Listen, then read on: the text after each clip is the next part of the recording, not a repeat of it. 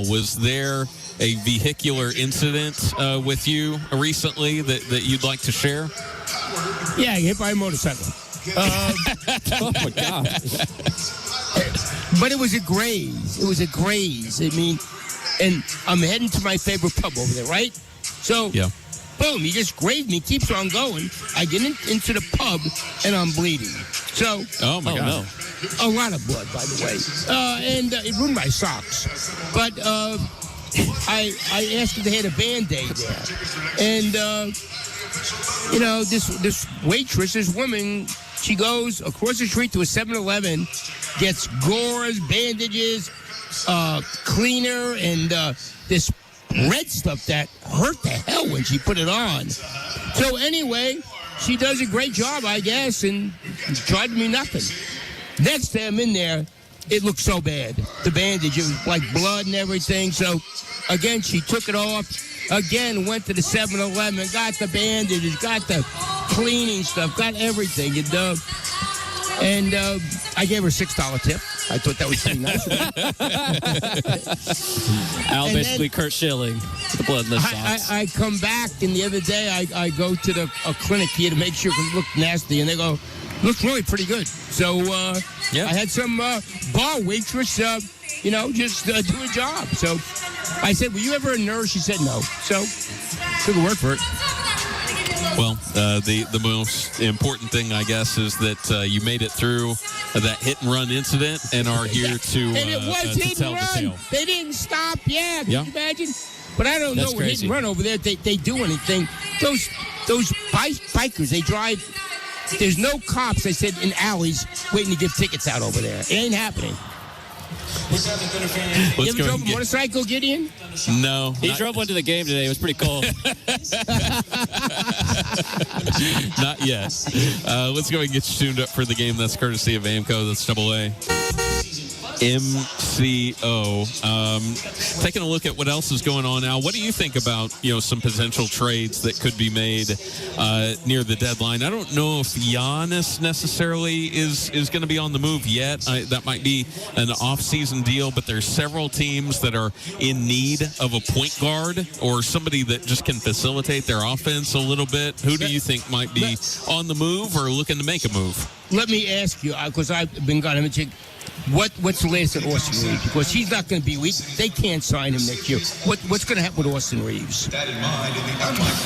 Well, right now he's hurt. He's going to be out for a month. I would have to think that if you wanted value off of him, the only way I would keep him, Matt, is if you thought that you couldn't possibly break that team up if you wanted to contend for a championship. And I don't think that they necessarily think that way.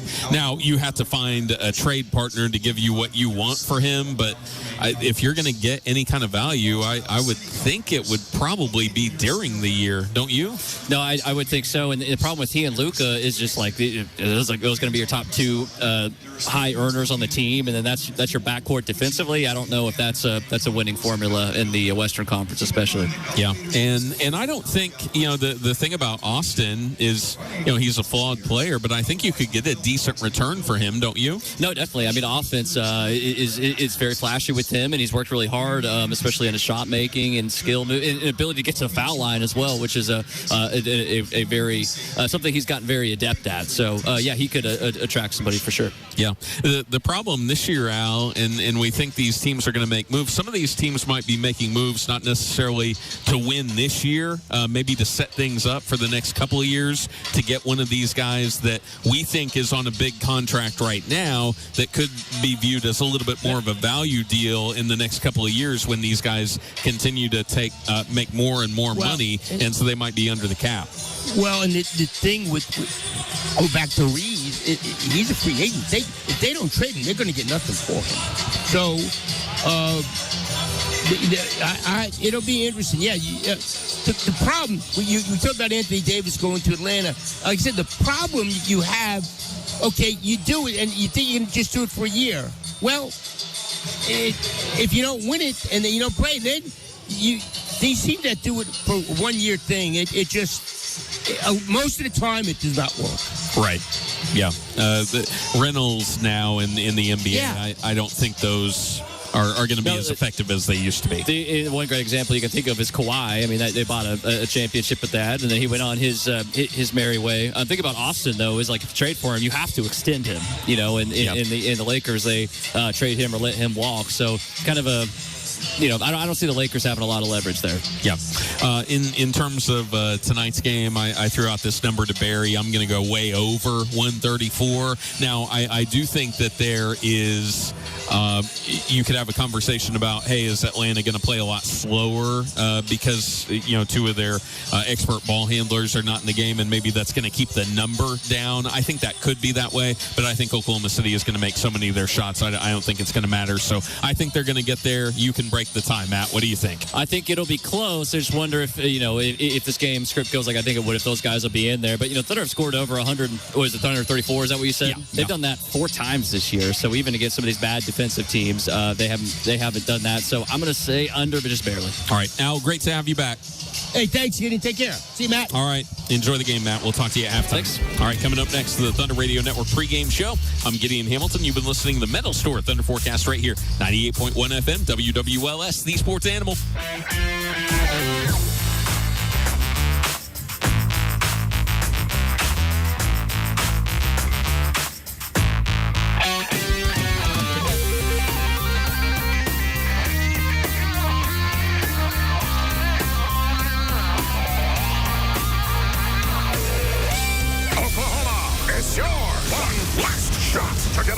Biggest offers of the year at David Stanley Chrysler Jeep Dodge. Upside down in an old ride? Oh, more than it's worth? Just $1 down would get you out of any car loan. Yes, just $1 down. Stuck in a high car payment? Just $1 would put you into a new Chrysler Jeep or Dodge with a lower payment. New ride, lower payments, and no payments for 6 months.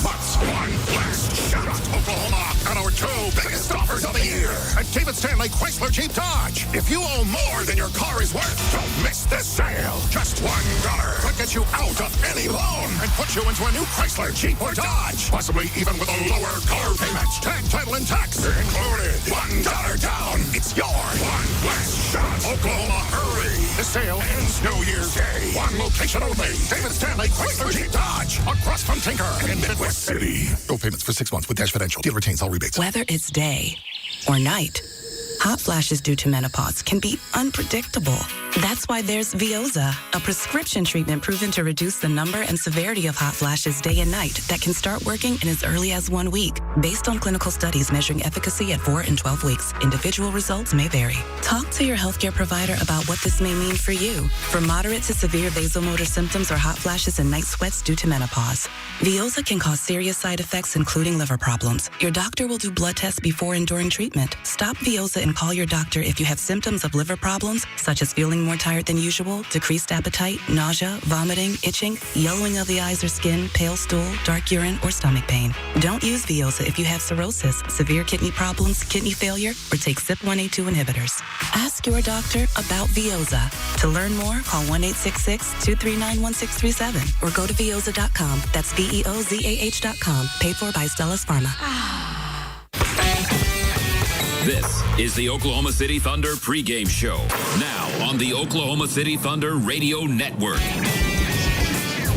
The Oklahoma City Thunder's holiday homestand continues tonight as they finish their season series with Atlanta. It's the Thunder taking on the Hawks, and it's right here on the Thunder Radio Network. Welcome to Thunder Basketball, everyone. I'm Gideon Hamilton, and before we get you set for the game, check in with the voice of the Thunder, Matt Pinto, to find out what's coming up on our pregame show, Matt. Casey Wallace ready to face his older brother, Keaton, a member of the Hawks tonight. He'll preview the matchup with us, going one-on-one with Dick Gallo upcoming, and head coach Mark Daigneault lets us know that it's all about transition defense for the Thunder's success tonight against Atlanta's high-octane offense. Matt, we appreciate that. We'll preview the game with you coming up here in just a few minutes. All right. And right now we're going to hear from some Thunder players, including Aaron Wiggins and Chet Holmgren. But first up, we're going to hear from the head coach of the Oklahoma City Thunder, Mark Daigneault, as he talks about Oklahoma City's previous game. This was just yesterday afternoon against the Philadelphia 76ers, and we're keeping an eye on Oklahoma City's defense after some letdowns in that 2-game series against against the San Antonio Spurs. And in the first half, it looked like more of the same. Philadelphia shooting an excellent percentage, mid-50s against Oklahoma City. The Thunder just managing to outscore them with some hot shooting of their own. The Thunder's scoring never really dipped at all. One of their best shooting games of the entire season, where Philadelphia could not buy one in the second half. 30% shooting in the second half for Philadelphia, and Oklahoma City was able to ratchet up the number of turnovers created. Here's Mark Daigneault talking about the game against the Sixers. Pretty good. I thought, first half, okay. They played well, too. But first couple minutes of the third quarter, okay. And then we really cranked up the pressure and the help and did so with discipline. It wasn't like reckless. I thought we really tuned up there and did a really good job of making everything hard on them. It led to some offensive rhythm for us.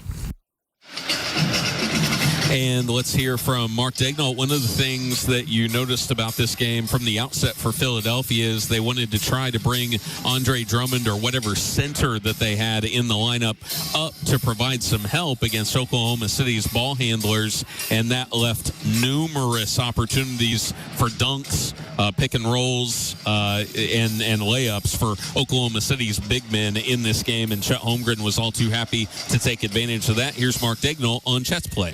Yeah, I thought, he was a dominant defensive player tonight. First and foremost, he was great at the rim, great in the help, great in the coverages. He really played at a high level on that end of the floor, and that just changes our team when he's in that mode. And then had a really good offensive night. I thought we did a good job finding him on the rolls, found him in the zone, found him for some shots, and he mixed in some ISO stuff that was good. So it was a great overall game for him. He played really well. And let's hear from Chet as he talks about mixing up the play against the Sixers.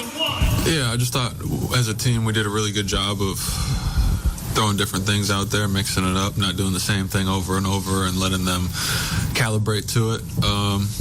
Mixing a lot of rolls, a lot of pops, a lot of movement.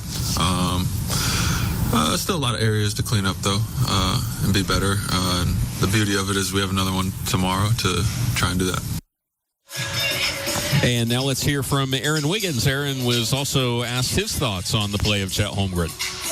Yeah, I thought he was just, everywhere in terms of drives at the rim. He contested a lot of shots and layups and dunks. And when he's, at that kind of level of play defensively for us, it makes us, that much better on the defensive end and allows for us to, run a little bit more on the offensive end. So his dominance down there was good for us. And let's hear from Wiggs one more time as he talks about improving on the defensive end.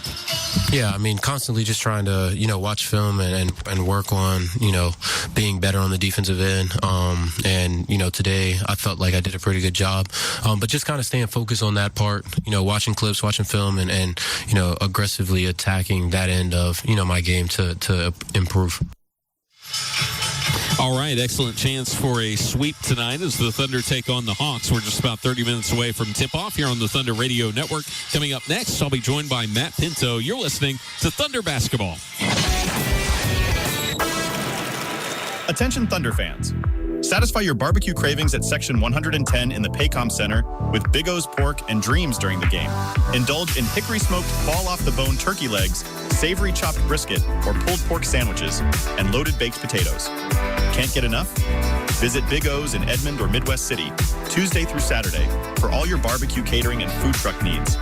Experience barbecue dreams at Big O's and enjoy Thunder basketball like never before. We are OU Health, the overcomers of I'm out of options. The only answer to what do I do now? When others say too late, OU Health says, let's go. We've got this. You're in the right place. We are Oklahoma's healthcare powerhouse. Thousands working together as one to change every outcome.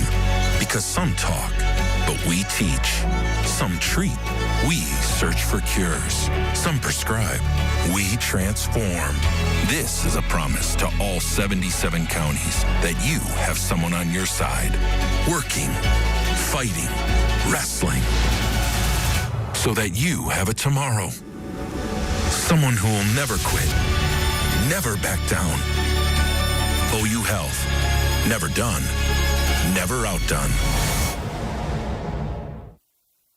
If you've been injured in a car accident and need the concierge medical care you deserve, then you need Impact MD Accident Care. We'll get you back to the life you had before the accident with no out-of-pocket expense to you. And with 6 locations across OKC and statewide, there's bound to be an Impact MD near you. Call us anytime, 24/7 at 405-483-3075 or visit ImpactMD.com. Impact MD is a proud partner of the Oklahoma City Thunder.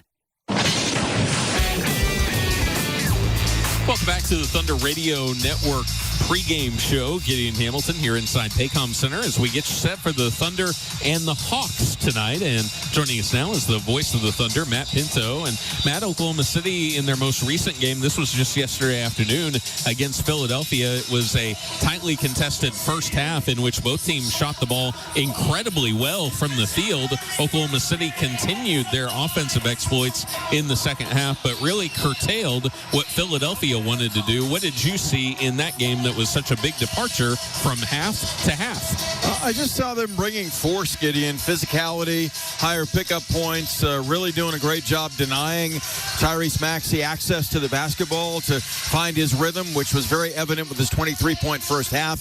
That cutting off the head of the snake, so to speak, completely short-circuited Philadelphia offensively. And then the Thunder did a really good job of continuing to pound the Sixers without a true shot blocker in Joel Embiid's absence on the interior scoring with 72 points in the paint, a season high. And I know we've got some players with some minor ailments going on right now. Some are playing tonight. We've got a couple of guys on the sidelines, though. Who's in and who's out for the Thunder in tonight's game? Well, the front line is compromised at the center spot again. Isaiah Hartenstein unable to go as a result of continued soreness in his calf. And Jay Will miss his 5th straight game with heel bursitis. A.J. Mitchell was listed as questionable as a result of a shin contusion he suffered yesterday. He will be available tonight, Gideon. So that's kind of the rundown at the moment. That means that Kaysen Wallace steps back into the starting lineup. Chet slides to center in this matchup against Okongwu and Atlanta. And Atlanta with 3 starters out of this game, Jalen Johnson, Trae Young. And I wanted to ask you about Kristaps Porzingis. And I guess we're getting a little bit more clarity on what the issue with him is, something that affects his nervous system, or at least that's what we've been told. As for a while, this really was scary because it was a mystery. Nobody knew what was going on with him. And maybe now that they've determined what's going on, it'll be a little bit easier to treat this thing. But Kristaps just hasn't been able to play much this year, and that's really affected what they've wanted to do here as a franchise. Well, and it goes back to last season with Boston. He missed extended time with this sort of mystery illness that sidelined him for a stretch of time, and they felt like they had it under control, but not so much. Atlanta made a deal that they felt incredibly good about during the offseason, bringing a matchup nightmare into Atlanta, and the thought was that he might put the Hawks over the top to be a true playoff contender, a top 4 or 5 seed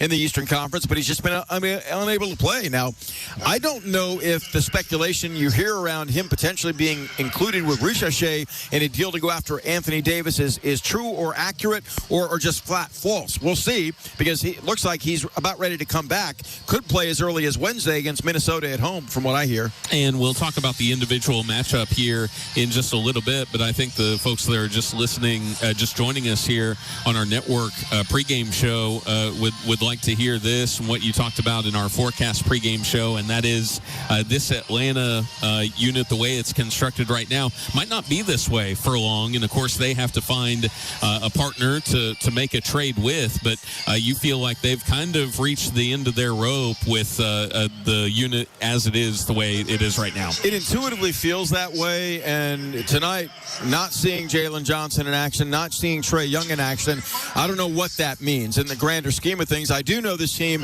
is playing incredibly poorly on the defensive end, so it's not connecting. Trae Young came back 5 games ago. Since that time, this team literally can't stop anybody, and he's not back in a way that I think he feels comfortable with what's going on in Atlanta at the moment. I suspect that's going to lend itself to movement.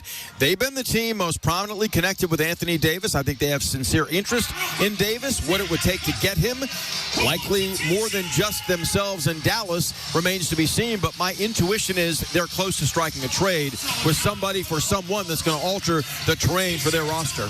Who do you feel are the foundational pieces for this team? Because there are some young players on this Hawks team that are worth watching and I think worth keeping around and helping build with. Jalen Johnson's going to be an all-star this season. He's a near triple-double every single night. He has 6 triple-doubles this season.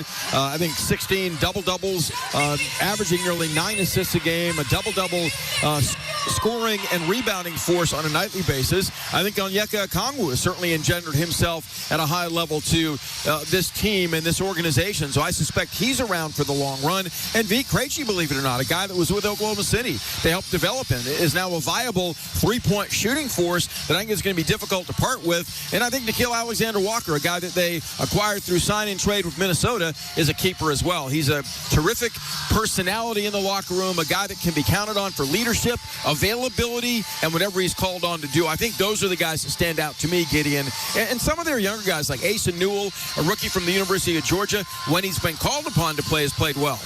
Well, let's talk about this Hawks team now. Results have not been going their way recently. This is really over the last 3 weeks or so where their defense has really taken a dip. So they're prone in that area, but they still want to play an up-tempo system that the Thunder need to be cognizant of. Well, they really moved the ball via the pass. Now, I don't know how that will change in the absence of Johnson and Trae Young, their primary playmakers and ball handlers tonight, but they don't want to throttle back to play the Thunder in their building. They want to accelerate the pace even more to give themselves more opportunities to have that Thunder defense. So I'll be curious to see the rate of motion, the rate of speed, the pace the Hawks can generate in here without Young and without Jalen Johnson in this game.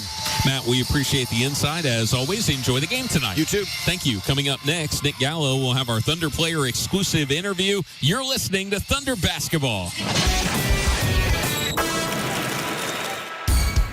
Some things from the 90s we'd rather forget, like dial-up internet or frosted tips. But some things never go out of style, like Taco Mayo's classic value menu. Choose from 10 of your favorite value items for just $1.89 each when you get 4 or more, like tacos, bean burritos, locos, and more. Loads of flavor, no hammer pants required. The classic value menu only at Taco Mayo, Oklahoma owned and operated. Eat local. Kia is the official automotive partner of the NBA. And we think about basketball a lot. The plays, the swagger, the glory, the game. And how we can elevate our own game with capability that takes us to another level. And ground clearance that propels us even higher. The 3-row 2025 Kia Telluride X-Line all-wheel drive. Kia, proud partner of the Oklahoma City Thunder. Call 800-333-4KIA for details. Always drive safely. Limited inventory available. Jeff Dunham, Artificial Intelligence, his all-new tour. Just don't have. You're the other white meat. How can you be so smart on one hand and so stupid on the other? Well, you're half of it. I realized I could have avoided all this years ago with one simple word. I do not. Don't miss him, OKC. It's Jeff Dunham, January 29th, Paycom Center. Tickets on sale now only at jeffdunham.com. Dive into the excitement where the spirit of Thunder basketball meets classic diner delights at Boomerang Diner. On Mondays, start off the week with a winning deal. Grab a mouth-watering burger for half the price. On Fridays, feast on all-you-can-eat fish and make your Fridays truly memorable. And no matter the quarter, it's always breakfast time at Boomerang. Pancakes, eggs, and more, served all day, every day. Fuel up like a champ today. Boomerang Diner. It all starts here. Now, it's the Oklahoma City Thunder player exclusive. Here's Nick Gallo on the Oklahoma City Thunder Radio Network. Thunder taking on the Atlanta Hawks in the second night of a back-to-back. I've got Cason Wallace here alongside me. And Cason, you get this home back-to-back, but it was an afternoon game yesterday. Family, I'm sure, is coming into town for this one as well, with the Hawks coming in, and it's Christmas holiday break. What is this period of time like for you all, just as people, more than even professionals? It's a lot of fun just to be around family, and you have a work environment all the time, and just to have your family come out and you get to relax a little bit before the games is fun. What's it like the nights that your family is in the stands compared to the nights where they're not able to make it? Like, how is there anything different for you in those situations?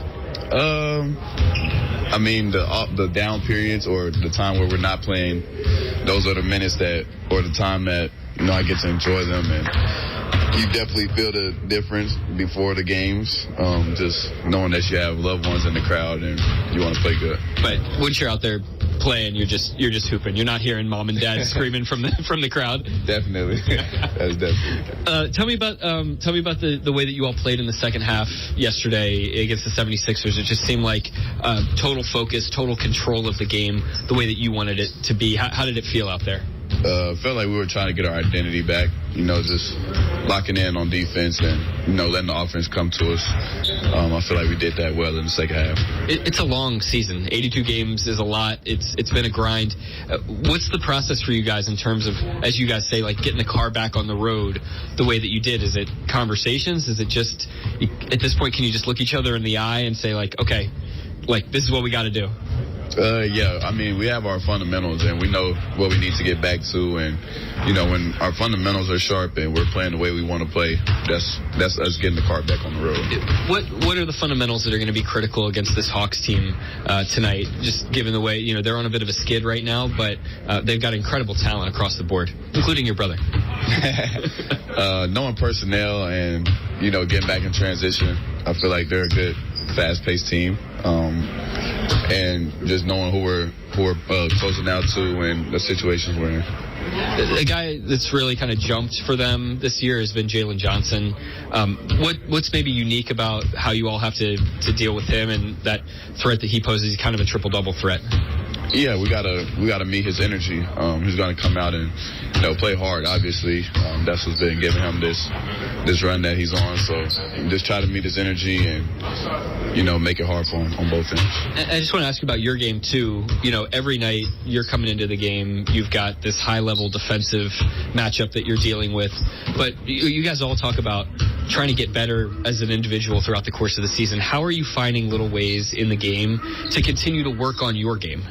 Just trying different things, listening to teammates. If they see me or if they see an opportunity for me, they let me know, and I try to implement that in the game. Some of those things they're chirping you about is elevating and detonating at the rim like we see you do every once in a while? Nah, they ain't got to tell me that. No words needed on that one. Kaysen, good luck out there against the Hawks. I appreciate you. Thank you. All right, that's Kaysen Wallace. I'm Nick Gallo. This is Thunder Basketball. Good times are calling your way at the Showplace Theater with acts like Eli Young Band, February 6th.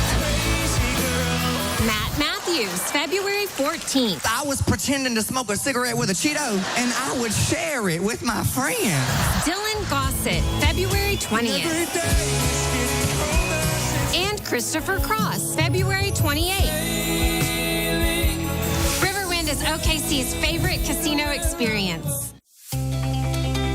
When a power line goes down, the safest distance is further than you think. Power from a downed line can travel through trees, water, and ice, and even the ground. You don't have to touch the line to get seriously hurt, so stay as far away as you can. Anything power lines are touching can be dangerous, including the ground. Let's live safely together. Learn more at oge.com/safety tips. At Brahms, we offer more than just burgers, shakes, and fries. We have an entire fresh market for your everyday grocery needs, from farm fresh milk to meats, freshly baked breads, and produce. We also carry a wide variety of our premium ice cream, frozen yogurt, and sherbet. And with Brahms delivery trucks running 7 days a week, our items are always fresh. Stop by your neighborhood Brahms Fresh Market for an incredibly fast, incredibly convenient grocery shopping experience so you can spend more time on things that matter most. For 50 years, the Dean McGee Eye Institute has been a cornerstone in Oklahoma for excellence in eye care. Trusted by generations of families for all their eye care needs, countless Oklahomans have had their sight preserved or restored by our doctors. But we can't do it alone. We need your support to continue to excel in patient care, vision research, and training the next generation of ophthalmologists. You can make a difference. Give the gift of sight by visiting dmei.org/50 to donate. This is the Oklahoma City Thunder Radio Network pregame show. What time is it? Now live from Paycom Center. Here's the voice of the Thunder, Matt Pinto, now on the Oklahoma City Thunder Radio Network. The Thunder tonight look to build on yesterday's outstanding second half in which they outscored Philly by 23 points en route to a 25-point rout of the 76ers as they take on the Trae Young, Jalen Johnson, Kristaps Porzingis-less 15 and 18 Atlanta Hawks in the third game of this holiday four-game homestand. Oklahoma City is a stout 15 and 1 at home, looking to maximize opportunities presented in Loud City. In the process, complete a 2-game-to-none season series sweep of Atlanta. Good evening, happy holidays. Welcome to Oklahoma City Thunder basketball. I'm Matt Pinto above courtside at Paycom Center with the play-by-play call. So glad you're along. It's the second night of another back-to-back for the Thunder as they inch closer to the new year with a high volume of games late in 2025.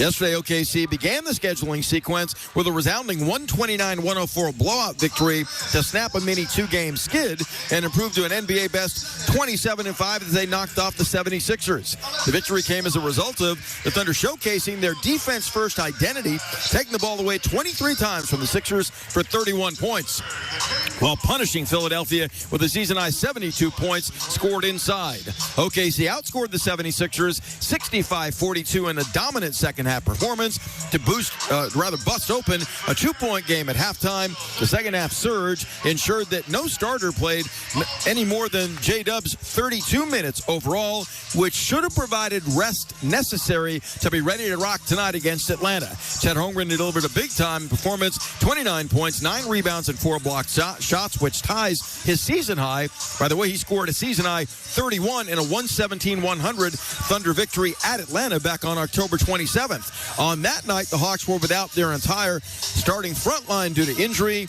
In this game, as they come in slumping, having dropped 6 in a row at 15 and 18, they'll be without injured ex-OU standout Trae Young, rising soon-to-be All-Star Jalen Johnson, and matchup nightmare 7'4" Kristaps Porzingis, all out due to injury. Atlanta recently has dropped 6 in a row and 9 of 11, really struggling to stop opposing teams from scoring. In fact, yielding more than 131 points a game during this stretch in which they've gone winless over the last 6. They still possess Nickeil Alexander-Walker, who helped Minnesota get to the Western Final against the Thunder a year ago. Onyeka Okongwu off the 31-point, 14-rebound double-double 2 nights ago in the middle. And Dyson Daniels, the reigning steals leader in the NBA from a season ago and the most improved player in basketball last season. So OKC's got to batten it down in transition. The Hawks are among league leaders in fast break points generated. They are second, assisting made buckets, so they move the ball exceptionally well. Head coach Mark Daigneault lays out keys to curtailing them along those lines next on the Oklahoma City Thunder Radio Network. With just seconds on the clock, I'm chomping at the bit here, Frank. I'm telling you, this is a moment in basketball history to really relish in. Back at the offensive end, Ken Chupp musters up all his strength and squeezes down into the paint. He breaks through the screen, posts up with buns out, catches the ball, and he's called for the double drizzle. Dude, just get your hot dog and let's get back to our seats. Eat Squab, the official hot dog of the Oklahoma City Thunder. At Oklahoma Christian University, your story doesn't stop at graduation. There's more ahead, like a master's in engineering or computer science. We keep it doable with flexible schedules, affordable tuition, and a Christ-centered community that's with you every step. Our programs are built for real-world results, giving you the skills you need to tackle tough problems, design smart solutions, and stand out in fast-moving fields. And with convenient class formats, you can finish in just 2 years. OC is where you can do more. Apply now at oc.edu/more. It's time to hear from the head coach of the Thunder, Mark Daigneault, now on the OKC Thunder Radio Network. In Game 3 of the Thunder's 4-game holiday homestand, they'll look to sweep the series against the Hawks. They beat Atlanta in Atlanta back in late October, 117-100. This is the finale between the two cross-conference rivals. Thunder also want to continue their domination against the East, coming off a 25-point rout of Philadelphia last night, improving to 5-0 against Eastern Conference competition this season. They've won 23 straight against the East overall. In order to get back to the win column, they've got to find a way to get back defending an Atlanta team that loves quick pace. They're third in the league in pace overall, fifth in fast break points, number 2 in assisted made field goals, which means they move the ball quickly up the floor via the pass. Where does transition defense fall on Mark Daigneault's checklist tonight? Yeah, they have an impressive output in transition, like a loud number, something like 26 points a game or something like that. That's a big number. And so it's like a 26-point a game scorer that you have to account for on the other team. And they do it through collective pace and a commitment to it, possession after possession. And so we definitely have to understand that's a lifeblood for their offense. And it requires just great focus and energy on our part. And that's our challenge tonight. That's where our challenge starts tonight. Thunder are number 1 in the league and allowing the fewest fast break points, but that's the past. Need to replicate that in real time against the Hawks in this one. Brandon Carlson could factor more into the Thunder overall personnel plan tonight. Isaiah Hartenstein out due to calf soreness, and Jay Will remain sidelined as a result of heel bursitis. Here's the head coach for the Thunder on Carlson's continued improvement. I just give him a lot of credit. He missed summer league and training camp with us last year because he was with a different team. He was a Exhibit 10 player, and we added him around this time last year, I think, probably. And it's hard for a young player to come into a new place without kind of the buildup of a camp and a summer league. And he did a great job of just being ready to play last year. That's really what it comes down to. He's always ready to play. That's the thing I respect most about him. And he also now has added physical strength and an understanding of the system, chemistry with the guys, and he just keeps getting better and better. And he's still always ready to play, and so hasn't lost that. And I'm always excited. He's a guy. There's certain guys you're just excited for when you can get them in the game because you feel like they deserve it. We have a lot of those guys, but he's certainly one of them. Pick and pop threat offensively with 3-point range and a rim protector on the interior. On the defensive end, Carlson, it seems, when he's called upon, makes a positive difference for this team, no question. Tonight, Nickeil Alexander-Walker will likely need to make a difference for a Hawk team that's without its multi-time All-Star point guard Trae Young as a result of a quad contusion. Also without Jalen Johnson, a small forward that's averaging nearly 9 assists tonight. So who do the Thunder identify as the now heavy usage ball handlers and playmakers for the Hawks? Any idea?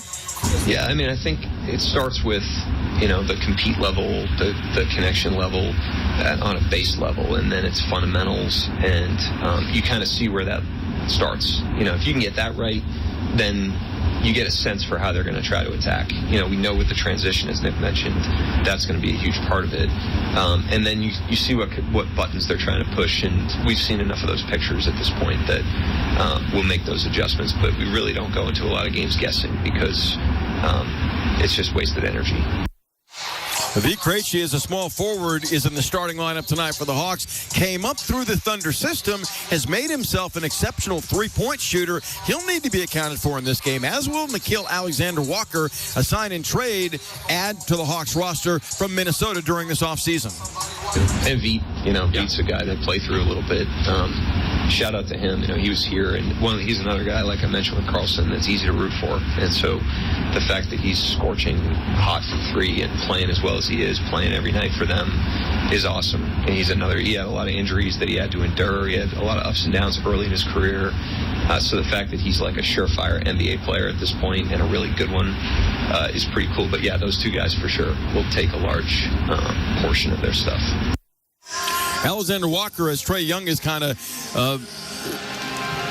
pushed through a hard season in terms of the injury issues, has started 24 times for Atlanta, so he's accustomed to that role and in the starting lineup tonight, along, as I mentioned, with Krejci, Risha Okongwu for the injured Kristaps Porzingis, and Dyson Daniels, the most improved player in the NBA a season ago. From the Thunder standpoint, recognizing there's no Hartenstein, no Jay Will tonight, might we see J-Dub play some 5 or a center position for the Thunder, and what might that entail? Here's the head coach on that question. It's an option. It's something we went to in the biggest stages last season, and there's a certain... It's interesting over time what the different lineups have given us, like very strong data sets, meaning like we know exactly what we're getting when we go small. There's a very clear trade-off. We get a lot of this, we get a little bit of that. And same with the double big. And there's certain circumstances where that can be really powerful, either game-specific or opponent-specific. When you go small like that, the energy it requires, not just from him, but everybody, is higher. And so it's not a great regular season, heavy dosage, night after night thing. For that reason, you kind of have to manage that, but you want to do it enough that you have confidence in it. You want to do it enough that it continues to evolve. You want to do it enough that the tool is sharp. And so that's the balance we're always trying to thread with that, but it is an option. It is an arrow in the Thunder quiver. They've gone to a smallish lineup frequently with great success. And if the Hawks' pace and transition offense is at an elite level tonight, OKC may play small as a necessity to come away with a victory against Atlanta in this matchup. We'll get to the starting lineups for you both ways for the Thunder and the Hawks next as they put the wraps on their two-game season set up ahead at Paycom Center. This is Thunder Basketball. KWPN, more WWLS, The Village, Oklahoma City, proudly serving the great state of Oklahoma. A Cumulus media station.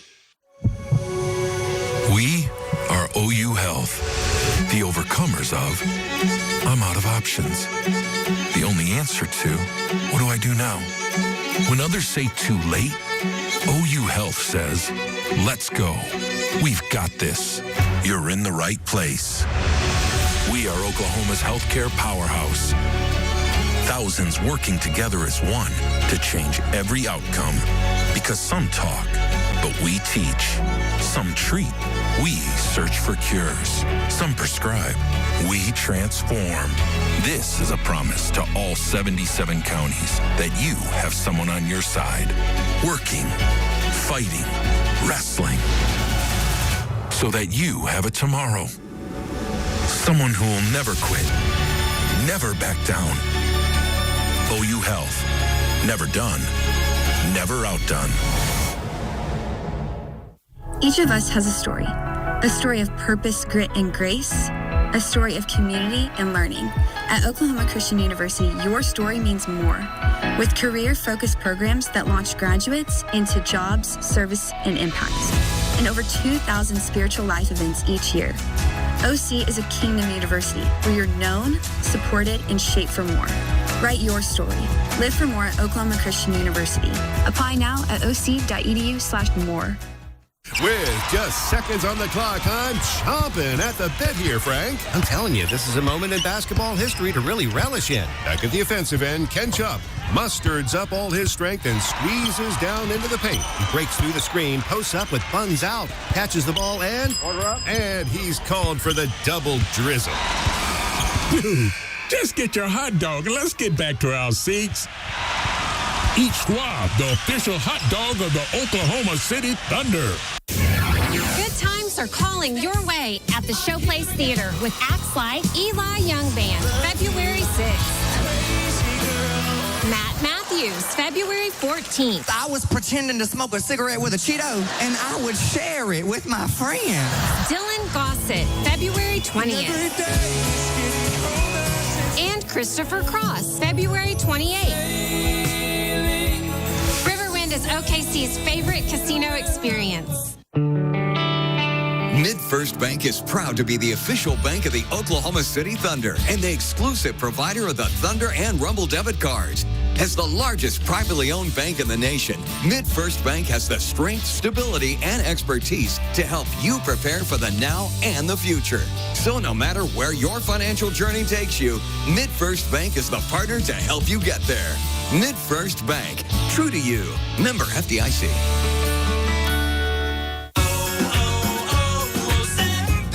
Hi, I'm Michael from the Warren Treaty. You know the jingle. Now discover the facts about Ozempic, a GLP-1. Only Novo Nordisk makes FDA-approved Ozempic.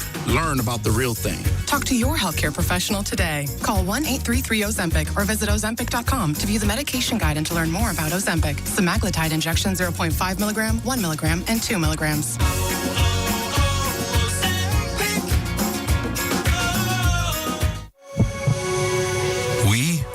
OU Health, the overcomers of I'm out of options.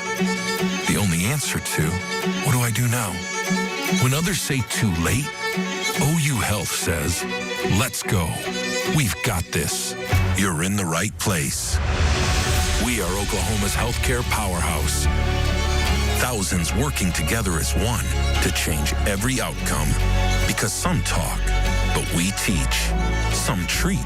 We search for cures. Some prescribe. We transform. This is a promise to all 77 counties that you have someone on your side, working, fighting, wrestling, so that you have a tomorrow. Someone who will never quit, never back down. OU Health. Never done. Never outdone. Thunder Basketball is sponsored by Devon Energy. Commitment runs deep. And MidFirst Bank, the official bank of the Oklahoma City Thunder. It's game time. Now the voice of the Thunder, Matt Pinto, brings you the starting lineups. Sponsored by Kia, movement that inspires. This is Oklahoma City Thunder Basketball on the Oklahoma City Thunder Radio Network. Tonight's Thunder opponent, the Atlanta Hawks, feel like they're in the endless sequel. They've made 4 consecutive appearances in the play-in tournament, making the playoffs in only 2 of their last 4 seasons, and they're 10th in the East right now, the final play-in spot, having incurred 6 consecutive losses in 9 of the last 11 games as they enter at 15-18. Under the guidance of their outstanding head coach, 58-year-old Quinn Snyder, in his 4th year in Atlanta, a 101-117 record there. Spent 8 seasons previously in Utah, where he forges an overall record of 473 and 381 as an NBA head coach. Trae Young is not playing tonight as a result of a quad contusion, so it's Nickeil Alexander-Walker, the cousin of Shai Gilgeous-Alexander, at the point guard spot in the starting role for the Hawks. 6'5", 205, a 7th-year man from Virginia Tech, averaging 20 points a game, a career high, along with 3 assists, starting for the 25th time this season tonight. Starting shooting guard is the most improved player in the NBA a season ago. Dyson Daniels led the league in steals a year back, is second right now to Casey Wallace in that regard at 6'7", 199, a 4th-year pro from Australia, averaging 11.5 points, 6 assists, and 6.5 rebounds. Starting small forward will be former Thunder player Vít Krejci at 6'8", 195, 5th-year man from the Czech Republic, averaging a career-high 10.5 points a game, making 47% of his threes. Power forward is the number 1 pick in the draft 2 years back, Zachary Richaché, 6'8", 200, 2nd-year man from France, averaging 11 points, 3 rebounds, and manning the middle on Yeka Okongwu at 6'10", 240, 6th-year pro from USC, averaging 16 points, nearly 8 rebounds a night, coming off of a robust 31-point, 14-rebound double-double in a 3-point loss to the Knicks 2 nights ago for Atlanta. Thunder enter an NBA best 27-5, 15-1 at home. Here's how they'll deploy from the outset tonight. Shai Gilgeous-Alexander, number 2, point guard for Oklahoma City Thunder. Gilgeous-Alexander, contained by Drummond, fires anyway. Fadeaway 13-foot jumper that he strokes home, so that's a good start. Casey Wallace, 22, point guard, Oklahoma City Thunder. Shovels right corner. Wallace sets his feet, squares his shoulders, and rips the cords for 3. Cha-ching, a Thunder money ball. Luguentz Dort, number 5, guard, Oklahoma City Thunder. Dort teeing up a 3 that's online. In there, cha-ching, a Thunder money ball. Well done. Jalen Williams, number 8, position everything, Oklahoma City Thunder. Bounce passes back toward the dub. Open for the dunk.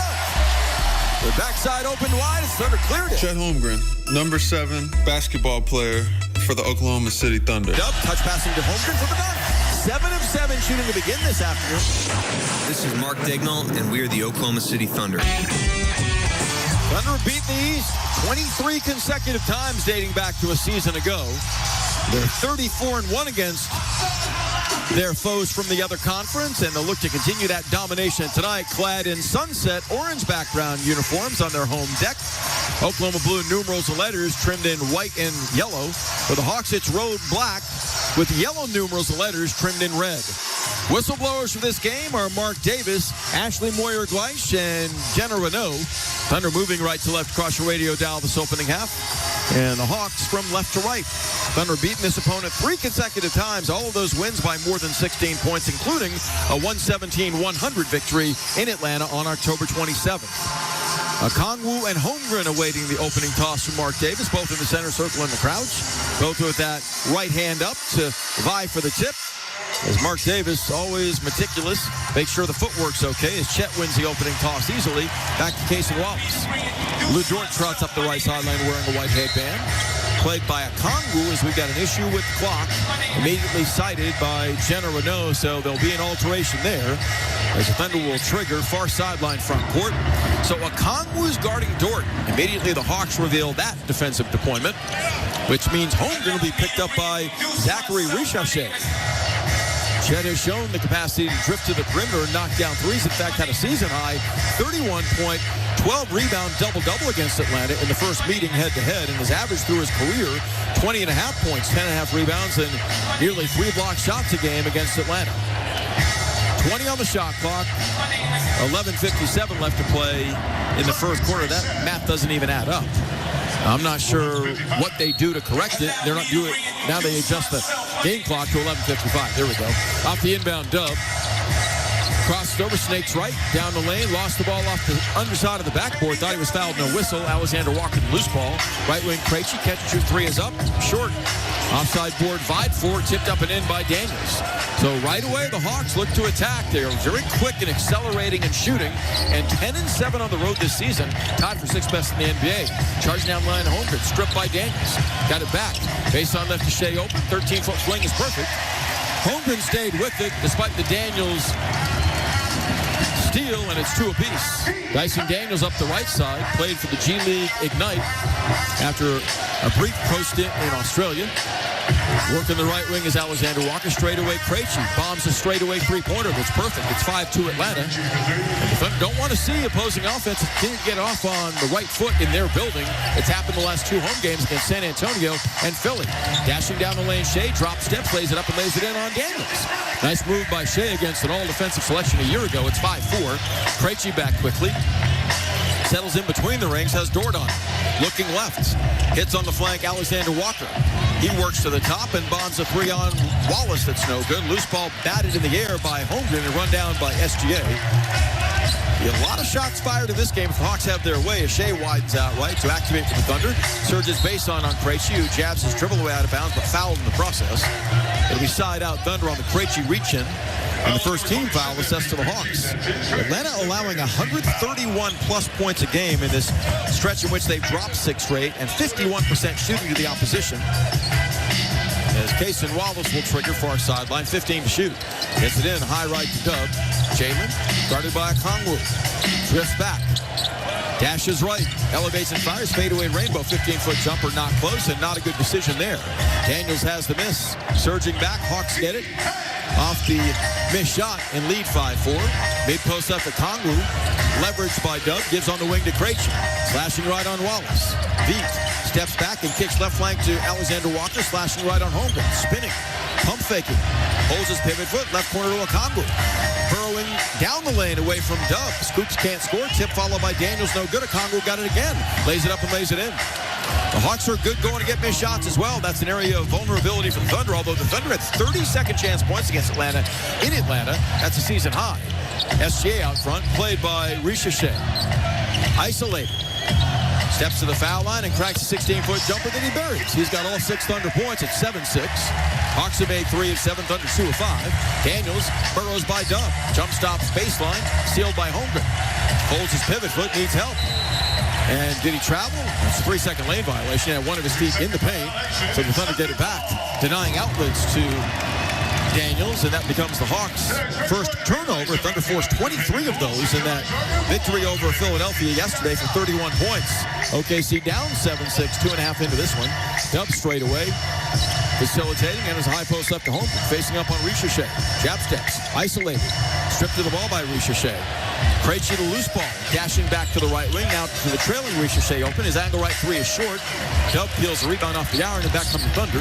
Hawks are 3 of 8 now and 1 of 4 from three-point distance.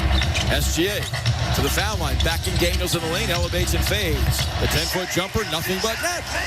Shea's finding his spots, and the bottom of the net. All 8 Thunder tallies coming from the reigning MVP. It's 8-7 OKC. Slashing left base on Walker up and under the right-hand reverse of beauty as he swerved inside of Holmgren.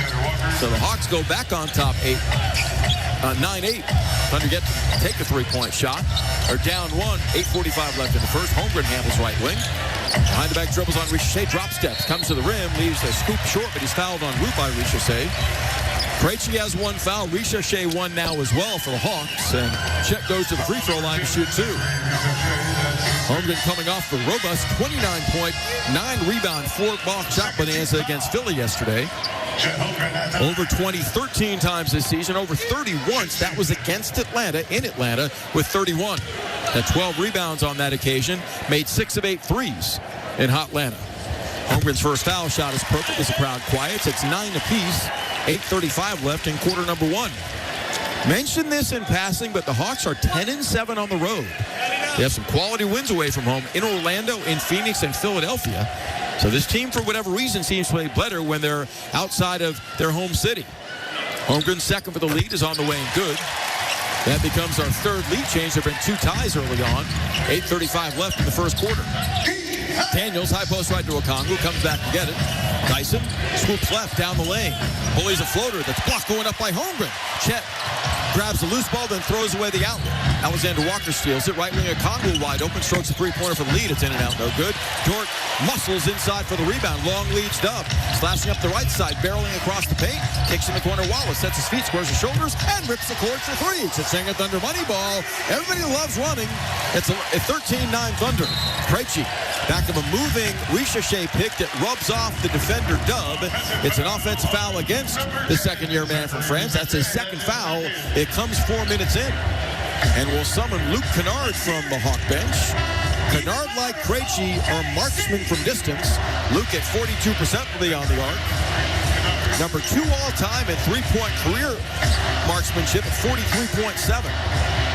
Ricochet sits down, scoreless. 2 fouls and 2 boards. Cason Wallace on the handle. Thunder by 4. High post right to Holmgren. Facing up on Okongwu on the dribble. Ricochet turning the corner left. Lobbing inside to Chet. Deflected by Okongwu. Okongwu with the loose ball. Thunder really careless with the ball. Right wing Kennard. Left alone to fire. Does a right wing three-pointer. Unguarded. Good. Timeout Thunder. OKC's turned the ball over 3 times on careless passes. Atlanta's got length. They're the tallest team in the NBA, and they've cashed in on the transition 3 to pull within 1 at 13-12. Timeout call that will take. 7:42 left in the first. This is Thunder basketball. Hey, Thunder fans, enter to win the ultimate Thunder game day experience from MidFirst Bank. You can score 4 tickets to an Oklahoma City Thunder basketball game, plus a $500 Visa gift card. Every swipe with your registered MidFirst debit or credit card is another chance to win. Learn more at midfirst.com. No purchase necessary. MidFirst Bank. Member FDIC.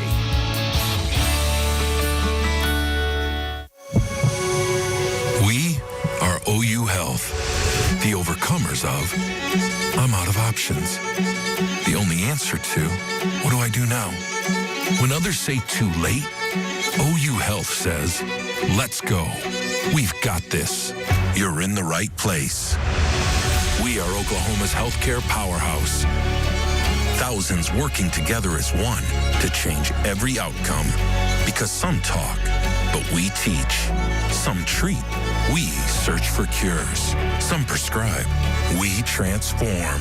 This is a promise to all 77 counties that you have someone on your side. Working, fighting, wrestling. So that you have a tomorrow. Someone who will never quit, never back down. OU Health. Never done. Never outdone.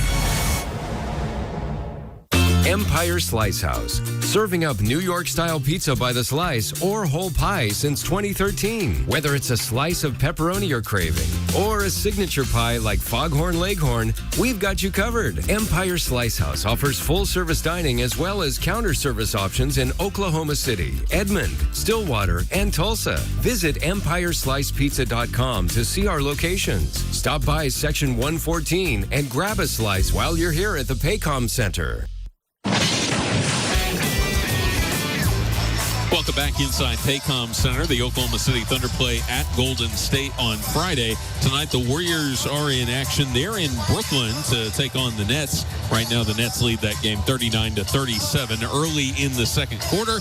10 points already for Michael Porter Jr. Here's Matt Pinto. Katie, thanks. Ring in the new year with Thunder basketball as the Thunder take on Denny Avdia and the Portland Trailblazers on December 31st. The traditional New Year's Eve game, 7 o'clock. Snag your tickets at OKCThunder.com. SugarShow.com/buy tickets. SJ seeing to it the Thunder offense has gotten off okay with 8 of their 13 points, but OKC rarely careless protecting the ball. Had 7 turnovers in the opening quarter yesterday against Philly. Were entangled in a 2-point game at halftime before they blew it open after the break. And thus far in this game, 3 giveaways. They've allowed 3 offensive rebounds and gotten off 4 fewer shots than Atlanta. Lead by only 1 at 13-12, making 5 of 8 from the field. The Hawks are 5 of 12. But those 2 areas, guessing Mark Daigneault addressed during that timeout.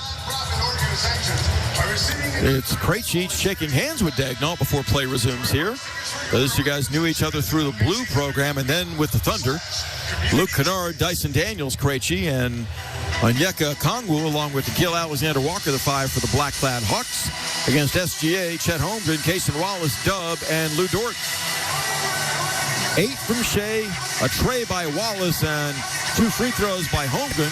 J-Dub and Lou Dort yet to strike for the Thunder offensive attack with 7:42 left in the opening quarter. Thunder by a digit. And Shea will inbound against some token full court pressure. Dort comes back to receive the inbounds pass and glides across the timeline, picked up by Kennard. Lou between the rings. Feeds a high post right to Holmgren. Cuts by. Chet on the dribble, weave to Dub. Turn the corner left. Steps to the wing. Shovels a bounce pass inside to Holmgren. Left-handed hook. He babied it. Left it short on Alexander-Walker. Could have dunked it. Gil Alexander-Walker has the rebound off the front of the rim. Played by Holmgren in transition. Crosses over twice. Ducks left. A step. Down the lane. Scoops and scores, and he's fouled doing it. Alexander-Walker on the blow-by has his 3rd and 4th points. And OKC's fallen back by 1, 14-13 with 7:14 left in the opening quarter. Gil Alexander-Walker, I thought, was a real stabilizing force for the Timberwolves in their 2nd straight run to the Western Finals a year ago. He averaged 12-plus points a game against the Thunder in that best-of-7 Western Conference Final Series, won by OKC 4-1. Asen Newell checks in for the Hawks. Rising rookie out of the University of Georgia, 6'9", 224, off a 12-point effort in 12 minutes against New York on Saturday night.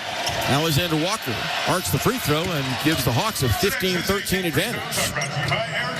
Their largest lead has been 3. Thunder's largest lead 4. A slashing left baseline Dub. Powers lays it up and in as he burrowed by. Alexander-Walker right to the cup for his first bucket. It's tied at 15, 5 minutes in. Daniels on the right wing to Krejci. Jump stops right side angle, back on the flank to Daniels, setting up Alexander-Walker for 3 straight away. It's short. Holmgren a good box out on Newell, goes get the loose ball. And the outlet comes up the right side to Wallace. Cason across the paint. Can't blow by Krejci. Shovel feeds Dort. Off his feet, out of bounds. Very poor spacing there, very poor exchange. That's the Thunder's 4th turnover. Not connected offensively early in this one. 15 apiece, 6:45 left in the first. Dyson Daniels, formerly of New Orleans. Pounds dribble out front, played by Dub. Angles right back of a Newell pick. Drives and floats. A 7-footer unguarded that's good. Did a great job freezing Holmgren to deny a shot blocker inside. And the Thunder now at 47%. 4 from Daniels, go up 2. Power dribbling right, Dub. Sealed. Dishes to Holmgren. Slides right, bounces inside to Dub, who lays it up, and it rolls off, fights for his own miss, and a very late whistle blown by Jenna Renaud. There'll be free throws as Dub got hit on the shot, apparently. And as he grabbed the loose ball, the whistle ensued. Maybe a delayed bead in that whistle for Jenna. 6:22 left in the opening quarter. Thunder down 17-15, and not the level of force or intensity we saw in the second half against Philly yesterday at all. Thunder are 2-3 the second night of back-to-backs. In each of those 5 games, as Dub misses the free throw, they've had the rest disadvantage, and that's the case again here. The Hawks did not play yesterday. They played Saturday. OKC has not shot the 3 well at all playing the second night of back-to-backs. They've lost 2 in a row in that regard. In this game, they've made the only 3-pointer they tried and have knocked down 6 of 10 shots, but they've given up 5 more to the Hawks as a result of Atlanta's advantage in rebounding and the 4 Thunder turnovers. J-Dub's second free throw is on the way, good. And OKC's down 1, 17-16. Alex Caruso stepped on the floor between free throws. Thunder goes small. Caruso, Dub, Wallace, Dort, and SGA. Slot left, Krejci, pump fakes. Drives top, keep giving to Newell.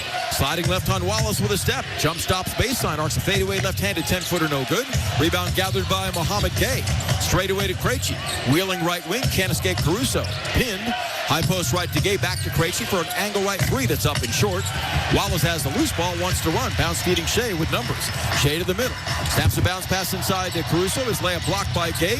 Comes away with loose ball dozers. Alex to the baseline to Shea. He elevates and thumps a big two-hand rim rocker. Gay fouled him there, but no whistle. OKC back up 18-17. SGA's got 10. Daniels back quickly, falling down. And Shea's called for a foul. Daniels was out of control, backing up. Looked like he lost his footing and was traveling. And Shea kind of braced his fall and commits a blocking foul. That bails the possession out for Atlanta. Shea's holding his right hand after that dunk over the top of Gay the other way. 18-17 Thunder. 5 lead changes, 3 ties punctuating this one early. Isaiah Joe in, J-Dub out. Dub 1 of 3 shooting, has 3. Newell off the inbound, giving to Daniels. To a curl cutting Kennard.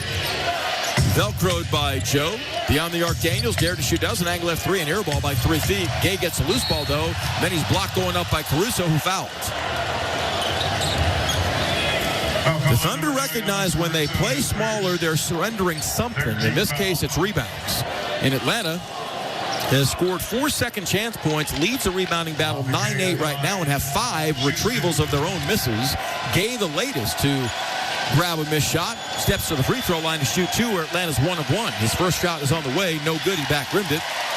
Mohamed Gay played his college ball at Washington State, 6'10", 210, a third-year man. 39th overall pick by Charlotte in 23. He's only 23 years of age, hails from Senegal. And looks to tie the game up again with 5:27 left and a back-and-forth initial 6.5 minutes from Paycom Center. Gay bends his knees. Second free throw on the way. Back rim that as well. Soaring rebound for Joe, giving to SGA. Shea leads all scorers with 10 and pounds a dribble across the timeline. Shea 4th in early balloting among Western stars and all-star balloting. Spins in the lane. Across his body, floats up a 12-footer, no good, but got undercut and fouled by Kennard. There'll be free throws for Shea. On the Hawks, final team foul to give with 5:12 to play in the first quarter. Free throws the remainder of the frame for SGA and the Thunder. Shea to the foul line for the first time tonight. Averages more than 9 foul shot attempts a game. His first in field goals made this season and first in total points. And with his 10 in the opening quarter tonight, has surpassed the 1,000-point scoring mark already with now 11 points. He came in at 991. Now he's at 1,002 as Brandon Carlson is in. Thunder go back to a true center. 7-footer Carlson sitting down Cason Wallace. As Shea awaits second, Oklahoma City leads at 19-17. 5:12 left in the first. Shea's second looks good in his. Gilgeous-Alexander's got a dozen of OKC's initial 20 points. What's the record in this building? Shea could be after it tonight. In midcourt, Dort nearly stole the ball from Krejci, who gets it back. In the lane, Daniels left alone, floats a 12-footer, no good. Loose ball tipped by Caruso, run down by SGA. Barreling back down the lane. To the rim, shovels right corner to Dort. Collapsed on by Newell, out front to Joe, slashing into the lane, spinning. Kicks it wide right to Dort for a rainbow 3 that's off the flank, back rimmed. Long rebound fought for Gay, grabs it, but he fouled Carlson to do it. And there'll be free throws for Brandon Carlson. Carlson, a guy that when he's been called upon this season has contributed in big ways. 4 times in double figures in the 22 games he's played, averaging 5 a night. Only 3 of 7 foul shooting is Carlson, now 26 years of age from South Jordan, Utah. Gets to the foul line for 2 here, Thunder by 3. Carlson's first is up, making a 4-point Thunder lead at 21-17. OKC's gotten off 6 fewer shots than Atlanta because the Hawks are 2 of 9 on threes. And the Thunder made 54% of their shots after knocking down 56% yesterday. Carlson hits them both. And the OKC lead swells to 5, its largest advantage thus far with 4:45 left in the first. Has run a 7-0 blitz. Daniels gives it wide left to Krejci. Thunder in a 2-3 zone. Krejci left wing, a long 3, it's up. No good, in and out. Rebound snatched by SGA over the top of Kennard. Outletting right to Caruso, speed dribbling. Right flank to Dort. Rains another 3 from the flank. This one no good. Daniels squeezes the missed shot and surges back. Dyson slashes left on Caruso, spinning. Can't get a shot off. Krejci does left wing on the kick out, and he rattles it in for 3. Krejci makes his second 3-pointer of the quarter. He leads the Hawks now with 6 points. It's 22-20 Thunder. Sliding left baseline, Shea, pinned by a double out front to Dort. Sets himself, angle left for a 3 ball that's way off. Fight for the rebound. Daniels has it. The Hawks can tie with the two. We're going front with the three this trip. Daniels dribbling head up. Under the 4-minute mark of the first. Feeding Krejci straight away. He's crowded by Caruso. Right flank to Newell, slashing left to a strong hand. Shovel feeds baseline to Gay for a jump hook from 5, no good. Daniels volleys the loose ball out of bounds and is grabbed by Dort doing it. That's the Thunder Sport team foul. Lou Dort guilty of his first. OKC playing smaller and really struggling to keep the Hawks quiet on the offensive board. 14 to shoot for Atlanta with 3:45 left in the first. Onyeka Okongwu checks back in for the Hawks. Lou Dort sits down for the Thunder. 0 of 3 shooting in this game. All 3 shots have been 3-point tries. A.J. Mitchell in. Good to see him back after a shin contusion sidelined him late yesterday. Questionable entering the building, but playing through the discomfort to play the second night of a back-to-back. He joins Isaiah Joe, Brandon Carlson, SGA, and Alex Caruso. Krejci will inbound near sideline front court for the Hawks. 2-point game. Okongwu comes to it out front. Onyeka gets it to Alexander Walker. Snaking back of an Okongwu pick. Barreling left. Across the lane, floats it, leaves it short. Okongwu gets the loose ball back and floats it in. So the Hawks now have 6 second chance points and tie it up at 22 apiece, scoring 5 in a row. SGA, slot right, played by Okongwu, isolated. Dancing on the dribble, shuttles right, crosses over. Steps back, fires, 16-foot jumper on the way, in and out. Heartbreak won't fall. Kennard's got the miss. The Hawks seek the lead off the right side. Krejci, right corner bouncing to Newell, wide open. Short to three-pointer, hit the side of the backboard, ugly. And Mitchell peels off the iron. 3:05 left in the quarter. AJ down the lane, scoops it left-handed and scores it on Krejci. Big-time burrowing bucket by the second-year man. Thunder up 2, 24-22 as Mitchell contributes immediately. Kennard, a left corner three-pointer, in and out, no good. Krejci fights the rebound and gets it. Sets up Okongwu wide open for 3 straight on the lead. It's good. Atlanta continues to do work on the glass. 9 second chance points off their offensive rebounds for a 25-24 lead. They've knocked down 4 threes in the quarter to 1 for the Thunder, and despite shooting 37% from the field, Atlanta leads the game 25-24, getting up 10 more shots than OKC. Shea whips it inside to Caruso. Down the lane, scores easily on a right-hand scoop. And Atlanta head coach Quinn Snyder convulses at that lack of defensive effort, calls a timeout. 2:32 left, opening quarter. Thunder and Hawks have exchanged the lead 7 times, have tied the game 4 times. Right now, OKC's up a digit, 26-25. This is Thunder basketball. At Brahms, we offer more than just burgers, shakes, and fries. We have an entire fresh market for your everyday grocery needs, from farm fresh milk to meats, freshly baked breads, and produce. We also carry a wide variety of our premium ice cream, frozen yogurt, and sherbet. And with Brahms delivery trucks running 7 days a week, our items are always fresh. Stop by your neighborhood Brahms Fresh Market for an incredibly fast, incredibly convenient grocery shopping experience, so you can spend more time on things that matter most. When a power line goes down, the safest distance is further than you think. Power from a downed line can travel through trees, water, and ice, and even the ground. You don't have to touch the line to get seriously hurt, so stay as far away as you can. Anything power lines are touching can be dangerous, including the ground. Let's live safely together. Learn more at oge.com/safety tips. With just seconds on the clock, I'm chomping at the bit here, Frank. I'm telling you, this is a moment in basketball history to really relish in. Back at the offensive end, Ken Chubb musters up all his strength and squeezes down into the paint. He breaks through the screen, posts up with buns out, catches the ball, and he's called for the double drizzle. Dude, just get your hot dog and let's get back to our seats. Each Squad, the official hot dog of the Oklahoma City Thunder. Presented by Robinhood. It crosses, spins, pulls up. With Robinhood Prediction Markets, buy or sell your predictions all game long. No house odds, just you versus the market. Put your sports IQ to work. Trade every shot, block, steal, run, and moment that shifts the game. With Robinhood Prediction Markets, trade every play. Visit Robinhood.com/predict to start trading. Futures and cleared swaps trading involves significant risk and is not appropriate for everyone. Event contracts are offered by Robinhood Derivatives LLC, a registered futures commission merchant and swap firm. Back-to-back Thunder go to Phoenix Sunday. Suns leading at Washington right now, 77-62. Midway through the third, 16 points for Colin Gillespie. Here's Matt Pinto. Getting things, get your fit for the new year tonight at the official Thunder shop. Rep your Thunder wherever you are. Shop at the official Thunder shop at Paycom Center or online at okcthunder.com/shop.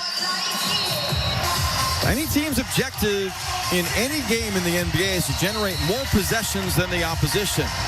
Credit the Hawks. They've got 7 offensive rebounds in this game for 9 second chance points. They forced 4 turnovers, getting off 9 more shots than the Thunder, trailing by only 1 as a result at 26-25. This team is not a great offensive rebounding team, averaging 14 second chance points a game. They have 7 in this one already. High post right, Newell off the timeout, throws it away. Caruso the steal, galloping back down the lane, elevates and boom! So big right-hand windmill dunk. Alex the swipe and the slam for a 28-25 Thunder lead. That's their third takeaway of this game. And they resulted in only 2 points. Okongwu blasting left, spinning right on Carlson. Jump hooks and misses a 7-footer, but Carlson gave up way too much ground and commits a soft foul inside, allowing Okongwu free throws with 2:08 left to play in the opening quarter. Well, we've talked often over the years about the Thunder's defensive disposition at home. It's not been evident thus far in this game. Although they've allowed the Hawks only 37% field goal shooting, they're not putting a period at the end of sentences of missed shots by the opposition. And you don't want to allow an underdog, a team that's undermanned, to hang around in your building. Atlanta's doing exactly that right now, down 28-26 as Okongwu makes the first foul shot. He's got 8 for Atlanta. His second free throw is short, but he gets another try here. I don't know why. Was given the ball apparently before players weren't set, and Mark Davis decides, the lord of all officials, that he gets another shot here. Missed the free throw. Okongwu, right foot in front of the left, bends his knees and snaps off the additional foul shot gifted by Davis and makes it. It's 28-27. OKC is not playing particularly well right now. Shea just inside the timeline, wheels top of the key, down the lane to Carlson, catches, spins, and dunks. And that becomes our Boomerang Diner boom of the game. Nice drop step move by Carlson for the slam. It's 30-27. Newell in the left corner, pinned by Shea out front to Okongwu for 3 straight away, and the tie. It's nothing but net as Carlson never contested it. Onyeka Okongwu scored 31 against New York 2 nights ago, has a dozen in this game. SGA straight away. Been tied 5 times now. Shea sizing up Newell, steps back, cranks an angle F3 of his own that's online for short. Rebound snagged by Alexander Walker up the left side to Kennard. Giving back to Nikhil. Left wing over Shea for the wing 3 that's off. Well defended by one cousin to the other. As Gilgeous-Alexander closed out, Caruso grabs a rebound. 1:15 left in the first. Carlson handles up top, giving to Joe. Isaiah bounce feeds inside to Carlson. To the rim for another dunk. OKC's got 18 in the paint and goes back on top, 32-30. Carlson off the bench has 6. Okongwu high post right. Bounce pass right wing to Keaton Wallace, the lefty and the older brother of Kaysen. Drives and kicks to Alexander Walker, sliding and dishing left wing to Wallace, sets his feet for a 3 and nails it. Hawks have now made 6 3-pointers and go up 33-32. They've outscored the Thunder by 5 trays, that's 15 points, and lead in the final 48 seconds of the opening quarter tonight in Oklahoma City. 33-32 Atlanta. Hawks show a 2-3 zone look. Shea yo-yos the bounce, stationary from 48 to shoot. Powers right, steps to the wing and cranks a fadeaway 16-foot jumper. He back rims. Alexander Walker has the miss. Trying to shovel feed out in front to Newell. It's off the foot of Shea in transition. That's an infraction. 21 to shoot, 30.3 left in the quarter. Gilgeous-Alexander made his first 4 shots. He's 1 of his last 4. 5 of 8 overall for 12 points. Hawks by 1, 30.3 left in the opening quarter. Mitchell providing on-ball pressure as Keaton Wallace will inbound far sideline. Bounce feeds to Alexander Walker. Near midcourt, Kennard, crowded by Joe. Both sides out of fouls. Kennard back of an Okongwu pick, widens out left, whips it inside Okongwu, pump fakes, lays it up, and lays it in. Onyeka Okongwu, 14 points. Atlanta by 3, 35-32. Last shot time for the Thunder. Inside the 15-second mark, the shot clock's off. SGA working the bounce near the Thunder logo. 40 feet away, 6 seconds. Slashing right. Across his body floats a 16-foot jumper that goes, and he's hacked in the act by Alexander Walker. And one coming. Can tie the game with 3.4 left, and a back and forth, you get yours, I get mine, first quarter. It's 35-34. SGA's got 14. Okongwu 14 for the Hawks. Thunder shooting a much higher percentage, 54 to 41% overall, but they've gotten up 7 fewer shots, allowed 9 second chance points, and have been outscored from 3, 6-1 in makes. Thus, a 1-point game. SGA shadow strokes for giving the ball for the foul shot. Alexander Walker deals to give his first foul. Thunder have to guard against a quick strike by the Hawks here, make or miss. Kenrich Williams in with that in mind. Will pick up Okongwu. Shea bends his knees, dips, shoots, and swishes. It's tied at 35. 3.4 left in the first. Newell will inbound. Three-quarter court, Alexander Walker behind the back dribbling. Won't get it off in time, I don't think. He does now. A left-handed mid-court shot that goes from 45. They say it counts. He got it off in time. Alexander Walker, a right-handed player, goes lefty from mid-court. I didn't think he got it off in time, but apparently he did. They'll review it, but right now the Hawks lead at the end of one. A stunning long-range mid-court hit by Alexander Walker makes it 38-35 Atlanta. Going to the second. This is Thunder basketball. Get in the zone, AutoZone. Charlie's battery is struggling to start. Not ideal before the tailgate, so he goes to AutoZone. Welcome to AutoZone, where a friendly AutoZoner tests his battery for free. Looks like he needs a new one, so he gets the Duralast battery. have fun, and stay warm. And he makes it to the tailgate early enough to get his favorite spot. Free battery testing and charging. No hassles, just help. Get in the zone, AutoZone. Restrictions apply. Attention teachers, create Thunder fun in your classroom by joining the Devon Thunder Explorers program. Teach your students STEM-based lesson plans, and you can even win cash for your classroom by sharing photos each month. Enroll today by visiting okcthunder.com/explorers. If you've been injured in a car accident and need the concierge medical care you deserve, then you need Impact MD Accident Care. We'll get you back to the life you had before the accident with no out-of-pocket expense to you. And with 6 locations across OKC and statewide, there's bound to be an Impact MD near you. Call us anytime, 24/7 at 405-483-3075 or visit ImpactMD.com. Impact MD is a proud partner of the Oklahoma City Thunder. Each of us has a story of purpose, grit, and grace, a story of community and learning. At Oklahoma Christian University, your story means more. With career-focused programs that launch graduates into jobs, service, and impact, and over 2,000 spiritual life events each year. OC is a kingdom university where you're known, supported, and shaped for more. Write your story. Live for more at Oklahoma Christian University. Apply now at oc.edu/more. Thunder basketball is sponsored by Devon Energy. Commitment runs deep. And MidFirst Bank, the official bank of the Oklahoma City Thunder.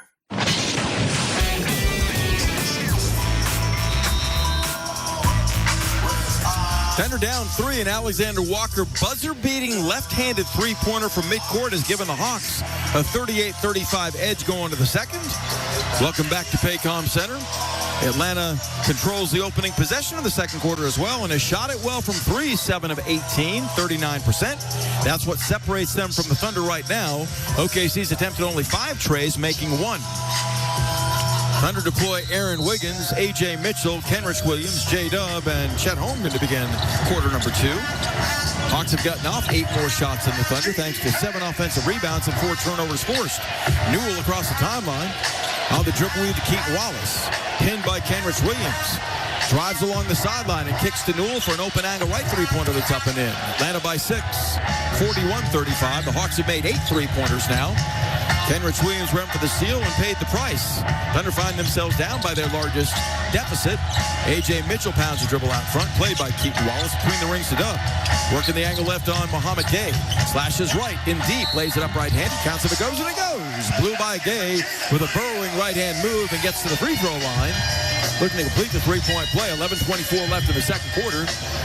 The Hawks on top, 41-37. For Atlanta, this is a quick out and back. They're back home from Minnesota on Wednesday. For the Thunder, they've got a game coming up on New Year's Eve as well against the Portland Trailblazers. And here at 7 o'clock. Dub has 5 and snaps off the free throw and hits it. Give him 6. Thunder finding answers offensively, no doubt. 56% shooting. The trail by 3, 41-38. Wallace in the backcourt, picked up by A.J. Mitchell, lefty on lefty, between the rings to Newell. He's also a left-hander. On the dribble we've given to Kennard, a left-handed player himself, slashing right into the paint. Sails it across the lane, intended for Newell, knocked away by Kendrick Williams, but Kennard pounces on it, 4 to shoot. Up top to Wallace, crossing over and jacking an angle right three-pointer that he hits. So Keaton Wallace, the older brother of Kaysen, has come to OKC and splashed a couple of threes. 44-38 Atlanta. Dub out front on Newell, crosses him over. Sails the right corner to Kendrick Williams, closed out by Alexander Walker. Out front to Holmgren on the dribble weave do. K-Rich works to the flank. Looking. Sails the left corner to Mitchell. Pump faking. Barreling and shoveling inside to Wiggins for the right-hand scoop that he can't convert. Alexander Walker, the loose ball, spurts back. Down the lane on Mitchell. Lays it up left-handed and lays it in. Atlanta's up 8. 46-38, playing their game of pace. Getting out and running now with 5 fast break points. Dub straightaway, a Hawks on an 11-3 run. Blows by his defender right down the lane. Scissors in, a right-hand scoop. 46-40. Hawks by 6. 2 minutes elapsed in the second as Kennard blasts right. Kicks in the left corner to Newell. Open. Strokes a three-pointer that's on the way. No good. He back-rimmed it. Holmgren one-hands to miss. His 4th rebound surging back. Giving to Mitchell. A.J. up the left side. Holmgren guarded by Alexander Walker. Ball swung top and key to Dub.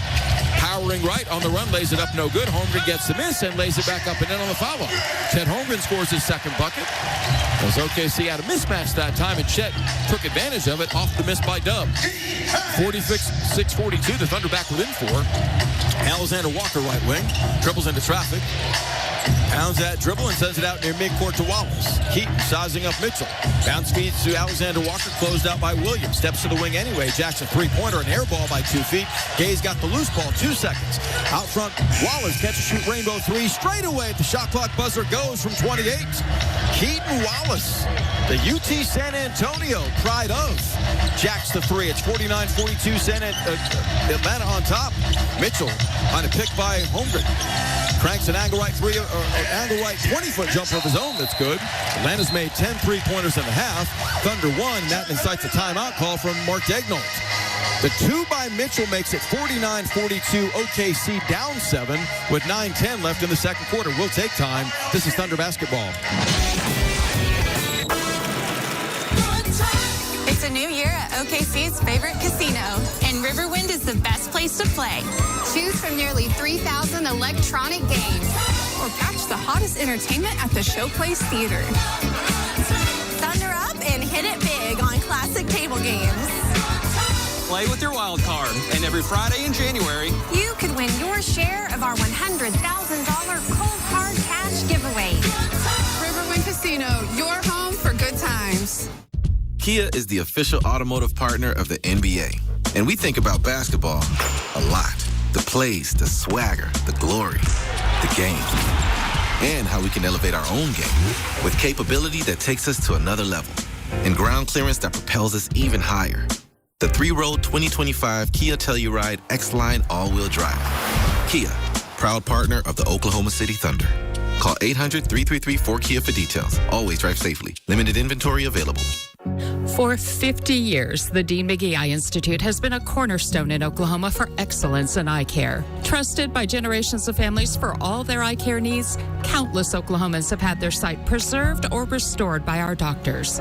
But we can't do it alone. We need your support to continue to excel in patient care, vision research, and training the next generation of ophthalmologists. You can make a difference. Give the gift of sight by visiting dmei.org/50 to donate. Dive into the excitement where the spirit of Thunder basketball meets classic diner delights at Boomerang Diner. On Mondays, start off the week with a winning deal. Grab a mouth-watering burger for half the price. On Fridays, feast on all-you-can-eat fish and make your Fridays truly memorable. And no matter the quarter, it's always breakfast time at Boomerang. Pancakes, eggs, and more, served all day, every day. Fuel up like a champ today. Boomerang Diner. It all starts here. Welcome back. The Thunder will host the Hornets a week from tonight. Charlotte home against Milwaukee, trailing the Bucks 93-88 late in the third. 26 points for Brandon Miller. Here's Matt Pinto. Gideon, thanks. When it comes to Thunder basketball, every possession matters. Same rules apply to your NBA All-Star vote. And the ball's officially in your hands. Votes count triple tomorrow. Don't forget to cast your ballot at OKCThunder.com/vote. Text All-Star to 4055 or 877-5558 for reminders to vote. Get prizes and more. Shea fourth in the initial count of ballots. Chet 19th. Got to do something about that. Chet deserving of an All-Star nod this season. Get to the ballot box, so to speak, online. Points aplenty here. The Hawks on top in possession, 49-44 with 9 minutes left in the quarter. Deep right corner, Kennard closed out by Dub off the timeout. High post right to Kongu. Drop steps, comes across the lane, misses a hook over the left shoulder from 7 feet out, but got undercut and fouled by Kenrich Williams on the contest and gets back to the free throw line where he's 2 of 2. This is an emerging young player that is going to be accounted for now in his 6th NBA season, the 6th overall pick in 2020 by Atlanta out of USC. A career year a season ago where he averaged 13.5, and he's bumped that up by 2.5 points a game this season. Okongwu readies with the first. It's on the way good. Atlanta up 6. They've been up by as many as 8, shooting well and getting a lot of cracks at the rim. They were plus 8 in field goals attempted, and they made 9 more three-pointers than the Thunder thus far in this game, 10-1. And thus they're up a half dozen. 8:58 left to play in the second quarter. Okongwu's second foul shot is on the way perfect. It's Holmgren, Mitchell, Wiggins, Kenrich Williams, and J-Dub for Oklahoma City. Thunder down 7. Mitchell works up the right sideline, giving to Dub on the flank, swooping out front. Bounce feeds inside to Holmgren. Bad pass knocked away and stolen by Gay. To Alexander Walker. Dishing to Gay, left wing Kennard. Tees up a 3 that's perfect. And the Atlanta Hawks cash in the live ball turnover and go up 10, 54-44 on their 11th three-pointer of the half. Thunder giving up now 5 times for 9 points. Left baseline Wiggins, curtailed by Keaton Wallace up the sideline to Dub. Hawks in a 2-3 zone. Dub drives into traffic, bounce speeds baseline to Wiggins for a pull-up 12-foot fling that's off. Kenrich Williams, the offensive board, throws away the outlet on the wing intended for Wiggins. Wallace has it, giving down the lane to Alexander Walker, lays it up left-handed, blocked by Mitchell. Big-time rejection. Wiggins on the loose ball, surging back. Crosses over, can't free. Ball swung right wing to Mitchell. He created it, fires a 3, leaves it short. Tip follow, beauty by Wiggins off the window. Batted it back with the right hand. Thunder within 8. Hustle plenty in that sequence. 7:55 left in the second. Keaton Wallace to the foul line, kicks to Okongwu, blasting right, stripping the ball from behind by Mitchell, but a foul called on AJ from behind by Jenna Renault on the baseline. How did she see a reach in from behind 20 feet from her without an angle? I have no idea. And the Thunder look at whether or not they challenge that. They will not. Mitchell called for the foul, his first. Side out Hawks on the second Thunder team foul. 7:50 left in the second quarter. Cason Wallace back in for Oklahoma City. Vik Krejci returns for the Hawks along with Dyson Daniels. And Zachary Richache, who left early with 2 fouls. Richache handles out front, veering left. Kicks to Okongwu, pump faking Holmgren. Drives the lane in deep, stripped to the ball by Wallace, foul by Wallace going up. Well, Onyeka Okongwu made 6 threes in that loss to the Knicks on Saturday. And as a result of that, Holmgren closed out, not allowing him a three-pointer. That left the lane open. And Okongwu powered it up in traffic and gets free throws again, where he's 4 of 4 tonight. Has 16 of Atlanta's 54 points. Hawks up 8. The big man from USC arcs the first. It's perfect. Having a big first half with 17 points in 10 minutes. And the Hawks lead by 9, 55-46. Atlanta shooting a representative 48% from the field. The Thunder at 55%. The issue is the Hawk threes. They've made 11-1 for Oklahoma City. Okongwu's second is on the way perfect. And the Hawks match their largest lead of 10, 56-46. Thunder have an opportunity for their 7th win when trailing by double digits tonight. Dub surges up the right side, giving to Mitchell. Lobbing inside to Holmgren, gathering and dunking. Gorgeous setup by Mitchell over the top, and Chet sails in and slams with 2 hands, has 6. Thunder down 8. Okongwu blasting his way in the lane, hooks up and in, a 7-footer over Chet. So that gives Okongwu 20 before halftime with 7:10 left in the second. Thunder down 10. Crossing over right is Dub on the run, misses a bank shot from 7. Okongwu clears up left side, feeds Richache. Pulls up left wing for three. It's on the way. No good this time, in and out. Rebound run down by Wallace. Kaysen pushes to the middle off the stutter step. Gives left flank to Wiggins. Barreling baseline. Lays it up on Okongwu. Can't convert. Okongwu rebounds the miss. His third board. Giving to Daniels. Left wing Ricochet. Barrels his way into the paint. Kicks right wing to Krejci. Pump faking free. Lobs a three. It's on the way. No good. Wiggins clears as back and forth we go. With 6:40 left in the half. To the right side to Dub. Jalen settles in on the flag. 3 of 7 shooting tonight. Works by the pick by Holmgren. Gives to Chet straight away. Pump faking Ricochet holding. Shot clock at 10. Now he lobs an angle left three-pointer that he buries. Cha-ching. That's Thunder money ball number 2. Chet's first hoist and hit. OKC within 7. 58-51. 6:20 left to play till intermission. Daniels, right wing to Okongwu open. Snaps off a rainbow three. In and out. No good. J-Dub clears. Dub dribbles head up. Closing on the halfway point of the second. Slashing baseline on the run. Lays it up. Overshoots rim. But fouled en route by Kennard. Dub fearlessly attacking in transition. Will attempt his 4th and 5th free throws of this opening half. 58-51 the count. The one thing I would say right now is while the Thunder have the propensity to dig in defensively as the game wears on, Atlanta does not. And if it remains at this pace, I would suspect the Thunder eventually to gain traction and put themselves in position to come back and get this thing done. Dub at the line, 2 of 3. Arcs the first. It's perfect. And Oklahoma City's down now 58-52 with 6:10 to play in the second quarter. Holmgren sits down with 9 points and 5 rebounds as Dort returns. SGA has been idle this second quarter, playing the entire first with 15 points. He trails Okongwu for game scoring honors right now, though Okongwu is hit for 20. Dub knocks down both free throws. He's in double figures with 10. OKC down 5. Having what was a 10-point deficit. Daniels across timeline, picked up by Wiggins. Angles left on the dribble, slashes to the baseline, lays it up left-handed, lays it in. A straight line drive allowed that time, giving Atlanta 18 points in the paint. 60-53. Dub challenging Daniels, crosses him over in the lane, elevates and fires, fade away, 10-foot jumper, nothing but net. J-Dub found his spot now. The one-time All-Star has a dozen. 60-55, Atlanta. Daniels right wing. Picks up the dribble, feeds Okongwu stepping out to the flank. Guarded by Dub. Holds on his left hip. Faces and fires baseline. Intended for Krejci. Knocked away and stolen by Mitchell. AJ with numbers. To the middle. Down the lane. Curtailed. Whips it right wing to Wallace for an open three that's up. And in. Cha-ching, a Thunder money ball. Well done by Mitchell in transition. AJ's second assist. Wallace splashed his second three. Thunder on a 10-2 run. Pull within 2. 60-58. And now they get the ball back. Okongwu called for a moving screen for knocking down J-Dub. So just like that, the Thunder's explosive tendencies, second highest scoring team in the NBA, along with digging in defensively, give them an opportunity to erase in a blink a 10-point deficit. A successful bucket here, a 2 ties, a 3 would give them the advantage. Brandon Carlson back in along with Alex Caruso as Wiggins and Mitchell step off. Case and Wallace on the handle out front. Wide right. Feeds Carlson, swings it quickly left flank to Shea. Shea double, gets it inside to Carlson, catching in traffic, right corner kick out to Jordan, up the sideline to Wallace.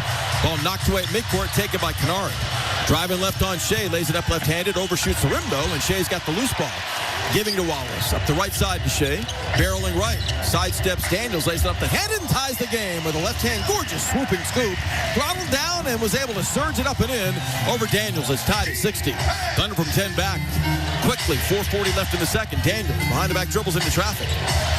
Fortunate to get it back as Wallace nearly took it away. Dyson kicks out left wing Kennard. Catch and shoot 3 up, off. Tumbling up over and out, in fact, to the Thunder. Kennard was contested beautifully by Caruso on a late closeout and hurried himself on the shot. OKC has shot 13 percentage points better than Atlanta, has 10 assists now, and has battled back from 10 down to forge a 60-all deadlock with 4:29 left in the second quarter. And that despite making 8 fewer threes than the Hawks.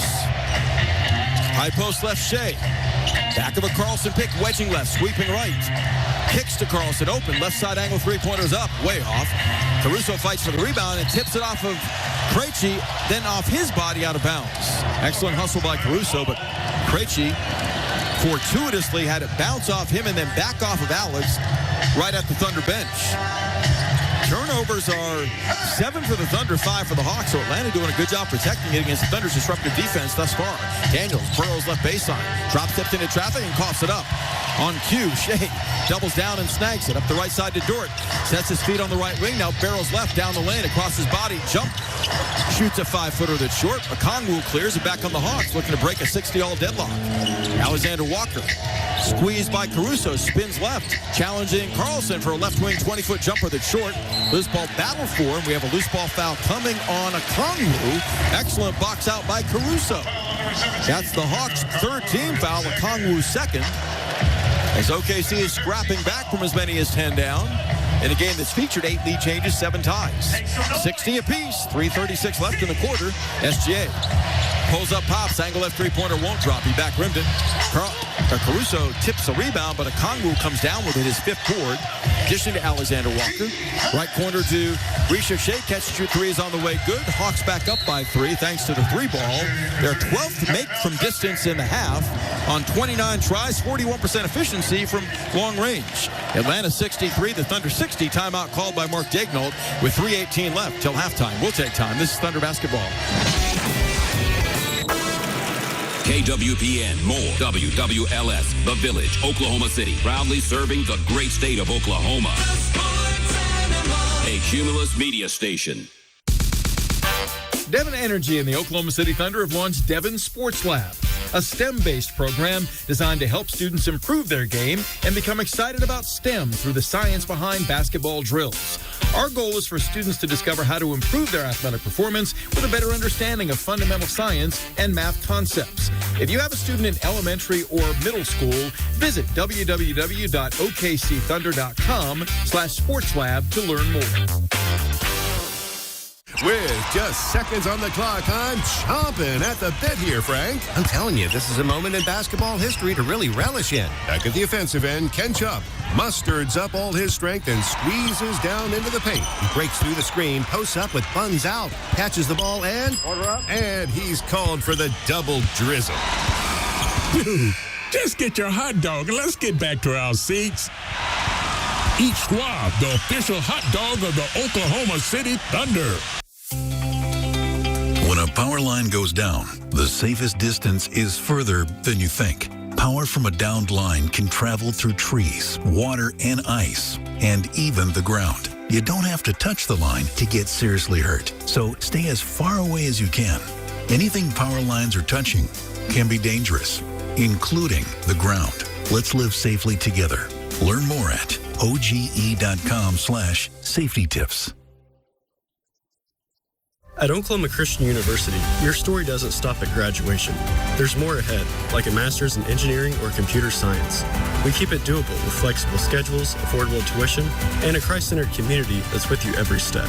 Our programs are built for real-world results, giving you the skills you need to tackle tough problems, design smart solutions, and stand out in fast-moving fields. And with convenient class formats, you can finish in just 2 years. OC is where you can do more. Apply now at oc.edu/more.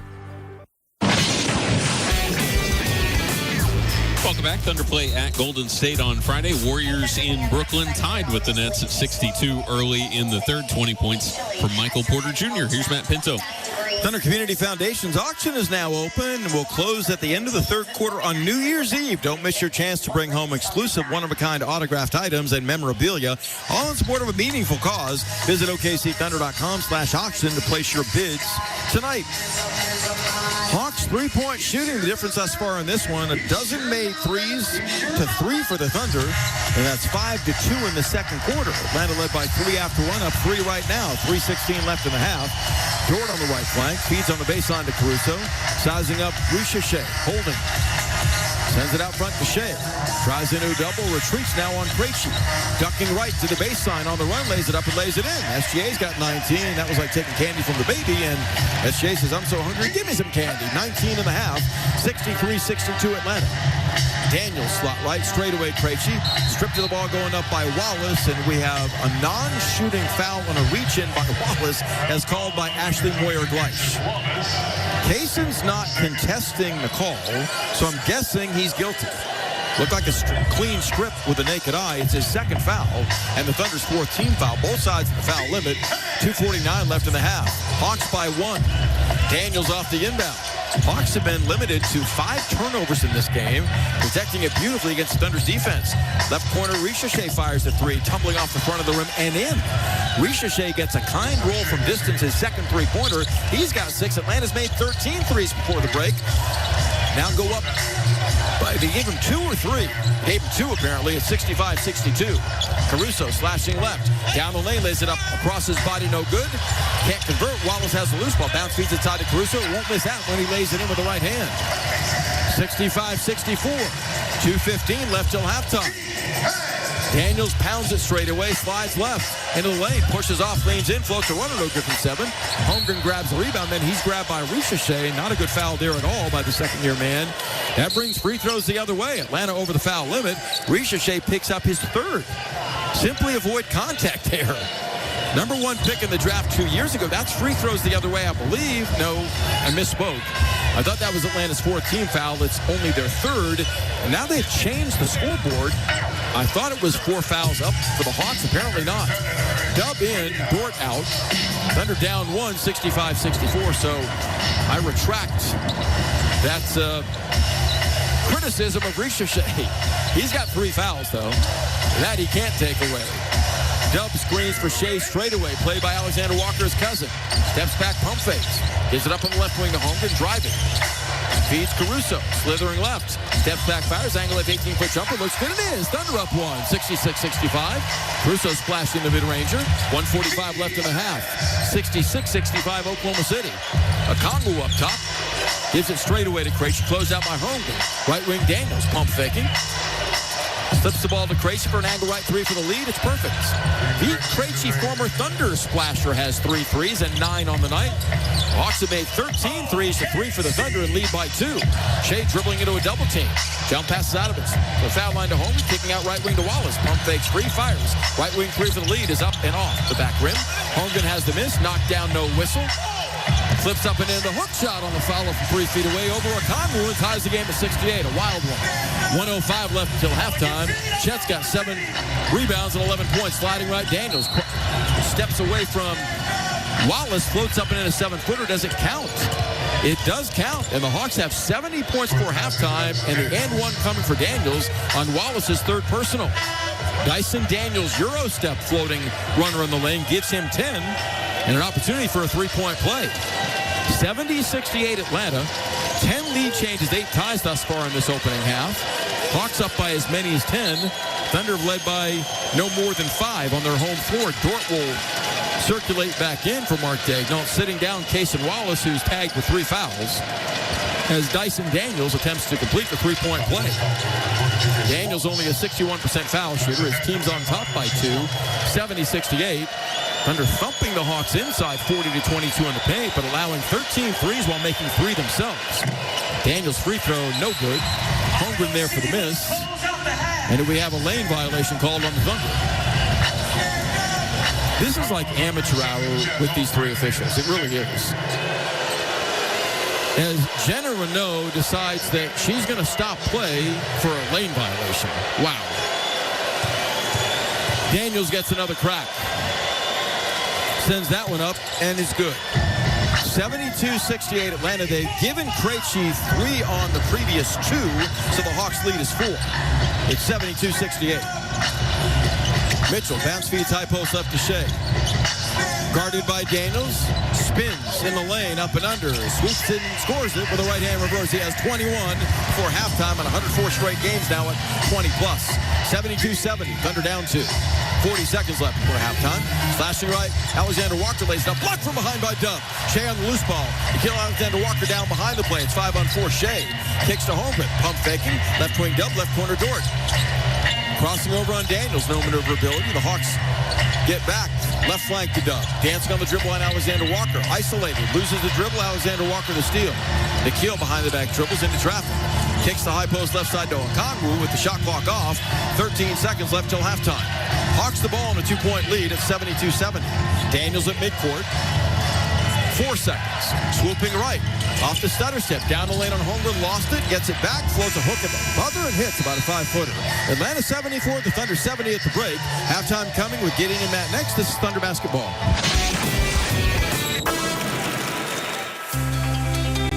When a power line goes down, the safest distance is further than you think. Power from a downed line can travel through trees, water and ice, and even the ground. You don't have to touch the line to get seriously hurt, so stay as far away as you can. Anything power lines are touching can be dangerous, including the ground. Let's live safely together. Learn more at oge.com/safety tips. Some things from the 90s we'd rather forget, like dial-up internet or frosted tips.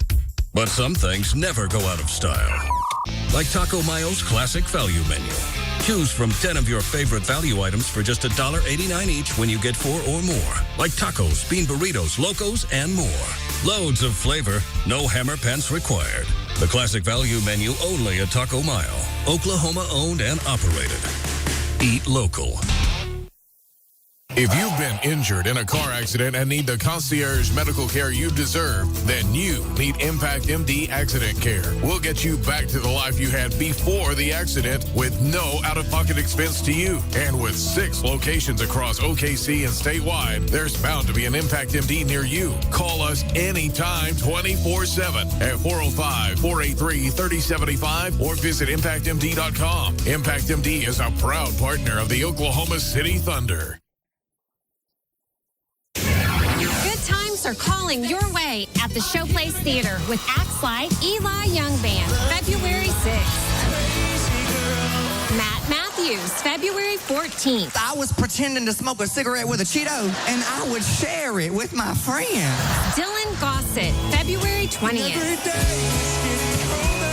And Christopher Cross, February 28th. Riverwind is OKC's favorite casino experience. This copyrighted broadcast of the National Basketball Association may not be retransmitted, reproduced, rebroadcast, or otherwise distributed or used in any form without the express written consent of the NBA. This is the Oklahoma City Thunder halftime show with Gideon Hamilton and Matt Ravis. Now on the Oklahoma City Thunder Radio Network.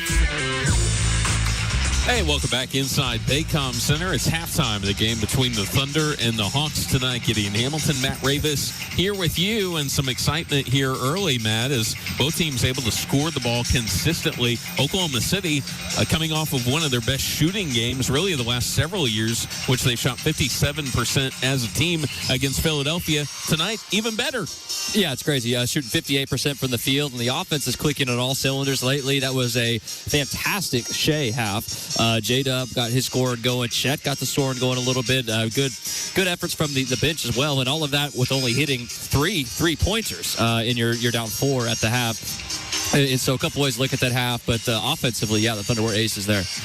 And check this out, Oklahoma City almost twice as many points in the paint as their opponent. We've seen that from time to time, but not when your opponent has nearly 24 in the first half. Oklahoma City on pace for 84 points in the paint in this game on 30 paint attempts. Yeah, and they've had, that's right, 30 opportunities to do so. And they've kept Atlanta out of the lane for the most part. Of course, part of that is Atlanta's firing away from 3. They've shot 31, so you're talking about on pace. They're on pace for 62 3-pointers taken, so that's certainly part of it. But Thunder have taken what the defense has allowed them, and oftentimes that is a path right to the basket. And talk about Oklahoma City. They have 12 assists on 28 makes, so a lot of this is penetration off of ball screens or just individual matchups that they feel good against. Of course, we talked about coming into this game that Atlanta, to say the very least, is struggling on defense. The point totals they've given up over the last 3 weeks are really, really jarring. And Oklahoma City, I think, was able to target the matchups that they really liked, and when they found a crease, they really went for it. Yeah, there's very little hesitation there. And even a guy like Dyson Daniels, who really is a tremendous defender and had 1 million steals last year, and I think overall is a really good defensive player. Didn't seem to bother Shea very much in that half. Nikhil Alexander-Walker is a guy who has the capability of playing well defensively, but they're able to get after these guys, moving side to side. And outside of those two, like if those guys aren't playing well on defense, then this roster just isn't equipped with the guys that they have healthy. So yeah, Thunder are able to take full advantage of even the guys who do have a good defensive reputation. And then off the bench, Alex Caruso, 4 or 5 shooting, got loose a couple of times underneath and down the lane. Brandon Carlson with a couple of dunks on some really nice setups. A.J. Mitchell knocked down a couple of shots as well. So Aaron Wiggins, the only Thunder player outside of Luguentz Dort, who is sub 500 shooting here in the first half. Those guys combined 1 for 8. Everybody else shooting around mid-60s in terms of percentage in the first half. That's crazy. I'll give Wiggs credit because he had a really, really nice putback on one offensive rebound. So that was an impact play made by him. But no, everybody is getting exactly what they want on the offensive end for the Thunder. And again, I'll underscore, they've only made 3 3-pointers. And so it's just it's not settling for shots. It's really taking what the defense has given them. Yes, completely agree. This one feels like a formula of just when you can get by doing the bare minimum at your job, why push it a little bit? And so this feels like very much like Sunday, where you can kind of be in cruise control for a good portion of the game, and then once you flip the switch, then you're all good, and that kind of feels like this game tonight. Well, you look at what's more sustainable, the Thunder possibly being able to hold the Hawks down, or the Hawks being able to hold the Thunder down. I think the Thunder's defensive disposition, and we've seen so many times them come out in the third quarter and just absolutely avalanche team. So I won't be surprised at all if we see them do that. I also wouldn't be surprised to see if the Hawks defense has another half like they did. Not to guarantee that the Thunder will shoot 60% this entire game, because that is difficult to do. But I think what the Thunder were doing offensively is very replicable. Yeah, the Hawks have 74 points. They really didn't shoot the ball that well. They hit a bunch of three-point shots, but they're 47% for the game. And the reason why they're up right now is, come on, do the thing where you give us the ball, man. I mean, everybody else does, and they just didn't do that in the first half. And that's where you have to give Atlanta a lot of credit, because you have a lot of guys that are handling the ball typically are not used to that. I thought everything was in pretty close proximity, a lot of dribble handoffs, not a lot of skip passes, and that's where Oklahoma City really excels. So in the interim, I fully anticipate the third quarter they're going to turn the ball over 15 times, but this is why they're in this game right now, is because they played smart with the basketball. No, they have been. Have not tried to extend themselves too much, and that's the effect that, like Trae Young is a tremendous player, but I think it does have a tendency to simplify whenever he is off the floor in terms of the passes that you make and how the ball moves. So yeah, they're in this game right now because they're plus 11 in 3-pointers. So that's 33 points where they have an advantage over the Oklahoma City Thunder. One thing I will say is in the first quarter, way too many second chance opportunities for the Hawks. They got 7 of them, and so I was curious what would happen as the half wore on. And what do you know? The Hawks only had 1 second chance opportunity in the second quarter, so the Thunder were able to hem that in, which they're playing small tonight. No Hartenstein, no Jay Will, having to make do with what you have. So they did a better job of adjusting as the game went on in that department. Onyeka Okongwu already with 20 points in tonight's game to go along with 5 rebounds and a steal. Dyson Daniels has 11 points. Nickeil Alexander-Walker has 10 on only 1 3-point make. And they've gotten some 3-point shooting from Beat Krejci. Keaton Wallace came off the bench and hit a few as well. So at least right now it's close. Yeah, the Thunder brothers, so to speak, or I should think Nickeil's actually a cousin of Shea, but Keaton Wallace, Nickeil making some big shots. How about the shot that Nickeil made at the end of the first quarter, where Caruso has him hemmed in? That was incredible. It was a left-handed circus shot. Yeah, that was unbelievable. And that was his only 3-point make of the first half on 5 attempts. All right, coming up next, Matt Ravis is going to let us know what else is going on around a busy night in the NBA. You're listening to Thunder Basketball. You live for this. The wins, the losses, the slam dunks, and the buzzer beaters. The dream that this is your team's year. Hope, it's what keeps you coming back. So you represent with anticipation and with pride. Because when everything's on the line, your support means everything. That's why the NBA Store is here to support you. Check out the largest selection of official NBA gear at NBAstore.com. A Fanatics experience. When a power line goes down, the safest distance is further than you think. Power from a downed line can travel through trees, water, and ice, and even the ground. You don't have to touch the line to get seriously hurt, so stay as far away as you can. Anything power lines are touching can be dangerous, including the ground. Let's live safely together. Learn more at oge.com/safety tips. It's time time to find out what's going on around the league. Here's Matt Raven on the Oklahoma City Thunder Radio Network.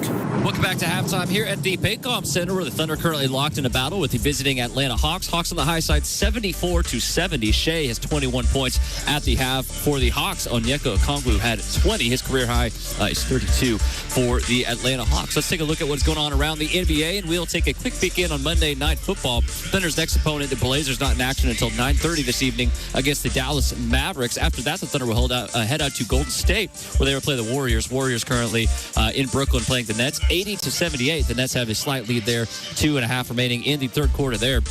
Michael Porter up to 25 points and 3 steals. Nuggets trailing 112-101 against the Miami Heat. Nikola Jokic injured his knee, limped off the course. Still waiting for more on that one. He had 21 points at the time of him exiting the game. Timberwolves over the Bulls right now, 55-53. The Rockets leading the Pacers 66-48 at the half. And the Pelicans have a halftime lead, 75-72. Over the New York Knicks. That is in Madison Square Garden. The San Antonio Spurs playing the Cleveland Cavaliers in San Antonio. And San Antonio with a 55-49 edge there, despite 12 points in the first half from Jared Allen. One final I can't tell you about: the Suns have already beaten the Wizards 115-101 in our nation's capital. The Suns now 19-13. Colin Gillespie had 25 points and 6 assists in that game. And we take a look at Monday Night Football, where 2.5 minutes remaining at halftime, and maybe something of a surprise. The Falcons have a 14-0 edge over the Los Angeles Rams, who are 11-4 on the season. Matt Stafford already thrown a pick 6 in this game for the Rams. Let's get back to the second half, though, where the Thunder are trailing right now 74-70 against the Atlanta Hawks. Matt Pinto's got the call. This is Thunder basketball.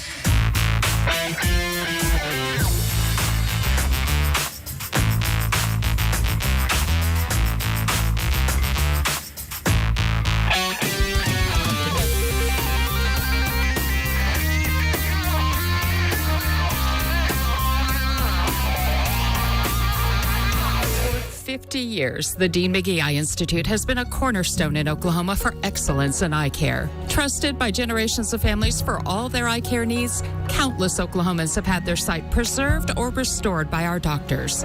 But we can't do it alone. We need your support to continue to excel in patient care, vision research, and training the next generation of ophthalmologists. You can make a difference. Give the gift of sight by visiting dmei.org/50 to donate. This isn't just a game, it's a once-in-a-generation event. The Harlem Globetrotters 100-year tour. Celebrate 100 years of high-flying dunks, 100 years of show-stopping moves, and 100 years of changing the game. Bring the whole family and be part of the legacy. This game is once in a century. Be there at Paycom Center on March 28th. Go to harlemglobetrotters.com for your tickets to the 100-year tour. Empire Slice House, serving up New York-style pizza by the slice or whole pie since 2013. Whether it's a slice of pepperoni you're craving or a signature pie like Foghorn Leghorn, we've got you covered. Empire Slice House offers full-service dining as well as counter service options in Oklahoma City, Edmond, Stillwater, and Tulsa. Visit EmpireSlicePizza.com to see our locations. Stop by Section 114 and grab a slice while you're here at the Paycom Center. Welcome back inside Paycom Center, where the Hawks have a 4-point lead over the Thunder at the break. Here with the call in the second half is Matt Pinto. Well, leading in halftime, the Hawks 9-5 this season. When down at the break, OKC has won 6 of 7 games. We'll see if that trend continues. And the Thunder lead the league in point-per-game differential in the third quarter. They turned the game completely around against Philadelphia yesterday. Up 2 at the break, outscored them by 14 in the third, en route to a 25-point rout. So this team is capable, as we know. They've won 6 times when down by double digits this season, turned those into victories, and they've trailed by as many as 10 tonight. How have they compensated for 11 fewer threes that have gone down for them than Atlanta? They've done it inside, outscoring the Hawks 42-24 in the paint, and they've weathered 2 buzzer-beating shots, one to end the first quarter from half court by Nickeil Alexander-Walker, the other from Dyson Daniels, and the second quarter in the lane. Daniels has 11, Alexander-Walker 10. Onyeka Okongwu, season high is 32, has 20 thus far tonight. Shea combating that with 21 of his own. Chet's got 11 and J-Dub 12. Thunder made 58% of their shots, but turned it over 11 times for 12 points. Atlanta, impeccable handling against the Thunder's normally disruptive defense, have given it up only 5 times thus far, getting up 7 more shots than the Thunder to lead by 4 at the break.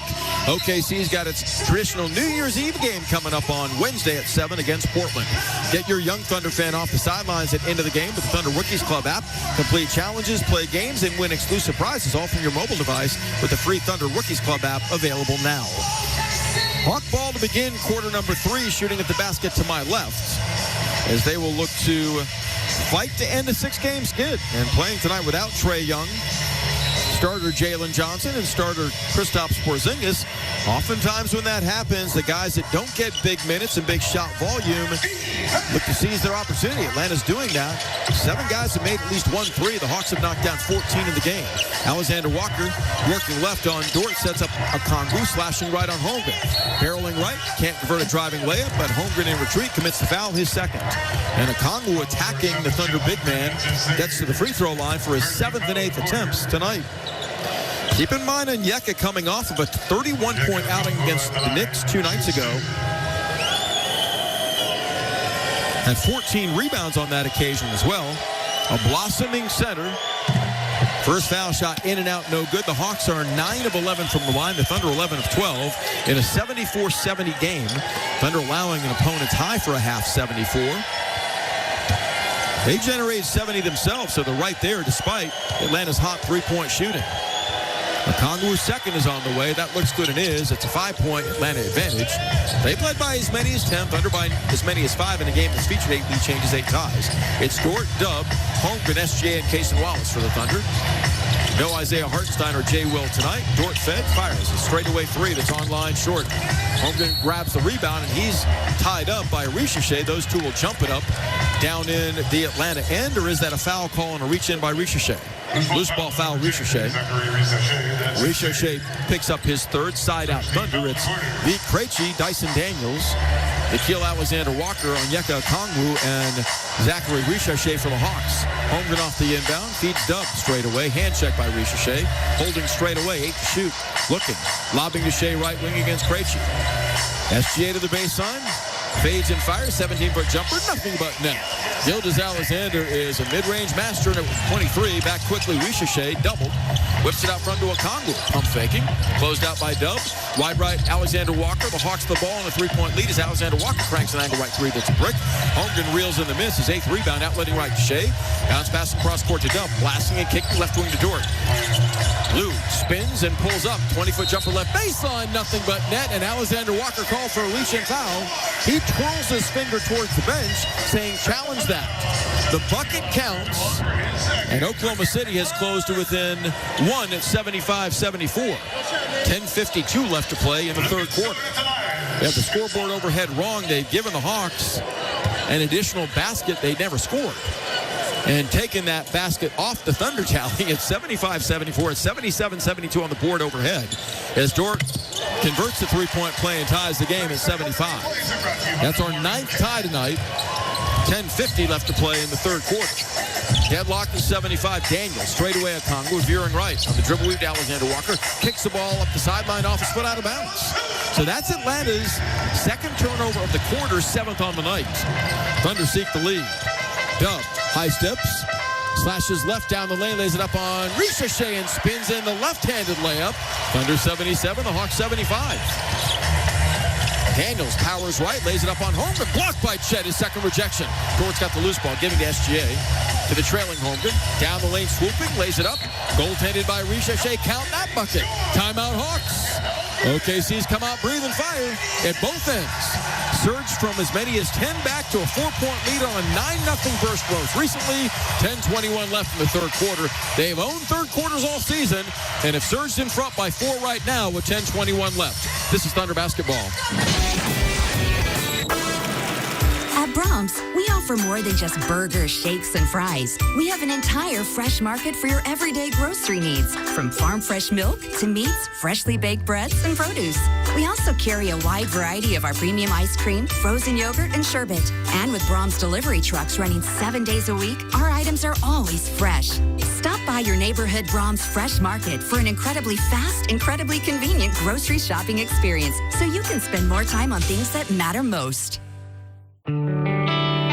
MidFirst Bank is proud to be the official bank of the Oklahoma City Thunder and the exclusive provider of the Thunder and Rumble debit cards. As the largest privately owned bank in the nation, MidFirst Bank has the strength, stability, and expertise to help you prepare for the now and the future. So no matter where your financial journey takes you, MidFirst Bank is the partner to help you get there. MidFirst Bank, true to you. Member FDIC. What if your instincts could pay off? With Robinhood Prediction Markets, you could put your sports IQ to work on the games you know best. It's not you against the house. It's you participating in a live market. Buy or sell your predictions all game long. Trade every play with Robinhood. Visit Robinhood.com/predict. That's Robinhood.com/predict. Futures and cleared swaps trading involves significant risk and is not appropriate for everyone. Event contracts are offered by Robinhood Derivatives LLC, a registered futures commission merchant and swap firm. When a power line goes down, the safest distance is further than you think. Power from a downed line can travel through trees, water and ice, and even the ground. You don't have to touch the line to get seriously hurt, so stay as far away as you can. Anything power lines are touching can be dangerous, including the ground. Let's live safely together. Learn more at oge.com/safety tips.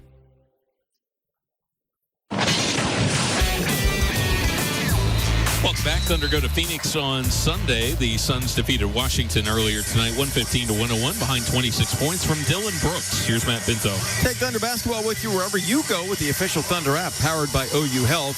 Get access to exclusive content, mobile alerts, and highlights. It's all access all the time. Download for free on your mobile phone or smart TV. Thunder 9, the Hawks won in the quarter. The Thunder have forced 2 turnovers thus far in the third. A minute 39 in, they forced only 5 the entire first half. And Atlanta has seen a 10-point lead become a 4-point deficit. OKC's made 4 or 5 shots in the third. Slicing right, Daniels denied penetration given to Okongwu. Steps to the bucket, has his layup blocked by Chet, his third block. Dub on the loose ball. Down the lane, kicks to the right wing to Dort. Keys up a 3 that's online. Cinching a Thunder money ball. OKC 12, the Hawks won in the quarter. Suddenly a 10-point deficit to 7-point lead at 87-85. 75. Left wing Alexander Walker splashes a 3 on a hit ahead by Okongwu. That's the Hawks' 15 3-pointer tonight. Thunder made 4. It's 82-78 Thunder. 9:45 left third quarter. Shea steps back, fires. Left wing rainbow 3-pointer, Splash City. Cha-ching, that's Thunder money ball number 5 and 2 in a row. Back quickly, Alexander Walker lays it up on Holmgren. Left-handed try, no good. Chet altered that shot, may have gotten a piece. 85-78 Thunder. Shea the loose ball. Swooping baseline on Ricochet. A step.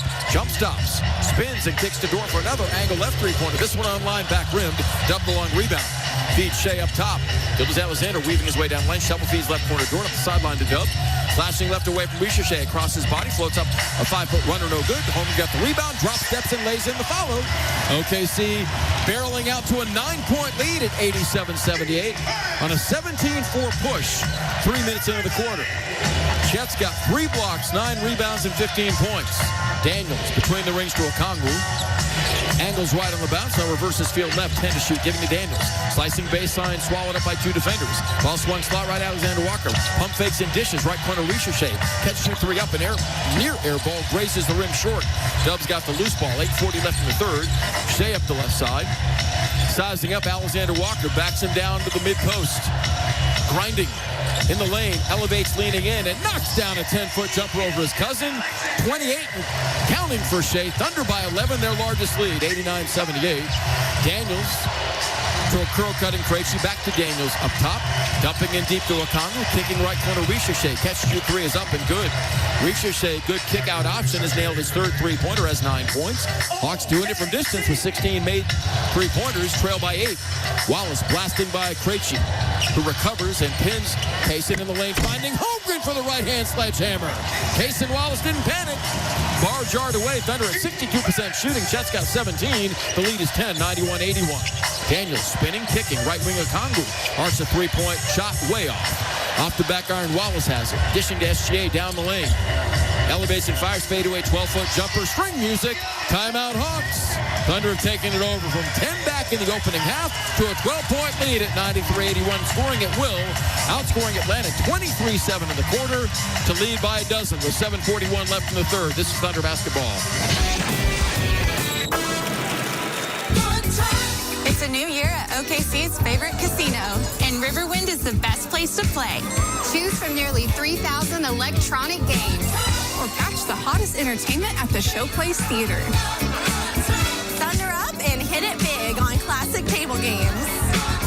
Play with your wild card, and every Friday in January, you could win your share of our $100,000 cold hard cash giveaway. Riverwind Casino, your home for good times. We are OU Health, the overcomers of I'm out of options. The only answer to what do I do now? When others say too late, OU Health says, let's go. We've got this. You're in the right place. We are Oklahoma's healthcare powerhouse. Thousands working together as one to change every outcome. Because some talk, but we teach. Some treat, we search for cures. Some prescribe, we transform. This is a promise to all 77 counties that you have someone on your side, working, fighting, wrestling, so that you have a tomorrow. Someone who will never quit, never back down. OU Health, never done, never outdone. Attention Thunder fans. Satisfy your barbecue cravings at Section 110 in the Paycom Center with Big O's Pork and Dreams during the game. Indulge in hickory-smoked fall-off-the-bone turkey legs, savory chopped brisket, or pulled pork sandwiches, and loaded baked potatoes. Can't get enough? Visit Big O's in Edmond or Midwest City, Tuesday through Saturday, for all your barbecue catering and food truck needs. Experience barbecue dreams at Big O's and enjoy Thunder basketball like never before. Welcome back. Oklahoma City plays at Golden State on Friday. The Warriors leading in Brooklyn right now, 94-88, early in the fourth quarter. 23 points for Stephen Curry. Here's Matt Pinto. Honor the legacy, celebrate the culture, create your story. The Black Heritage Creative Contest, presented by Sprite, invites high school students to submit artwork inspired by Black history. Enter by February 6th at OKCThunder.com/Black Heritage. Chet Holmgren, 3 blocks in the quarter, 4 on the night, tying his season high that he matches from a day ago against Philadelphia. Chet a near double-double man tonight with 17 points, 9 rebounds, 4 coming offensively. Thunder roasting the Hawks now, up a dozen, outscoring them 23-7 in the quarter. And on the break of for the 10th time this season, going for 100-plus through less than 3 quarters, hitting 10 of 13 third-quarter shots. Daniels on the dribble, giving to Okongwu, slashing left, barreling into J-Dub, floats a runner up and in from 7-3. No blood, no foul there, apparently. Okongwu can use his big night with 23. 93-83 Thunder. Left wing Dub, crossing over, slashing right. Lobs right corner, Wallace sets his feet, squares his shoulders, and rips the course for 3. Cha-ching a Thunder money ball. Kaysen Wallace has 9. Thunder having at the Hawk defense, hitting 63% of their shots to lead by 13. Wallace steals a bad pass, cross court, dances inside, and thunders down a big two-hand tomahawk slam dunk. Queso, a sinister slam. Left wing Krejci wants 3 off the wing, short. Holmgren has the rebound, knocked out of bounds by Okongwu, and they call it Hawk ball. Chet wants the Thunder to challenge. I'll tell you what, we've seen some things tonight from 2 of these officials that are pretty mind-boggling. A clear loose ball foul on Okongwu, challenging Holmgren for the rebound, not called. Then Chet entangles with Okongwu, and they call the ball to the Hawks. Mark Davis lets us know of the challenge. 6:56 left in the third quarter.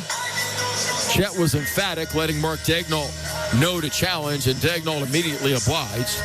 This call under review brought to you by Pella of Oklahoma, official window and door partner of the Oklahoma City Thunder. It's like calling a match at Wimbledon. Anytime the Hawks play, they just play with that sort of brisk pace. They want to get a shot up as quickly as possible. Thunder have closed down their advantage in shot attempts. As a result of going to the offensive glass themselves, with 34 rebounds to 26 now for the Hawks. And OKC has gotten up only 2 fewer shots in Atlanta.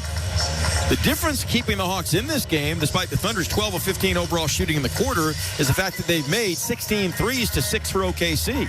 But the Thunder inside have done major damage, 26 points in the paint, and the Thunder have now 16 second chance points to a dozen for Atlanta.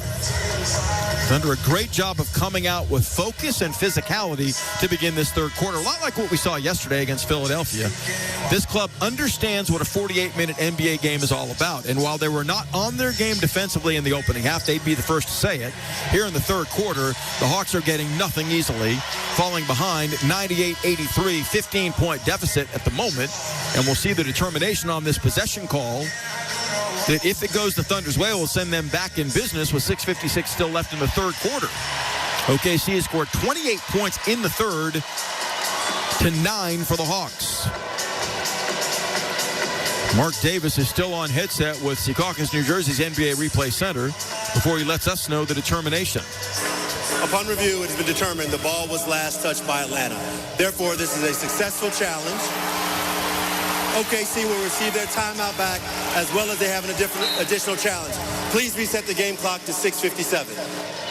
Ferocity being snarled out of Thunder nostrils right now, as with 6:56 left in the third quarter, they have seized command at the moment from 10 back to a 15-point lead. With SGA, Cason Wallace, Chet Holmgren, Lou Dort, and J-Dub remaining the 5 on the floor. 4 of those 5 have scored in double figures, led by Shea's 30. 24th time this season, Gilgeous-Alexander scored 30-plus. That leads the league. Dub swoops out front. Slot right to Cason. Behind the back dribbling. Wallace wants Holmgren. Battling for position with Kennard. Ball swung top of the key to Dub. Left corner to SGA. 6 to shoot. Crowded by Daniels. Escapes baseline, spins, twirls, lays it up a right-hand reverse, no good. Okongwu clears. Daniels, good defense. Outletting right to Kennard. Luke, the shooter, feeds Okongwu up top and comes back again at Kennard, a former Dookie. Veers right to the wing and sets up Okongwu top of the key with 12 to shoot, handing to Krejci. Flashing left, a step down the lane, lays it up and lays it in as Holmgren got knocked off the play by Okongwu with what looked like a moving screen, not called. And the Hawks score inside to pull within 13, 98-85. Dub dancing on the dribble, shuttle behind a Holmgren pick, played by Okongwu on a switch. Arcs an angle right 3 that's online, but an air ball by 2 feet out of bounds. Dub still feeling his way back, converting 5 of 10 shots tonight. That's his first 3-point attempt. It was short as Holmgren sits down with 17 points, 9 rebounds, 4 blocks, and 2 assists. Thunder come with Dub playing center against Vit Krejci. He's the center for the Hawks. Daniels spins in the paint, draws 2, kicks out to Krejci open. Right side angle 3-pointer is on the way, no good, in and out. Dort doubles back and snags the Karam. Up the left side to Dub. Jalen powers down the lane to the rim, spins the right hand, reverse up and in. Nobody stopped the ball, and the Thunder have now 19 fast break points and excel to a 185 advantage, hitting 100 for the 10th time this season through less than 3 quarters. 5:30 still left in the third, in fact. Daniels spinning on Caruso. Trapped by Wallace, twirls in the paint. Jackknives the pass right corner, Alexander Walker from behind the backboard. Lofton sticks a 3 from the corner. That's the 17th Atlanta 3-pointer tonight. And Alexander Walker's third, giving him 16 points. 188 Thunder. Shea blasts down the lane. Lays it up in traffic, squeezing to the rim. Can't convert, but he is squeezed by Asa Newell and Vit Krejci. One of the 2 fouled him. And Gilgeous-Alexander, with the clock mercifully stopped, gets to the free throw line where he's 3 of 3. Shea's got 30 points in 24 minutes tonight. It marks the 11th time this season he's gotten to 30 in less than 30 minutes. That's an all-time NBA record, an all-time record. And this for the Thunder is only their 33rd game. Dub exits. Isaiah Joe enters for the Thunder between free throws as Shea lofts home the first. The chance of MVP, Gilgeous-Alexander's got 31 points. His second free throw gives him 32. OKC 102, Atlanta 88. 5:10 to play third quarter. Final meeting between these two. Thunder won the earlier one by 17. Daniels dancing out front as off the ball, a Hawk tumbles and a foul is called on the Thunder. Maybe it's on Lou Dort for knocking down Alexander Walker screaming. That's the Thunder's second team foul and Lou Dort's second as well. Hawks head home for Minnesota on Wednesday on New Year's Eve. Oklahoma City will host Portland here on Wednesday night. Trailblazers coming off a big win against the Celtics last night, 114-108. Denny Avdia, to me, is an all-star this season, but so is Chet Holmgren, and for certain, Shai Gilgeous-Alexander here in Oklahoma City. Make sure you vote at OKCThunder.com/vote. Alexander Walker will trigger, 17 to shoot. Gets it in between the rings to Daniels. Dyson motions, pedals with the right hand, holds the ball on his left. Gets a screen from Kennard, drives away from it, down the lane on the run, lays it up and lays it in. Too easy. The interior was not occupied by a shot blocker, and Daniels took it right to the cup for his 12th and 13 points. 102-90 Thunder, right baseline Shai. Contained by Daniels, backs down and kicks out front. Caruso pump faking, barreling. Down the lane, lays it up and lays it in. Straight line drive allowed by the Hawks. 60 points in the paint for the Thunder. They had a season-high 72 yesterday. Then they clipped that easily in this game. At this rate, 104-90 Thunder. Powering right Daniels. Jump passes up top to Kennard, pump fake. Corner right, Newell arcs a rainbow three-pointer that he hits. That's 18 threes for the Hawks. They're hanging in by a thread because of that. It's 104-93 Oklahoma City. Gilgeous-Alexander swooping to the foul line. Jump passing left wing to Dort. Left corner Joe. Isaiah wants three. It's on line short. Loose ball tipped out of bounds by Caruso. Goes back to the Hawks. 4:11 left to play in the third quarter. Now the warning flare on fire right now is while the Thunder are up 11, and they certainly have done a better job digging in defensively, scoring 34 in the quarter already themselves, because the Hawks try to strike quickly, because the Hawks are hot from three, this game's far from over. 4:11 left to play third quarter. Oklahoma City by 11. A.J. Mitchell checks in for Thunder, as does Brandon Carlson, joining Caruso, Joe, and SGA. Daniels straightaway playmaking. Bounce fees to a pro-cutting Krejci, elevated. His 16-foot jumper right of the lane is good. V. Krejci, the former Thunder player, has 13 for Atlanta. It's 104-95. Hawks have scored 5 in a row. Working the right wing is Shai. Backing Daniels isolated, mid-post. And Daniels pops the ball away from him. Jumped on by Kennard. Up the left side, Newell to the baseline. Sidesteps defenders and dunks. 7-point game, timeout Thunder. 104-97 with 3:40 left in the third quarter. We'll take time. This is Thunder basketball. Jeff Dunham, artificial intelligence, his all-new tour. Jeff Dunham. You're the other white meat. How could you be so smart on one hand and so stupid on the other? Well, you're half of it. I realized I could have avoided all this years ago with one simple word. I do not. Silence! Don't miss him, OKC. It's Jeff Dunham, January 29th, Paycom Center. Tickets on sale now only at jeffdunham.com. Make this winter one to remember with Thunder Youth Basketball Camps presented by Simple Modern. Camps in OKC and Tulsa. Your kids can learn, play, and level up their game close to home. Register now at OKCThunder.com/youth basketball. Credit the Hawks. Underman coming in. Down 3 starters. Far from surrendering, nailing 18 three-pointers in this game on a 7-0 run to carve into what was at one point a 15-point Thunder advantage earlier this quarter. It's 34-23 Thunder in the frame, but their lead is down to 7 with 3:40 left to play in the third. OKC sizzling at 62% field goal shooting, but making 12 fewer three-pointers than Atlanta. And that right now makes it more of an equalizing situation. The Hawks have buried 18 of 43s, 45%. Thunder are 6 of 18 from distance, 33%. Isaiah Joe, speaking of threes, is out there for the Thunder, along with A.J. Mitchell, Shai Gilgeous-Alexander, Alex Caruso, and Brandon Carlson, all capable three-point shooters. Shai between the rings to Mitchell. Played by Risha Shai, angles left into a double, sets up Joe, pump faking, steps back, fires. A three-pointer straight away, online, in and out, no good. Shai grabs the miss, holding low right, played by Daniels, swiped out by Daniels, doubled by Newell. Crab dribbles, pump fakes. Sails it out front to Caruso. Left corner, Mitchell tees up a three that's online, but back rimmed.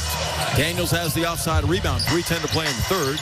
Hawks have scored 7 straight. Daniels slashing left, contained by Carlson. Feeds a high post right to Kongu. In the lane, pump faking, leans in, hooks, and missed a 7-footer. Hurried that shot on Caruso, grabs him his shot. Up the right side to Joe. Isaiah front court. Inside the 3-minute mark. Joe sails it left corner to Mitchell. Can't spurt free in the paint. Sets up SGA between the rings. Guarded by Newell. Working the left-hand dribble. Steps back, cranks an angle left three-pointer that he back rims. High rebound is snagged by Okongwu, his 8th, to go with 23 points. Giving to Daniels. Thunder now in a bit of a drought offensively as Daniels crosses over right to left. He is stripped trying to step into the paint by Mitchell. And does he get to the free throw line here? He apparently will. I don't think Daniels had gathered the ball yet. It's the 4th Thunder team foul. Should be side out Hawks, and it is. 2:37 left in the frame. Mitchell, the reach-in foul, his second. Thunder have gone dry the last couple of minutes, and against the Atlanta offense, that can be dangerous. The lead is 7 for the home team, 104-97. Okongwu entangled with Mitchell, and we have a foul called on who? Okongwu is battling Caruso pushing. Then Mitchell called for a foul on Okongwu after Okongwu threw an elbow. Are you kidding me? Jenna Renault blows the whistle. There's no way that's a foul on A.J. Mitchell. The Thunder have a challenge they still could utilize. I don't think they will here, though. Hawks have possession, 15 to shoot. A clear foul on Okongwu. Should be his 3rd. He threw an elbow to Mitchell, who simply was defending himself, trying to stabilize his body. Wow. 2:36 left third quarter. Hawks inbound, down 7. Out front, Daniels. Dyson in the game has 4 assists, 13 points, dancing on the bounce. Looking, holding. Slot right to Ricochet. Slot left to Daniels, spinning. Sails it right corner for a catch and shoot by Newell. Across the lane, didn't shoot. Hooks left-handed, missed a 10-footer. Caruso high for the rebound. Alice had a dozen rebound game earlier this season, has 5 tonight. Gildas Alexander front court. Swooping left, stutter steps. Pump fakes. Sealed by Ricochet, sets it up to Caruso out front. Right wing Mitchell pump faking. Barreling down the lane across his body. Banks it on the fly. No good from 7, but undercut and fouled by Newell. Gets to the free throw line, going to his strong hands. 2:05 left third quarter.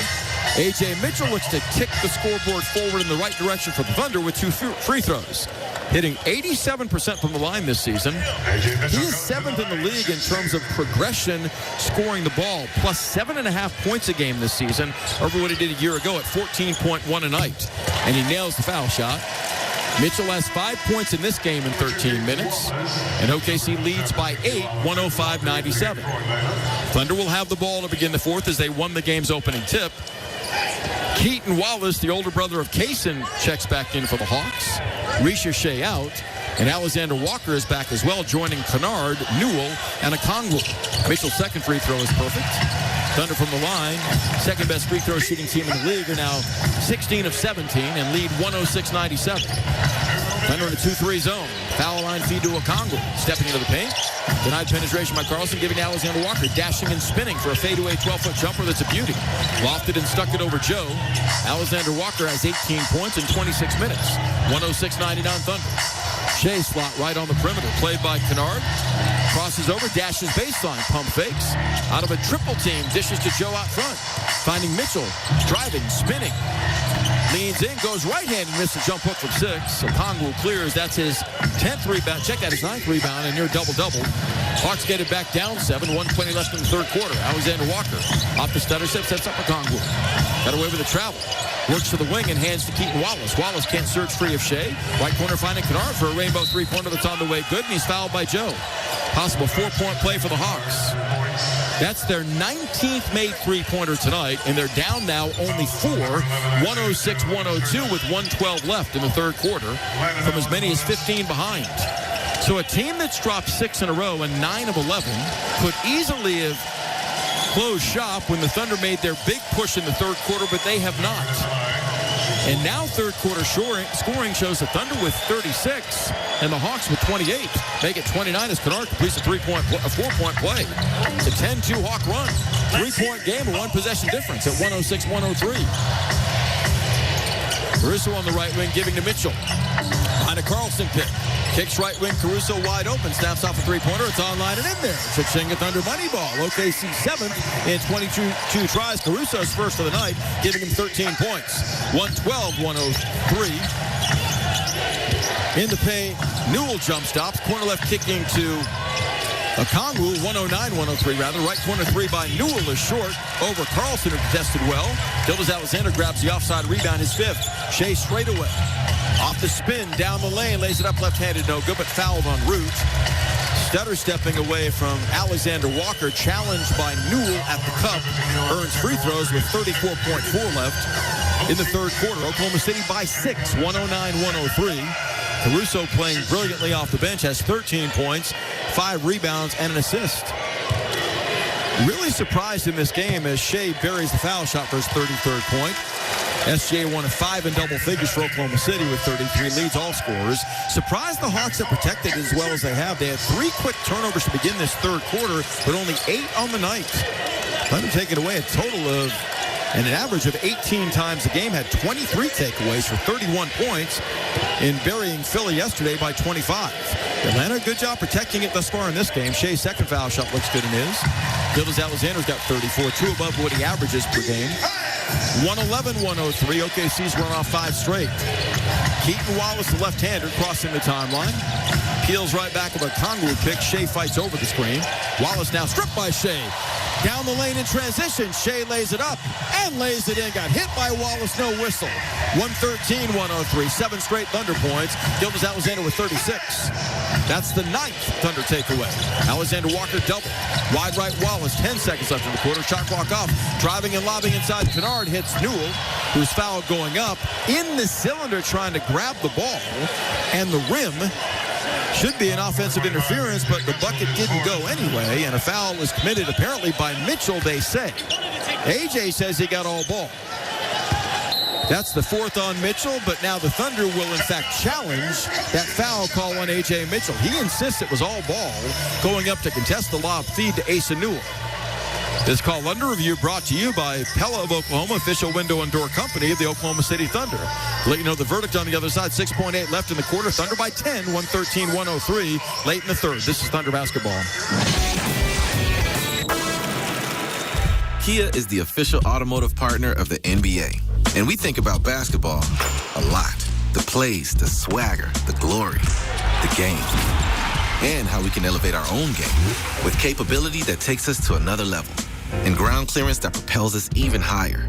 The 3-row 2025 Kia Telluride X-Line all-wheel drive. Kia, proud partner of the Oklahoma City Thunder.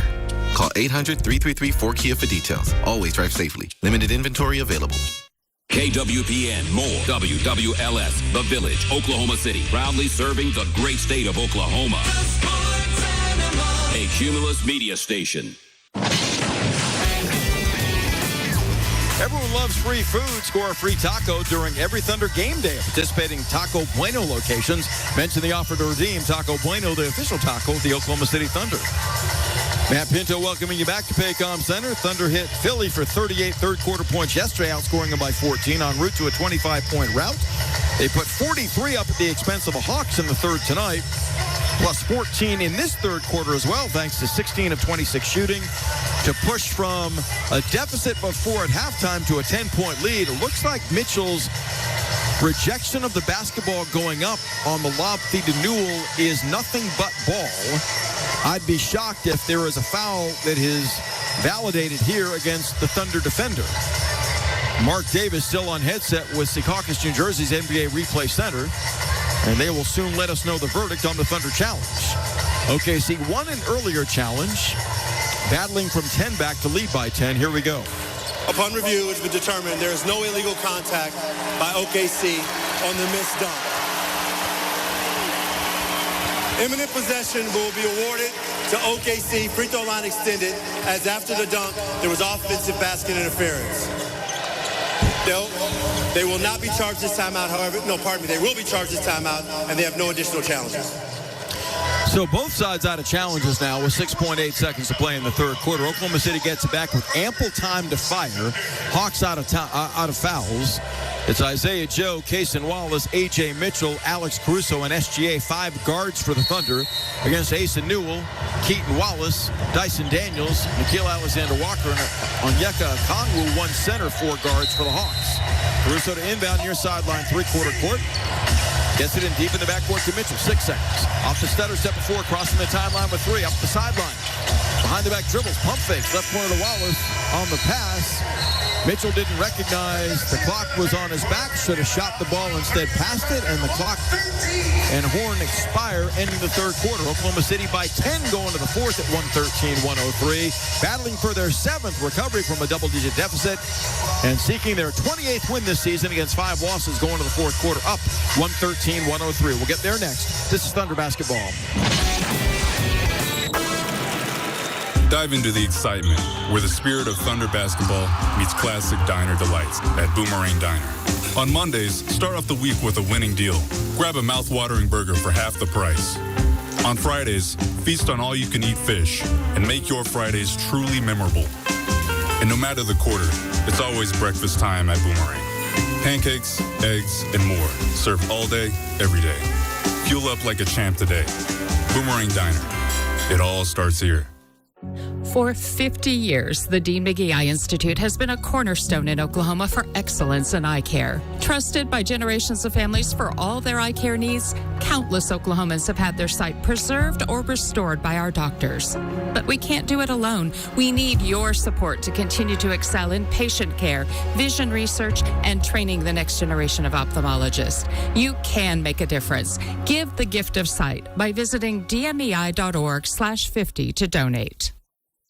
If you've been injured in a car accident and need the concierge medical care you deserve, then you need Impact MD Accident Care. We'll get you back to the life you had before the accident with no out-of-pocket expense to you. And with 6 locations across OKC and statewide, there's bound to be an Impact MD near you. Call us anytime 24/7 at 405-483-3075 or visit ImpactMD.com. Impact MD is a proud partner of the Oklahoma City Thunder. If you've been injured in a car accident and need the concierge medical care you deserve, then you need Impact MD Accident Care. We'll get you back to the life you had before the accident with no out-of-pocket expense to you. And with 6 locations across OKC and statewide, there's bound to be an Impact MD near you. Call us anytime 24/7 at 405-483-3075 or visit ImpactMD.com. Impact MD is a proud partner of the Oklahoma City Thunder. Bring in the New York Thunder basketball. Thunder take on Denny Apia and the Portland Trailblazers on December 31st. The traditional New Year's Eve game, 7 o'clock. Snag your tickets at OKCThunder.com/buy tickets. Thunder a point away from hitting their season high in the third quarter with 43. That was 44 against Golden State. Up 10 going to the fourth in possession. Dub top of the key. Powering left, denied penetration by Alexander Walker. Kicks out left wing to Wiggins. Sizing up Okongwu. Gay steps back, fires a rainbow 3 that's online, in and out, no good. Heartbreak. And a loose ball to Keaton Wallace for the Hawks. Atlanta on the prowl, down 8. Up top, Okongwu splits defenders, leans in, goes glass, missed a 7-footer. Holmgren a good job contesting. He grabs the miss up the left side to Wiggins. Crossing over, dashing to the baseline. Contained by Gay. Finds the trailer. Dub for the easy layup. Wiggins, an outstanding assist. The Thunder's 22nd tonight. It's Wallace, Kason that is, with Aaron Wiggins, J-Dub, Ted Holmgren, and A.J. Mitchell for the Thunder. Okongwu high post left. Dribbles across the top of the key area, giving to Alexander Walker for a 3-ball straightaway that goes. That's the Hawks' 20th made 3, pulling them within 9, 115-106. Alexander Walker, Keaton Wallace, Onyeka Okongwu, Luke Kennard, and Mohamed Gay for the Hawks. Holmgren handles up top, handing Kason Wallace. Dancing on the dribble, retreats. Angles right, 8 to shoot. Sets up Dub between the rings. Thunder have to go. Dub powers left. Elevates and fires. A fadeaway 13-foot jumper in and out, no good. Deep in the shot clock. A double-double for Okongwu. 23 points, 11 rebounds. Back from the Hawks, down 9. Keaton Wallace Had 3 threes in the first half. Dancing on the dribble, crossing over. Can't shake Mitchell. Gives to Alexander Walker. Retreating on the bounce. 8 to shoot. Veers right.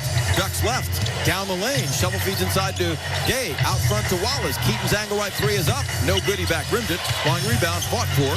Gay runs it down on the right sideline. Corner right for Okongwu's 3. That's up and in. Hawks have 21 3-pointers tonight and pull back to within 6 at 115-109. Relentless from distance. They made 45.5% of their threes. Mitchell dancing and shuttling to Wiggins up top. Passing inside in a double team. Ball stolen by Gay. Not a good decision by Wiggins. Back comes Alexander Walker dancing and dishing. Corner right Kennard. His 3-pointer is on the way. In and out, no good. Payson Wallace has the miss. 9:50 to play. Anybody's game. Thunder 115, the Hawks 109. Mitchell barreling baseline. Crosses over. Leans in, goes lefty. Flips up and in from 5 feet away. A lot of contact, no whistle. Mitchell perseveres. He has 8. 117-109 Thunder, an 8-point difference.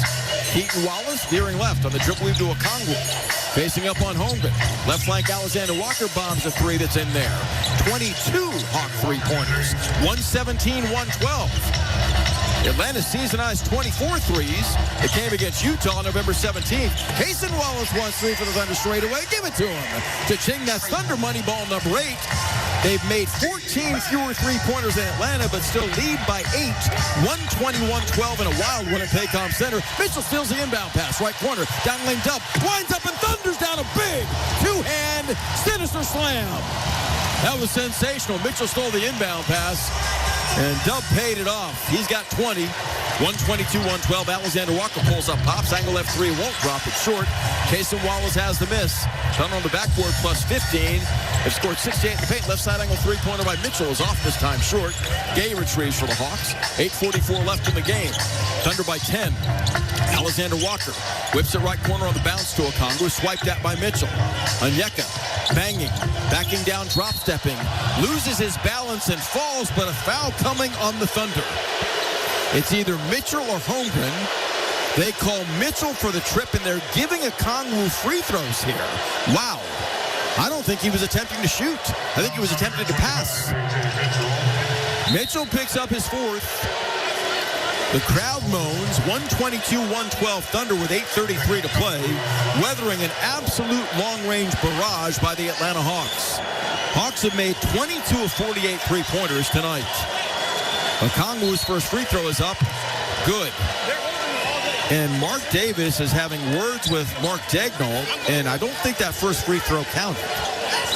8:33 left. There's just no contact there meriting a foul. Mitchell cleared out. Okongwu tripped himself. And we have what called now?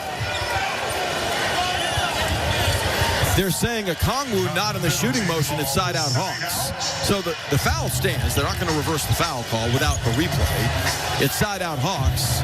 Exactly what I thought was going on the play. Okongwu was not shooting. 122-112 Thunder. Asen Newell in. Okongwu out with 26 points and 11 rebounds. He's been a force in this game, also 6 assists. Hawks have 26 assists on the night. 22 times more than 30 for Atlanta. Hawks lead the league in assists, in fact, and are second in assist percentage. Gay returns to the bench along with Keaton Wallace and Okongwu.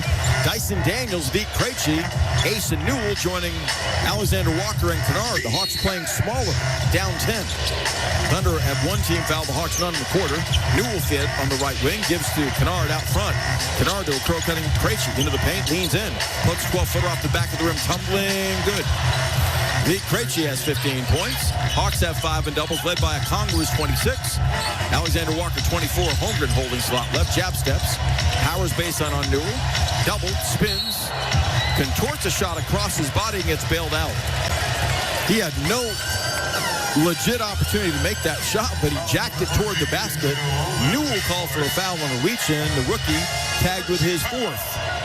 Chet to the free throw line where he's 2 of 2, has 17 points, 9 rebounds, tying his season out with 4 blocks, also 2 assists. Holmgren coming off a 29-point bonanza against Philly yesterday. At 7-1, he arcs the first. It's perfect. Thunder have been nearly perfect foul shooting, 19 of 20, winning the rebounding battle by 14, and the points in the paint skirmish, 68-36. A good thing, because they've made 14 fewer three-pointers than Atlanta, yet still lead by 9, 123-114. Holmgren with a second. Looks good and is. Shep plugs 2, 8-11 left. Thunder lead by 10, 124-114. They've been up by as many as 15. Hawks' largest lead was 10 in the opening half. Daniels roaming right of the lane, played by Mitchell. Dyson on the bounce. Comes top of the key, swooping left. Left corner kicks to Newell, up the sideline. Krejci steps back, fires. Angle left three-pointer is up. He banks it in. That's the 23rd Hawk 3. 124-117, 7-point game. Holmgren back quickly. Curtailed by Daniels. Slashes left anyway into the lane. Nearly lost it. Gets it back. Steps to the rim. Block going up by Daniels out of bounds. 12 to shoot. Dyson Daniels shows his defensive wear, not only in stopping the 7'1" surging Holmgren, but then denying him close to the rim with a swat. 12 to shoot. 7:39 to play. Thunder by 7. Wallace underneath the trigger. Trying to bounce pass in the corner to Wiggins. Kicked by Kennard. That will recycle the shot clock from 12 to 14. OKC gets a break there. Second game in as many nights for the Thunder. We'll see what sort of fuel they have for the stretch run here with 7:39 remaining. Thunder record for points in the paint, by the way, is 78. They're at 68 right now, 10 away. Wallace zips it out in front to Mitchell. Closed out by Krejci. Pump fakes. Barrels left. Down the lane. Lays it up. And it rolls off. He can't convert. Daniels has the miss. Surging back. 3-on-4. Daniels drives baseline. Avoids a steal attempt by Wallace. Whips the ball to Krejci. Left corner Kennard. Pump faking. Drives by Wiggins. Pulls up left of the paint. 12-foot jumper. Good. 124-119. The Hawks within 5 and playing with confidence. Still anybody's game. 7:21 to play. Atlanta comes in quickly paced. And they've lofted up to the rim. 88 shots in this game, converting 50% of them. They're within 5 at 124-119 as we pause. This is Thunder basketball. Empire Slice House, serving up New York-style pizza by the slice or whole pie since 2013. Whether it's a slice of pepperoni you're craving or a signature pie like Foghorn Leghorn, we've got you covered. Empire Slice House offers full-service dining as well as counter-service options in Oklahoma City, Edmond, Stillwater, and Tulsa. Visit EmpireSlicePizza.com to see our locations. Stop by Section 114 and grab a slice while you're here at the Paycom Center. Kia is the official automotive partner of the NBA. And we think about basketball a lot. The plays, the swagger, the glory, the game. And how we can elevate our own game with capability that takes us to another level. And ground clearance that propels us even higher. The 3-row 2025 Kia Telluride X-Line all-wheel drive. Kia, proud partner of the Oklahoma City Thunder. Call 800-333-4KIA for details. Always drive safely. Limited inventory available. Each of us has a story of purpose, grit, and grace, a story of community and learning. At Oklahoma Christian University, your story means more. With career-focused programs that launch graduates into jobs, service, and impact, and over 2,000 spiritual life events each year. OC is a kingdom university where you're known, supported, and shaped for more. Write your story. Live for more at Oklahoma Christian University. Apply now at oc.edu/more. Rascal Flats, Life is a Highway Tour 2026. Saturday, February 21st at Paycom Center. I like the sound of that. Country music's greatest vocal group, Rascal Flats. I like the sound of back on the road. With special guests, Chris Lane and Lauren Elena. On sale now at Ticketmaster.com. Rascal Flats Live. Get your fit for the new year tonight at the official Thunder shop at Paycom Center. Or you can shop online at OKCThunder.com/shop. Thunder and Hawks entangled in a tight one. OKC came with a blast in the third quarter. Atlanta's responded in the fourth, outscoring OKC 16-11 to pull within 5. Thanks to 4 of 7 3-point shooting in the frame. Thunder basketball up by 5, 124-119. High scoring both ways as the Thunder come with Mitchell, Caruso, Holmgren, Dub, and Casey Wallace. Caruso left baseline. Kicks right wing Holmgren. Tees up a rainbow three that's up and short. Offside rebound corralled by Kennard. Back come the Hawks. Alexander Walker feeding Kennard across the timeline. Back to Nickeil Alexander-Walker. Elevates and fires a straightaway three to short. Caruso, good job doubling back to snag his sixth rebound. Surges back across the timeline with 6:50 to play, giving the dub to the baseline on Daniels. Elevates, fires, fade away from 12 is short. Two straight Thunder misses, and Kennard rebounds a second miss. Newell attacking, giving to Krejci, gets it back in the left corner. Swooping across the lane. Sidesteps two defenders. His foul going up by Cason Wallace, and Wallace absorbs his fourth foul. Newell will go to the free throw line with 6:35 to play. I'll tell you what, I see now why the Hawks are 10-7 on the road. They don't give up. They don't go away. They're well coached under Quinn Snyder. Despite being down three starters tonight, they've never veered from confidence they could win this game. Newell's first foul shot is good. He's got 9 points in 18 minutes. Gilgeous-Alexander, Lou Dort back in. Holmgren and Wallace step off. Thunder's once 15-point lead earlier this half is down to 4 at 124-120 with 6:35 to play. Thunder allowing 120 plus for only the fifth time this season. Newell's second free throw spills off the back rim into the hands of J-Dub, who has 7 boards, 6 assists, and 20 points. Dub veering left on the dribble. Played by Newell. Gives it up in the corner to Mitchell. Pacing up the sideline to Shea near midcourt with 10 to shoot. Gilgeous-Alexander sizing up Krejci. Off the stutter step. Steps back, fires. Angle left three-pointer is up and in. Cha-ching at Thunder money ball. Shea says it's winning time with 39 on the night. 127-120 Thunder. Daniels dancing, slashing, kicking out of the double. Left wing Alexander Walker powering into the paint for a fadeaway 13-foot jumper. He nails. Alexander Walker, a decisive dribble away from Dort, giving him 26. Both sides getting their licks in. Thunder by 5. J-Dub, shadowed by Newell. Slides left in the lane for a fadeaway rainbow 12-foot jumper. Tips off the iron, no good. Rebound run down by Richeche, giving it the backcourt to Daniels. 5:40 left. Daniels pirouettes. Sends it Alexander Walker between the rings. Guarded by Caruso. Shovel feeds Krejci up top. Off the stutter step. Down the lane away from Shea. Sidesteps to defender. Spins up the right-hand reverse and blows it.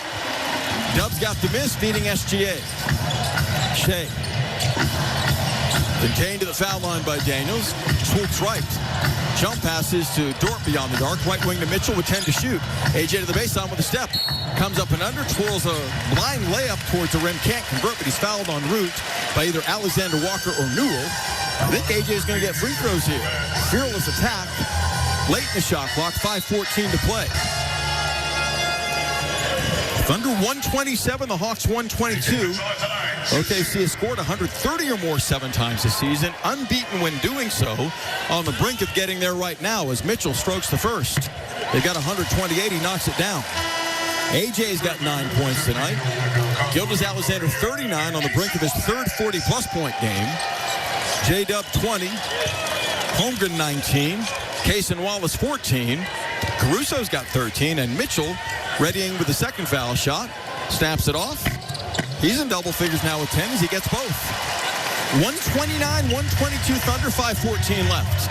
Both sides have 2 team fouls to give both have multiple timeouts as Daniels off the stutter step. Spins on Mitchell. Across the lane, leans in, hooks, and misses a 5-footer. Caruso high above the rim, snags his 7th board. Giving front court Gilgeous-Alexander. Shea off the stutter step. Widens out left on Richeche, doubled by Daniels. Picks up the bounce, dishes to Caruso straight away.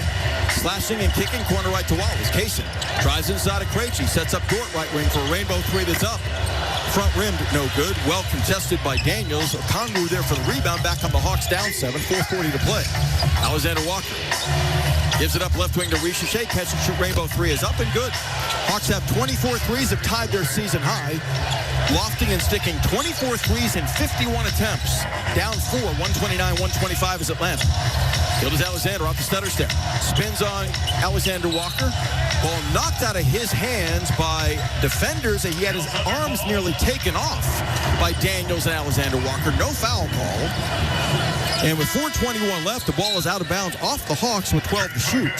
Chet Holmgren back in, sitting down A.J. Mitchell. Mitchell contributing 4 assists, 10 points tonight in 23 minutes. Thunderball, 12 on the shot clock, nursing a 4-point lead.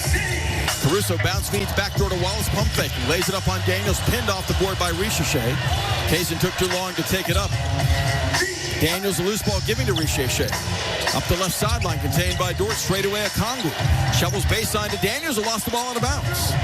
That's the Hawks' 12th turnover, 7 since halftime. Wallace, good job putting pressure on Daniels, as now the Hawks, I believe, are going to challenge that possession call.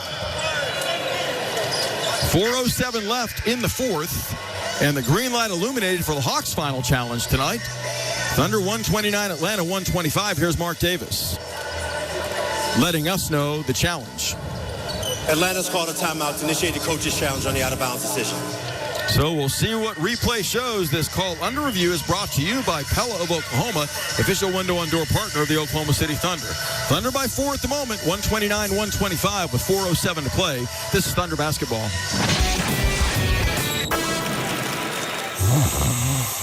Sound familiar? At Mattress Firm, we understand there are many problems that can keep you up at night, like snoring, aches and pains, or sleeping hot. Our sleep experts have the unrivaled know-how to match you with a mattress that can help. And now at Mattress Firm, save up to $700, plus get a free adjustable base with select Sealy Posturepedic mattresses. For the great sleep you deserve, visit Mattress Firm. We make sleep easy. Restrictions apply. See store or website for details. Hey, Thunder fans, score $300 and get your Thunder or Rumble debit card when you open a new MidFirst checking account and register your card for a chance to win the ultimate Thunder game day experience. It includes 4 tickets to an Oklahoma City Thunder basketball game, plus a $500 Visa gift card. Visit midfirst.com for more details. No purchase necessary. MidFirst Bank. Member FDIC. You live for this. The wins, the losses, the slam dunks, and the buzzer beaters. The dream that this is your team's year.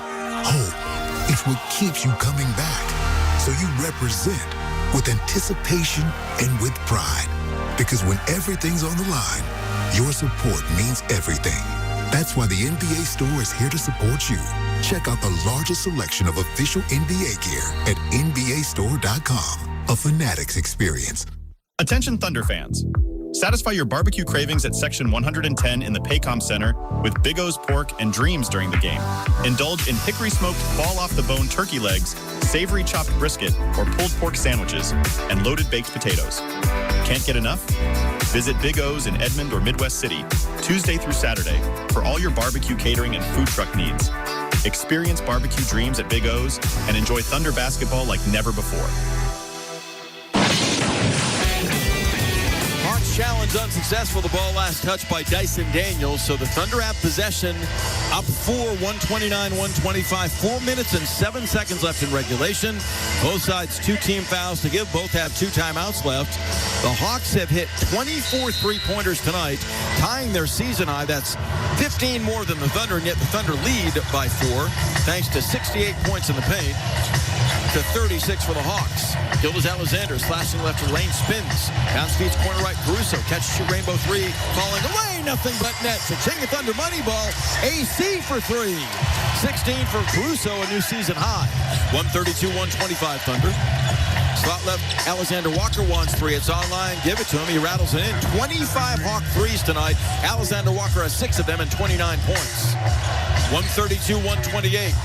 3:36 to play. Shea barrels and kicks. Left wing dub pass fakes. Feeds Holmgren for 3 straight away. It's online. Got it. Cha-ching, that's Thunder money ball number 11. A shooting gallery busting out of Paycom Center. 135-128. Okongwu between the rings has it. Right wing Richeche. Catch shoot long 3 in and out. No good. Dub tips the rebound to Caruso. That's a big stop for the Thunder with 3:15 left. Not breathing a sigh of relief yet, though. Thunder up 7, 135-128. And scoring 130 plus. 7-0, hoping for 8-0. Shea behind the back dribbles on Daniels. Drives in, spins, fades. Angle left 13-foot jumper up, way off. Overshot the rim, only backboard. Okongwu has the misses 13th rebound. Alexander Walker navigates front court. Angles left on the bounce. Holmgren on him on a switch. Crosses over. Snaking left. Down the lane, lost the ball. They call Holmgren for a foul. Alexander Walker bailed out of control. Gets to the free throw line where he's 1 of 1. On the brink of a 30-point outing in his 25th start. His season and career high 38. He and the Hawks have never batted an eye against the reigning champs in their building tonight. Atlanta led by 10 early, by 4 at halftime. Alexander Walker's first free throw is perfect. He's got 30 points tonight. Okongwu at 26 point, 13 rebound double-double. Krejci scored 18, a dozen from Ricochet. Dyson Daniels 13, and Luke Kennard off the bench accounts for the sixth Hawk in double figures with 12. Thunder are led by Shays 39, 22 contributed by Holmgren, 20 by Dub, 14 from Casey Wallace, and Alex Caruso has 16 with A.J. Mitchell at 10. Alexander Walker misses a second, and Caruso there with his 8th rebound. Thunder on the backboard are plus 13 tonight, lead by 6 on the scoreboard, 135-129. Gilbert Alexander wedging right wing, Daniels on him, giving to Dub, who swoops out front. Dub driving left, in deep, lays it up, blocked by Okongwu, knocked out of bounds by either Alexander Walker or Holmgren. 6 to shoot. It's called off of Alexander Walker, and Chet wants a foul call that's not coming. Jenna Renault only listens. She can do nothing about it now after the fact. 2:31 to play, 2-possession game, 135-129. Caruso to inbound underneath. Looking. Getting it to Wallace in the corner, 4 seconds on the shot clock. Sideline Holmgren, 3 to the wing for a fadeaway rainbow three-pointer, in and out, no good. Daniels has the miss with 2:20 left in the game. Daniels slashes left. Curtailed by Holmgren. In the lane, Okongwu backing down Wallace. Pump fakes free of Holmgren, then loses the ball. Caruso comes up with it in the corner. Alex on the spot. Pushes to the middle. The Hawks retreat effectively. Thunder set it up with 2:05 to play. Right corner Wallace tees up a 3 that's online. Count it! Cha-ching, the Thunder money ball. Thunder by 9. Big time shot by Queso. He's got a new season high with 17. 138. 129, slashing left. Alexander Walker pinned by Homer. Right corner to Kennard. Straight away Daniels. Closed out by Caruso. Whips it back to Okongwu. Right corner Kennard. Run off the play by Okongwu. Moving pick that's called. Knocking Holmgren into the front row. Okongwu commits his 3rd foul. That's the Hawks. 13th turnover. Another big-time Thunder stop. They can push it to a double-digit lead now with 1:47 to play in a 138-129 game. Thunder has scored 140-plus twice this season. A bucket here makes it 3 times, and they may need all of them before it's done. Atlanta's peppered the Nets for 25 three-point hits to 12 for the Thunder. Yet OKC resourcefully leads the game by 9, thanks to 68 points scored in the paint. And they've got 23 fast break points and a dozen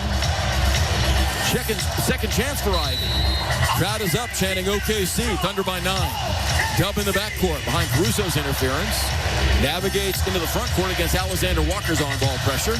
Pounds dribble at the logo. High post left to Shea. One-on-one on Daniels. Jab steps. Escape dribbles and twirls. Elevates. Fades. 13-foot jumper on the way. No good short. Okongwu has the miss. 1:25 to play. Threw it up the left sideline. Stolen by Caruso. Alex to the trailing Holmgren, leading and dunks. Finishing touches tonight, baby. 1:18 to play. Caruso the theft in the setup, and Holmgren takes it home with a big 2-hand rim rocker, rocking the Hawks world in this arena. Loud City getting louder. 140-129 Thunder with 1:18 to play. Timeout Atlanta that will take. This is Thunder basketball. Jeff Dunham, Artificial Intelligence, his all-new tour. Just don't have. You're the other white meat. How can you be so smart on one hand and so stupid on the other? Well, you're half of it. I realize I could have avoided all this years ago with one simple word. I do not. Silence! Don't miss him, OKC. It's Jeff Dunham, January 29th, Paycom Center. Tickets on sale now only at jeffdunham.com.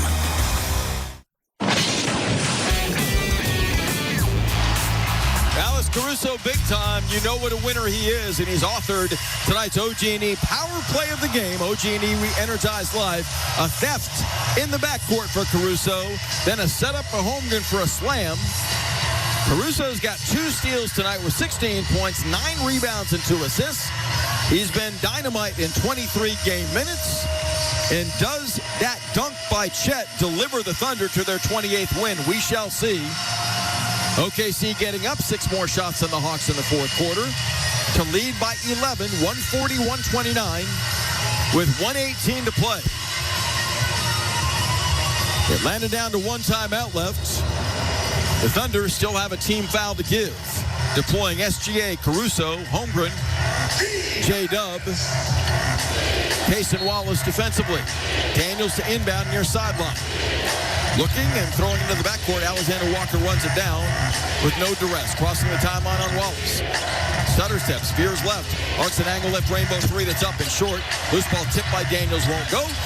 Battle for the loose ball, and Dub can't control it, falling on his back. Loses it out of bounds, so the Hawks retain possession, trailing by 11, a minute 8 left. Atlanta 47% shooting, Oklahoma City a lofty 54% efficiency. But the Hawks have made 13 more threes than the Thunder in this game. Get trailed by 11, 140-129. 14 to shoot. Daniels looking, pass fake, lobbing. Okongwu catches, stripped by Wallace. Dub on the loose ball. Jalen feeds SJ, who's going to run some clock. Okongwu is down. Now Krejci grabs SJ at midcourt. And Okongwu is down, holding his left leg, and that does not look good. He's grimacing on his face. His left leg is crumpled under his body with a minute 1 left. Thunder come up with another big-time defensive play, taking it away for the 15th time tonight for 18 points. Okongwu now being helped up by Vit Krejci and the Hawks medical staff trying to walk it off. It appears he is able to do that, so a momentary scare, but it looks like the big man is okay. He's put up quite a night. 26 points, 14 rebounds, and 6 assists for the Hawks center. A minute 1 to play. He's staying in the game. And that was the final team foul Atlanta had to give. The next whistle against the Hawks results in free throws for Oklahoma City. Asen Newell will check in. Okongwu out as the Hawks go with another perimeter shooter, trailing 140-129. Hawks have gone scoreless since the 2:49 mark of the fourth quarter. That's more than a minute and a half ago. Thunder with 2 steals and a block, digging in defensively, which is their trademark. Caruso to inbound, gets it in. 3-quarter court to Dub. Off the stutter step, Jalen across the timeline, draws a triple team. Jump passing to Caruso straight away. Alex near midcourt to Dub. Thunder spread the floor. Shot clock at 12. Up the left sideline to Shea. Driving right on Daniels. Pulls up in the lane and stripped to the ball by Daniels. Daniels up the right side to Krejci. 40 seconds to play. Right corner, Kennard pump faking. Dub who strips him of the ball. Another Thunder takeaway. Dub streams across the timeline. Drives the paint and circles back out front, avoiding a steal attempt by Daniels. Shot clock at 12. The Thunder, I think we'll see the Hawks just fall back. Nursing an 11-point lead, get a standing ovation at Paycom Center. Weathering an absolute Hawk barrage of three-pointers. How about 25 Hawk threes that have gone tonight, and yet the Thunder have found a way to persevere. Dub dribbles it out into a shot clock violation. And the Hawks get it back with 14.7 to play, down by 11. OKC makes every big play it has to persevere tonight to extend their win streak to 24 in a row against Eastern Conference competition. They sweep the season series from Atlanta, winning tonight in a wild one, 140-129 at Paycom Center for a big-time Monday night throng in Game 3 of this 4-game holiday homestand. Final buzzer sounds, and the Thunder outscore the Hawks 140-129. 3-0 their record when scoring 140 or more this season, as the Thunder win their second consecutive game after back-to-back losses and improve to 28-5 on the season, now 16-1 at home. The Hawks incur their 7th consecutive loss, not for a lack of effort. Man, did they come with everything they had in this game, falling back by 15 third-quarter points, but playing it virtually to the buzzer before succumbing 140-129 to OKC in this game.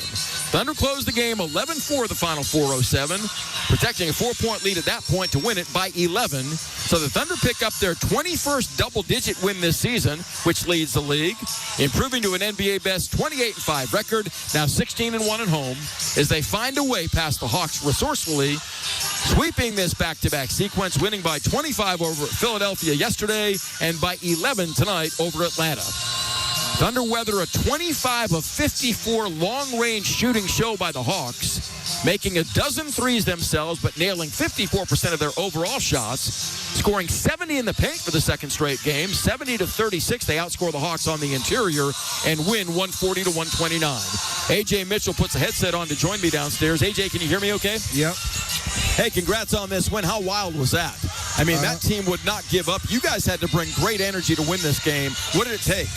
I mean, like you said, a lot of energy. A team that plays fast. I think we had to be locked in for 48 minutes.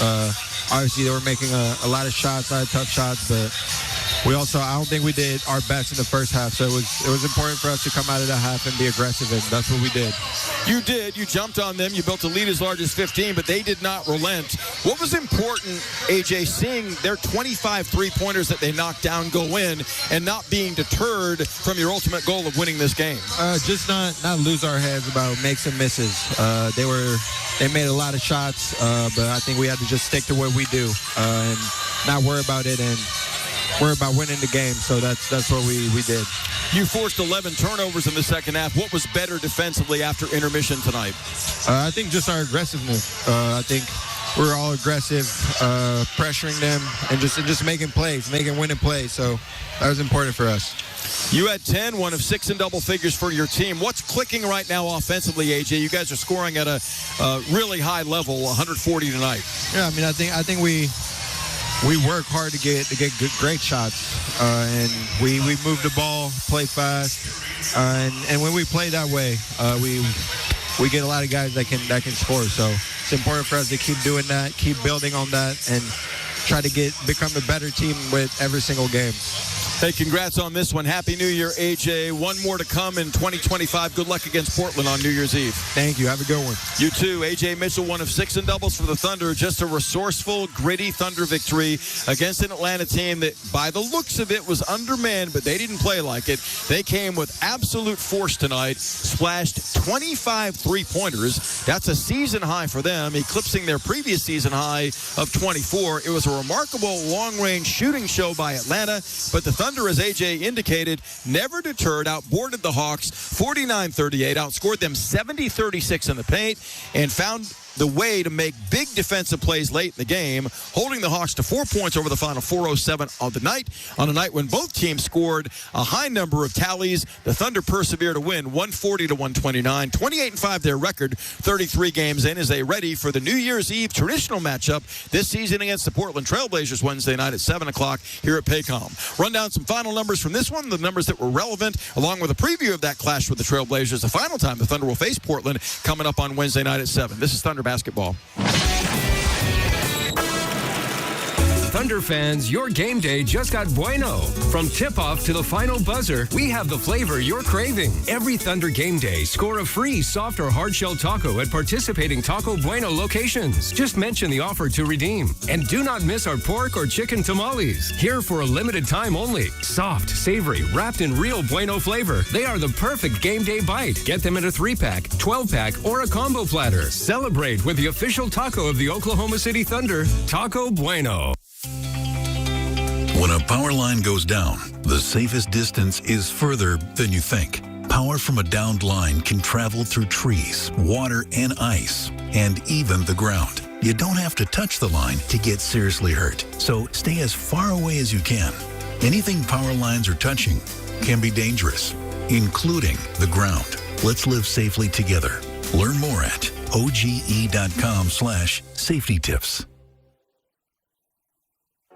For 50 years, the Dean McGee Eye Institute has been a cornerstone in Oklahoma for excellence in eye care. Trusted by generations of families for all their eye care needs, countless Oklahomans have had their sight preserved or restored by our doctors.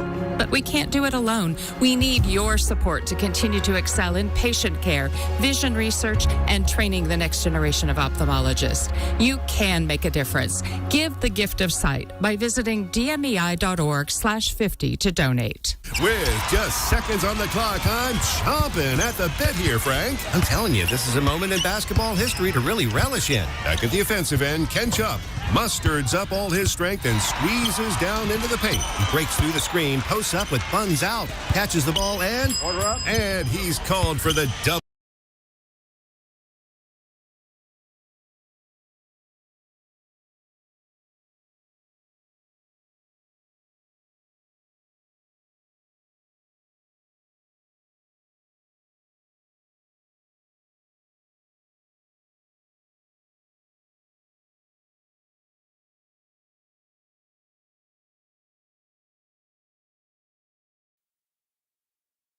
Say something, Shannon. Something Shannon. What was that? That was just the bass of Shannon's voice. Wait, say something. Hello.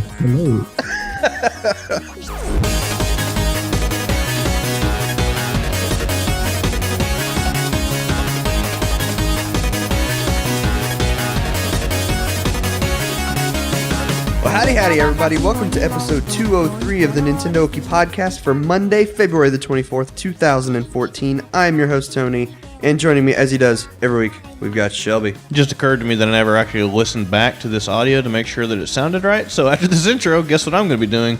And you weren't even looking when I pointed at you. No, I'm looking at Audacity while I'm talking. Pointing right at you. Well, that's fine. You can point all you want. It's not polite to point, by the way. Well, I'm going to point for the rest of the night. It looks all right. You kind of looked a little bassy. I think it was just the way you talk. What's up, Tony? Not much. I'm still not looking at you. I've got a massive headache. That's what's going on right now. You could be doing all kinds of obscene gestures, too.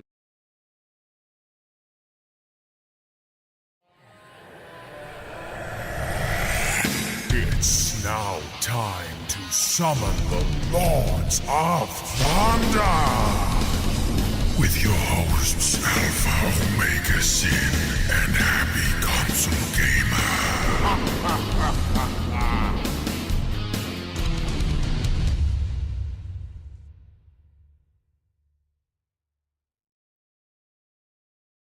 So, welcome back to the Lords of Thunder podcast. I'm one of your hosts, Johnny Millennium, and I'm joined with Alpha, Omega, Sin. Oh, thank you for that kind introduction, Mr. Happy Console Gamer. Well, you know what's so funny is you're like, okay, like I said, I'll start the podcast. But you know the funny thing, this is gonna throw you off. People are like, what the fuck? I wanted to just say this. Where the fuck is Chrono Trigger 2? You know what I mean? That is a very good question. Where the fuck is... You know, it makes no sense for a game to get as much praise, as many accolades, as much recognition, to be revered as much as it has, to get as many sales as it has, and for them to never capitalize off of it, and especially a fucking story that's all about, like, going through time. You can do this. Just... Fuck, man. Even a remake. I would take a fucking remake. Shit. Well, it's really funny. Chrono Trigger, this is not our topic, by the way, today, but we just want to talk about this. I just had to bring this up because we were talking about strategy guides, and we were talking about the Chrono Trigger strategy guide, and it just kind of, no pun, it triggered me. So, I was like, I love Chrono Trigger, and I know you did as well, and then Chrono Cross came out and confused a lot of people. It didn't confuse me. I liked it, but it never was kind of like the true sequel to Chrono Trigger that a lot of people wanted. I guess a lot of people wanted the Akira Toriyama designs, which I did as well. I still want, and it just makes you wonder, what the fuck? It's like, you know, the whole joke, you can, company printing money. You could print your own money. Like, this game would sell. Like, the fans, we would embrace it. We would be like, could you imagine if they announced, like, a Chrono Trigger 2, or even if they called it 3 and called Chrono Cross 2, you'd be making a video about it. I would. In a fucking heartbeat. Squeenix, understand that we would shit money. We would hemorrhage money as quickly as humanly possible. And then you could just turn around and say, oh, and by the way, there's also a limited edition. So more money just starts pouring out of fans. And just do it. That's all. Just do it. Even if it came with, like, fucking time-traveling underwear with a special edition, I would fucking wear it. I'd be like, fuck yeah! I'm wearing a fucking mask. All long-time Lords of Thunder listeners know that if it's not used underwear, we don't want any part of it. Yeah, we that's the only way we'll take it. Worn by the creators. You know, obviously, maybe they'll get a guest guy like Yu Suzuki to come over because his stench is well-renowned in Japan and sells special editions like a motherfucker. So, yeah, absolutely. But no, it's really, honestly, it's really a funny thing to talk about. And we're going to get into a real topic really soon, but where the fuck is Chrono Trigger 2? Dude, with Square Enix, I mean, there's a lot of titles I could ask them. Where's the sequel to this? Where's a follow-up? Where's a prequel? Where's a remake? Please, for the love of fucking God, do this, because their catalog of games between the 16-bit to 32-bit era, I'm dying to see more of, but Chrono Trigger is easily in the top 5. Well, you know, I can understand a series like the Mana series. It started off really strong, and then it just kind of it wasn't what we really wanted. The Mana series kind of went, ah. That's my feeling with it. I Oh don't no, like. I completely agree. Yeah, it didn't. After the Secret of Mana, and then I was like so excited about Legend of Mana, and I played that. I was like, oh fuck, it's not that. I understand that they saturated that series, that it kind of killed the brand, but Chrono Trigger has never been saturated No, at all. far from it. The biggest thing that it's had going for it is throughout the years, motherfuckers have still gone back to play it, and new generations have found out about its legendary status and have then picked up on it. So something that can stand the test of time, I mean, it's kind of a no-brainer. You've got Chrono Trigger, Chrono Cross. Now what?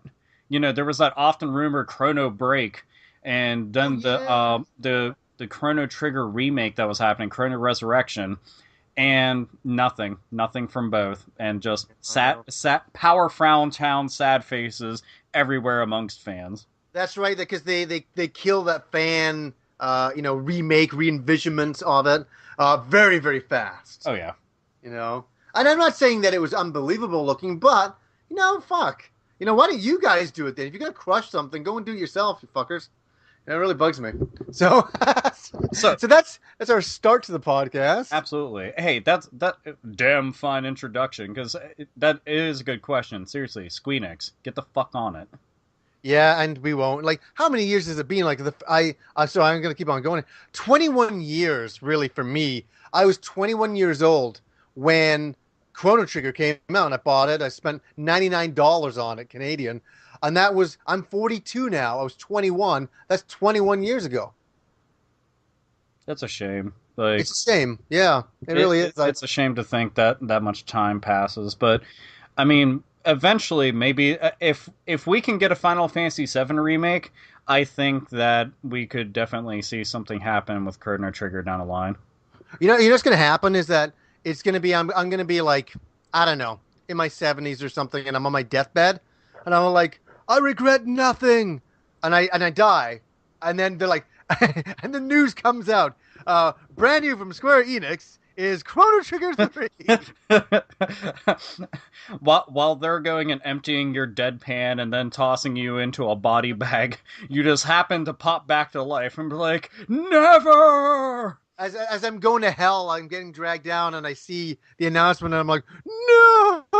And that's the true hell that I enter at that point. Shit. I don't know. I think they've just said, forget it. I just don't understand what they're doing over there. They've spent way too many years making Final Fantasy 15. I mean, way too many. They didn't need to do it like they've done. They could have made it a lot simpler, a lot easier on themselves. But they've just gone over the top. I don't know if they'll get it back with Final Fantasy 15. To be honest, I don't know.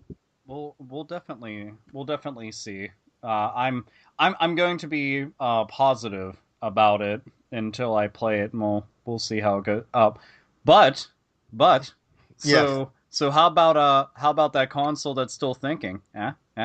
It's still thinking? Yeah, absolutely.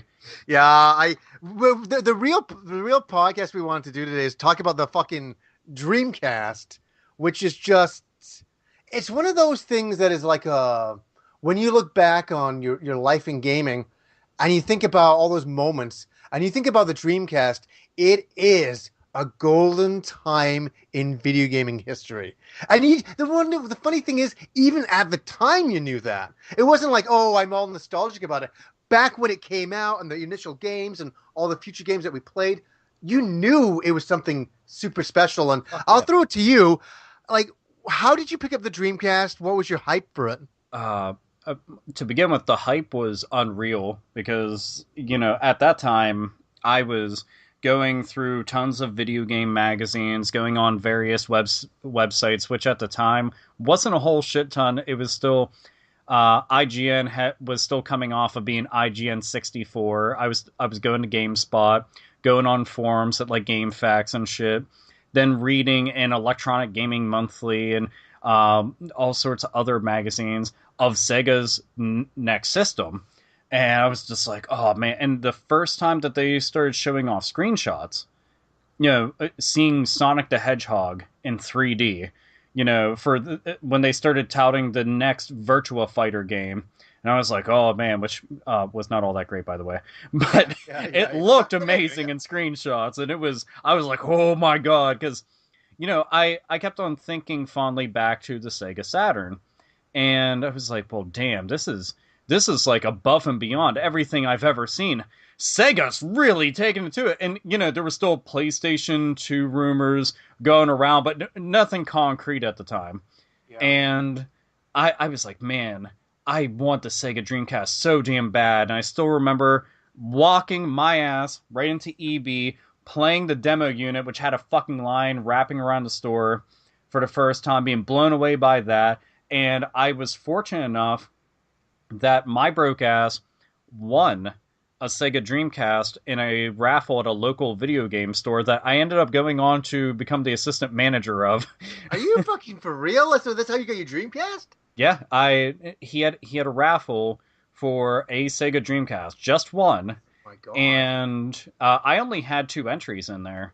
And I ended up winning. And winning.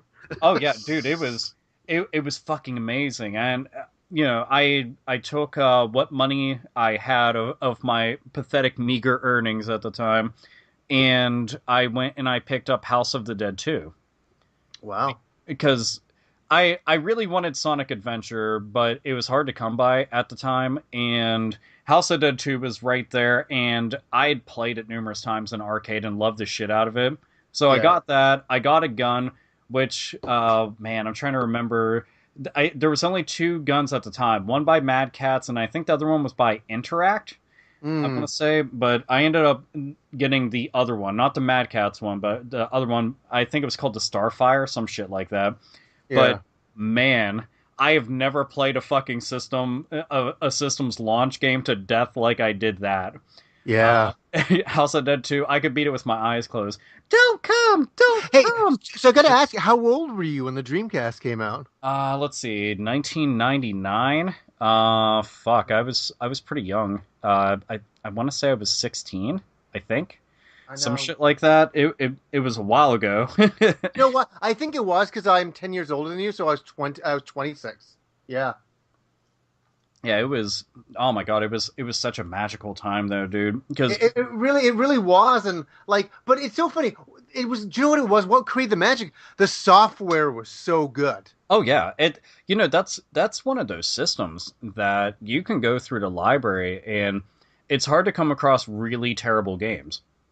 Yeah. So here, we'll just go through this to spark some people's, for them to remember back the Dreamcast. You never forget, but Shenmue, Sonic Adventure, Crazy Taxi, Jet Set Radio, Resident Evil Code Veronica, Power Stone, Skies of Arcadia, Soul Calibur, Shenmue 2, Phantasy Star Online, Seaman, fucking Street Fighter Third Strike. Oh my, it just goes on. Grandia 2, for fuck's sake. Mm-hmm. It just goes on and on, man. It's it's unfucking believable. Wow. There was so much. Do you know the one game I really want to pick up is Cannon Spike?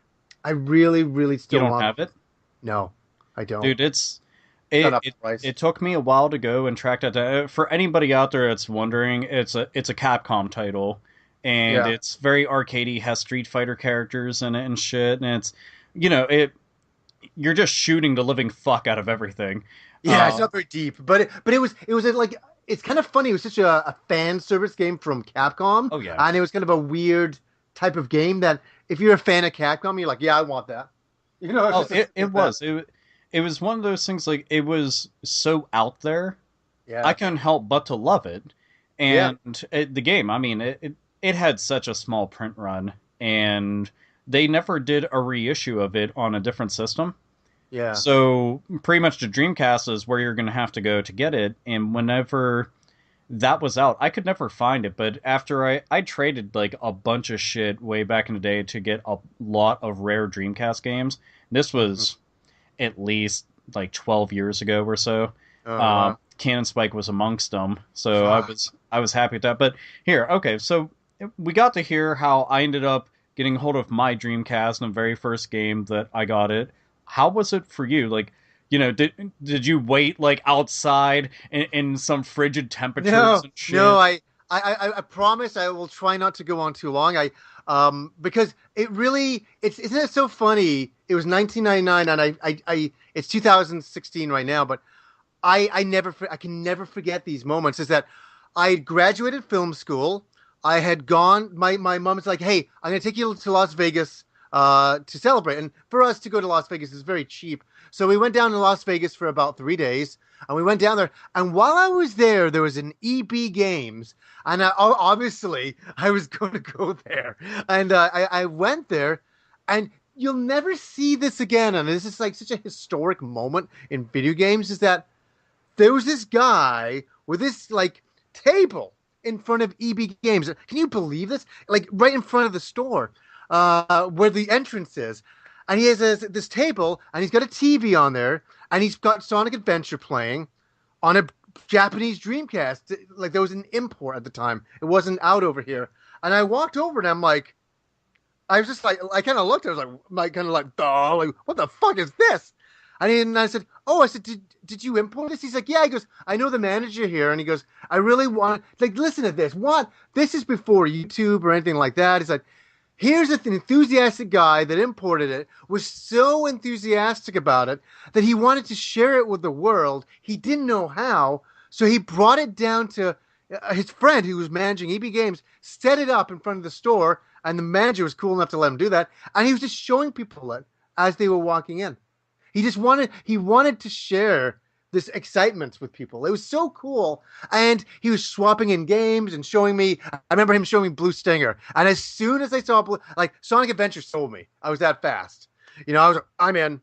And then when he showed me Blue Stinger, I was like, oh fuck, oh my God. This is like Resident Evil. Like this is holy shit. And it looks arcadey. And that's the thing, is that it looked so arcadey. And I was like, oh my, the graphics were so gorgeous. You remember, you know what I mean? It was the arcade at home. It was, dude. Well, the fact that somebody even did that that's a hookup right there. That person, that's like eternal gaming bro points. But holy fuck! And I'm glad you brought up Blue Stinger, dude. I fucking adore that game. Me too. Like I know. so much. Look, there's there's bad games out there, but they have so much charm. I mean, too much charm. And you kind of get over the fact that it's not all that great of a game and you just enjoy it for what it is. Blue Stinger is that. It's kind of like the Deadly Premonition of its day. It is absolutely, it has kind of spotty controls, but you know what it is? It's got such heart. Oh yeah, and it really does, and you can really recognize that in the game. And you know what I noticed on Sega Dreamcast, like I mean, a lot of their games, and this in no way is a knock to it. If anything, this is more brownie points. A lot of their games, I don't know if it was just the time, but so many Dreamcast games have really shitty voice acting. Oh God, yeah. I fucking love it. I do. No, yeah. Trust me. Like in Blue Stinger, Elliot Billard. He's like, what's the other guy? What's the other guy's name? I forget. Dogs. Is it Dogs or something? Dude, wait, the one with the beard? Yeah. I can't remember. Dude, I don't fucking remember. I remember how they look, but I don't remember their names for a fuck. Man. It's like, yeah, but the guy with the beard, I forget what the exact line is. He's like, oh, you're a kid like you don't know nothing or whatever. And then it goes to Elliot Billard, and he's like, there's this weird awkward pause, and then all of a sudden he goes, whatever.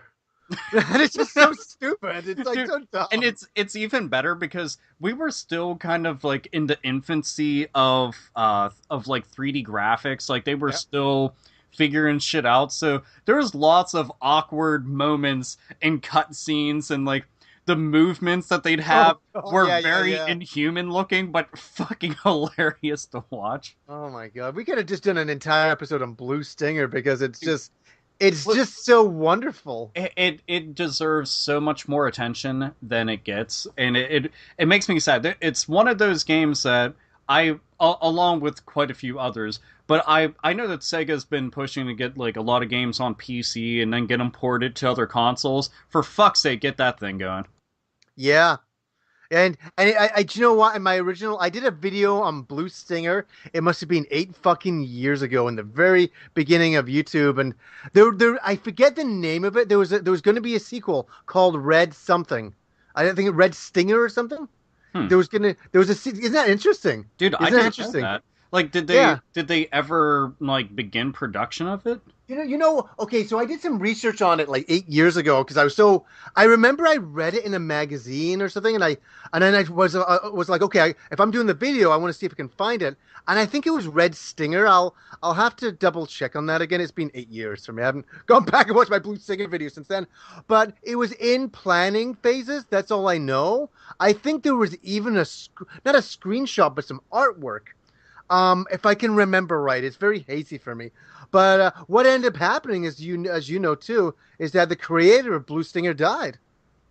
Well, fuck, man. Now that's a major bummer. And I'm sorry. What's the other game he made? Oh God, I'm fucking going from my brain. He did that really fucking weird one on the Dreamcast. Come on, it's like a Halloween horror, circusy kind of. What is that? Are you talking about that the on-rail shooter? No, it's like shit me. What the fuck is it? One of my friends a couple of years ago made a live action version of it. Oh fuck's sake! What the hell is it? I forget. It's But anyways, the reality is the guy who directed Blue Stinger. If anybody wants to look it up, he directs that one. Is it Carrier? No. I know Carrier too because that's like a Resident Evil on the ship thing. No. Yeah. See, I was saying, I'm trying to think, like, because I know most of the horror games on there. There's, we got D2, Death Crimson, OX. Illbleed. Oh, holy shit, he really? I believe so. I want to double check on that. Like, these stuff's all coming from my memory, but I believe he directed Illbleed. And if I'm wrong, people can slay me out there. That's fine. I'm just doing this from memory. Dude, that's actually like one of the few games on Dreamcast I don't own and still need to go and track the fuck out. Well, it's funny, as I say, Kyle from Mega Steak Man, who's done some of my Halloween specials, he did a live-action version of Illbleed. Well, shit, now I need to go and check. At least I have things to do after we're done recording. I'm like, I'm going to go check this out. Yeah, he did. Dude, that sounds fucking amazing. It was really wildly done, actually. It was really, really fun. Really fun. Rob was in it. Rob, really? He cast Rob to do his real quick role as a lumberjack. I think with a chainsaw. I'm trying to remember back now. But anyways, if I'm wrong about the director, but I definitely know that Blue Stinger director. He had a heart attack, I believe. Sucks. That it does. You know what? It really does suck because I think he was ahead of the game, and I think he did the best he could with the money he had and the development team he had. Could you imagine a Blue Stinger 2? Oh my god. Oh, I'd be all over that. And everybody could be like, well, what the fuck is that? I'm like, you haven't lived yet, young Padawan. Oh, I know. Yes. No, that well, now here this is completely like different direction, but it's something that I thought would be interesting to ask you because I hear lots of debate about it. How do you feel about the Dreamcast controller? It wasn't good for fighting games. It's just something I put up with for fighting games. I liked the controller overall. I played Phantasy Star Online for 400 hours with it, so I couldn't have disliked it that much, or I would have gotten another controller. I liked the VMU. I liked the idea of the VMU. But I'm not a hater on it. It's not like my favorite controller of all time. But what did you think of it? You know, I didn't realize a lot of the issues with it until I actually owned the system and was playing it. And especially when I had to start comparing it to other controllers that I owned from other systems. And like the single analog stick on it bothered the shit out of me. Yeah. I thought that was one of the stupidest fucking things about it. And that was always my biggest gripe. The D-pad... I didn't have as many 2D fighters back then, so the D-pad wasn't as much of an issue at that point. And there's always the option of switching over to an arcade stick, and there's fucking tons of arcade sticks for Dreamcast. Oh, yeah. Plus, there's, I didn't know about it until years after the Dreamcast came and went, but there's also that little attachment that lets you hook up Sega Saturn controllers to it. Yes. So that would have been ideal, because the the Saturn controller is easily one of the best goddamn controllers Yeah, out. with the fighters. 6 buttons, it was beautiful. Oh yeah, it's fucking absolutely hooked up. But the VMU, man, I love that idea. I had multiple VMU memory cards. I had a pocket. Well, I still have my Pocket Station. Just the idea of being able to expand upon your game a little bit more through hardware. I enjoyed that idea so much. You know, I grew up having the original Game Boy, having something in my pocket. This seemed like the next evolution to me. And the only close thing that I can even say compares to it is like the Wii U tablet controller. Yeah, as a kind of a novelty something. But the funny thing is, it wasn't just like a cheap novelty. To be honest with you, I was 26, and I fucking loved the idea of, you know, like for Sonic Adventure, raising those little creatures, and you could do it on a little, you know, your memory card. Yeah, and you take the memory card and you can just level things up, and I love the idea. I thought it was, I don't know, it sounds so cheesy to say. It just seemed like fun. It didn't, you know what I mean? It was just fun. Dude, I just thought it had a little D-pad and 2 buttons on it. Do you know how fucking cool that is? Yeah, it was really cool. And people will look back now and say, the screen's not good and all that. At the time, though, this was unbelievable. It was really, this was next generation hardware. You this was figure cool. if they went and they put something out right now that you could attach to the top of your controller or some shit, which they have plenty of things. They have microphones you can attach to them. They have keyboards that attach to controllers. Yeah. So it's not a far-fetched concept to imagine that they make like a new VMU style item that attaches to it, and tons of games have access to it, and you know, you can take that on the go with you, which, you know, maybe that could be the NX. But you know, it's funny for the VMU too. I think I have about 9 VMUs. All different colors, all the variations of the colors. I was all for Fantasy Star Online because you could only store one character on one VMU. But is it because it took up so much space, or is it because I think that it was just for like for copy protection? There was something, if I remember back now. But I remember, and I still have them all in the other room. I still hope their fucking data's still there, because I got to do a video on Fantasy Star Online very soon. It's that, that each VMU has a different character on it for Fantasy Star. That's why I have so many. Dude, see, I love the fact that you were so heavy into Fantasy Star Online. Like, I had a couple friends that were big into it, but I never got around to getting into it. But I loved the idea that there was, I mean, granted, there was ones before it, but we had a console now that was pushing online heavy, and could even do broadband. And that was, again, Sega just was pushing for shit that most people weren't thinking about. You know, you could go online with the Sega Saturn. You could go on, you know, there was a Sega channel for the Sega Genesis / Mega Drive. And then Dreamcast came right out front and was just saying, you know, we've got a modem built the fuck in. You're able to go and do this. And now we have a massively multiplayer online role-playing game. And it's of our epic Phantasy Star series. But I will admit, part of me was jaded because I wanted Phantasy Star 5 instead. That's it. You know, it's funny. Nobody knows this. I've never talked about it, but I've actually sat down in the show's history and I recorded 2 Phantasy Star Online episodes, and I just never could get it right. The last one I did was about 6 months ago, and I could put it up now and it'd be okay. But I'm like, no. I can do it better, and because I love it so much, I want to do it really, really well. So I'll share my stories for that one, because it's just, I guess, that's an entire thing into itself. I was gonna say, dude, but this is a good way to get people like, you know, brace your assholes, you know, all hands on deck. Happy Console Gamer will have a Phantasy Star Online dedicated episode. It's because I absolutely I love the game so much that I want to do it justice. It's you know, but here's something that not a lot of people talk about too, is that it had a microphone. Yeah. And you know what I mean? You could plug in the microphone, and it had online. So could you imagine, for me, I was such an online noob in 1999. I didn't have a computer at that point. Can you believe it? I had a computer at work, but I didn't have a personal home computer.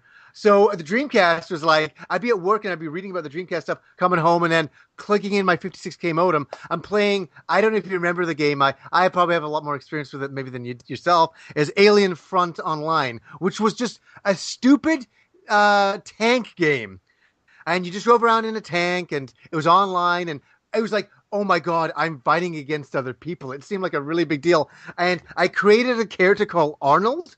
This is the stupidest thing ever. And I just drive around in my tank because the microphone wasn't like microphones now. You could just like send one message, and I just go, "It's not a tumor," and people would be laughing. Everybody loved it. It was so dumb. I know, so innocent in a way. It was like the very beginnings of online gaming the way it's become now, which is more like, "Fuck you, you piece of shit! Fuck you, you asshole!" You know, Oh yeah, that's dude. I had gotten to pick up Call of Duty and play it for the first time in years, and it would just squeakers online everywhere telling me, that they fucked my mother, and just making excuses for why the fuck they're getting shot in the face over and over again. But it was I gotta ask you because I know what your screen name is.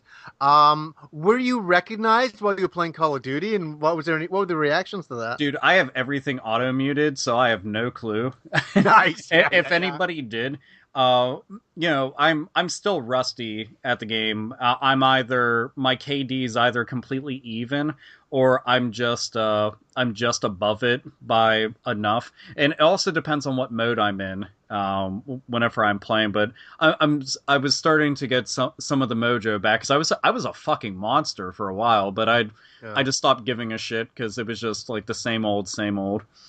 But of course, right? Yeah. But now with the Dreamcast, we've got Shenmue 3 coming out, so we get to see one legacy live on with that started on the Dreamcast. What is a series, or what is a game in general, that you would like to see Sega or even third party that started on the Dreamcast that you would like to see another iteration from? I have to do this in a funny voice. Skies of Arcadia! Skies of Arcadia! Yay! Yeah! Skies of Arcadia! Skies of potatoes! Potato!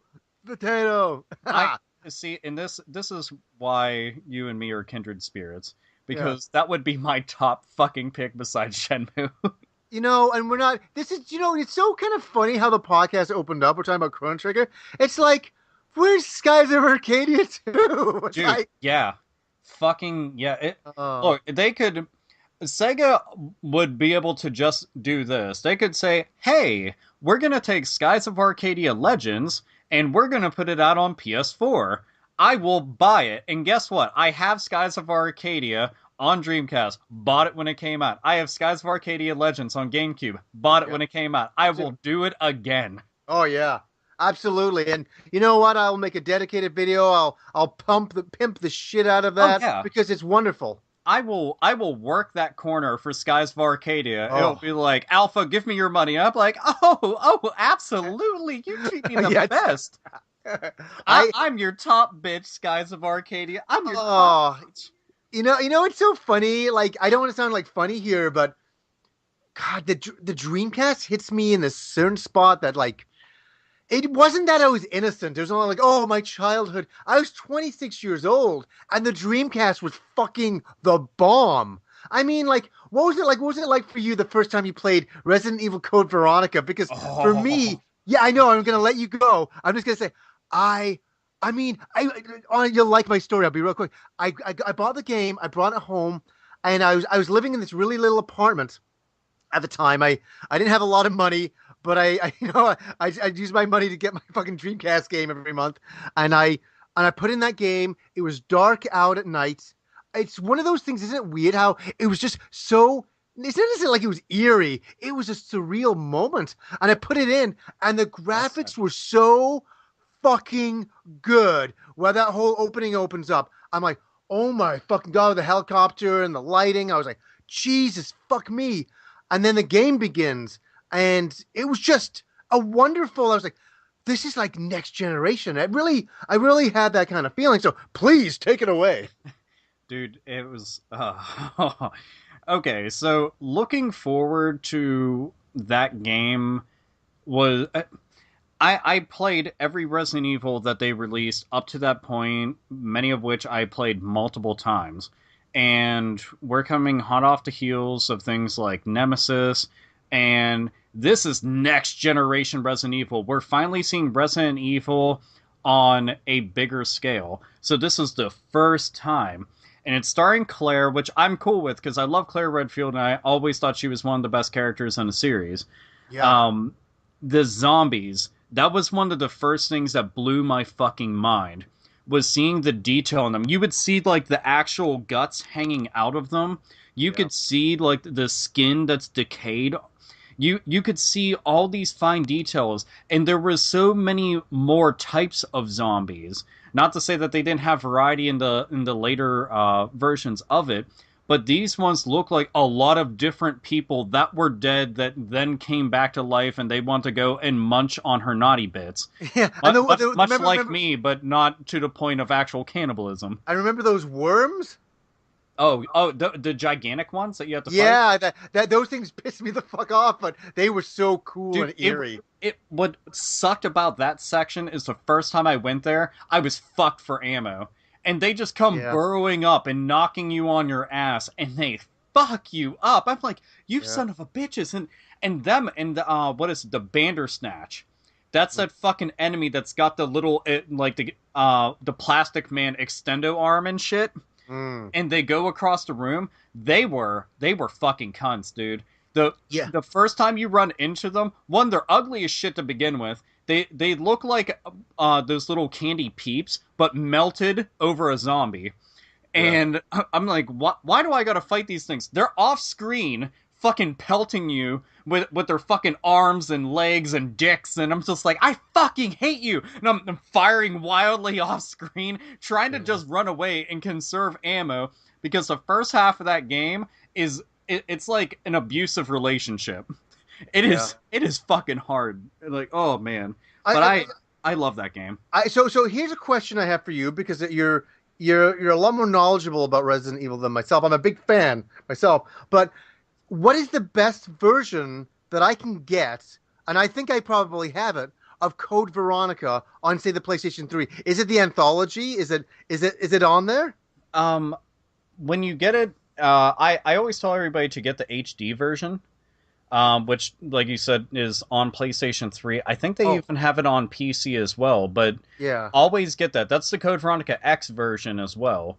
Yeah. The Dreamcast version, bar none, always going to be worth playing, but if you're going to sit down and have to pick a version, then always get the HD version on whatever platform that you can, because Code Veronica X added in a lot more shit with Wesker.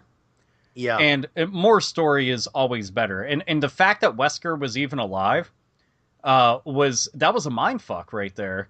Because everybody was like, oh, he's dead. Nope.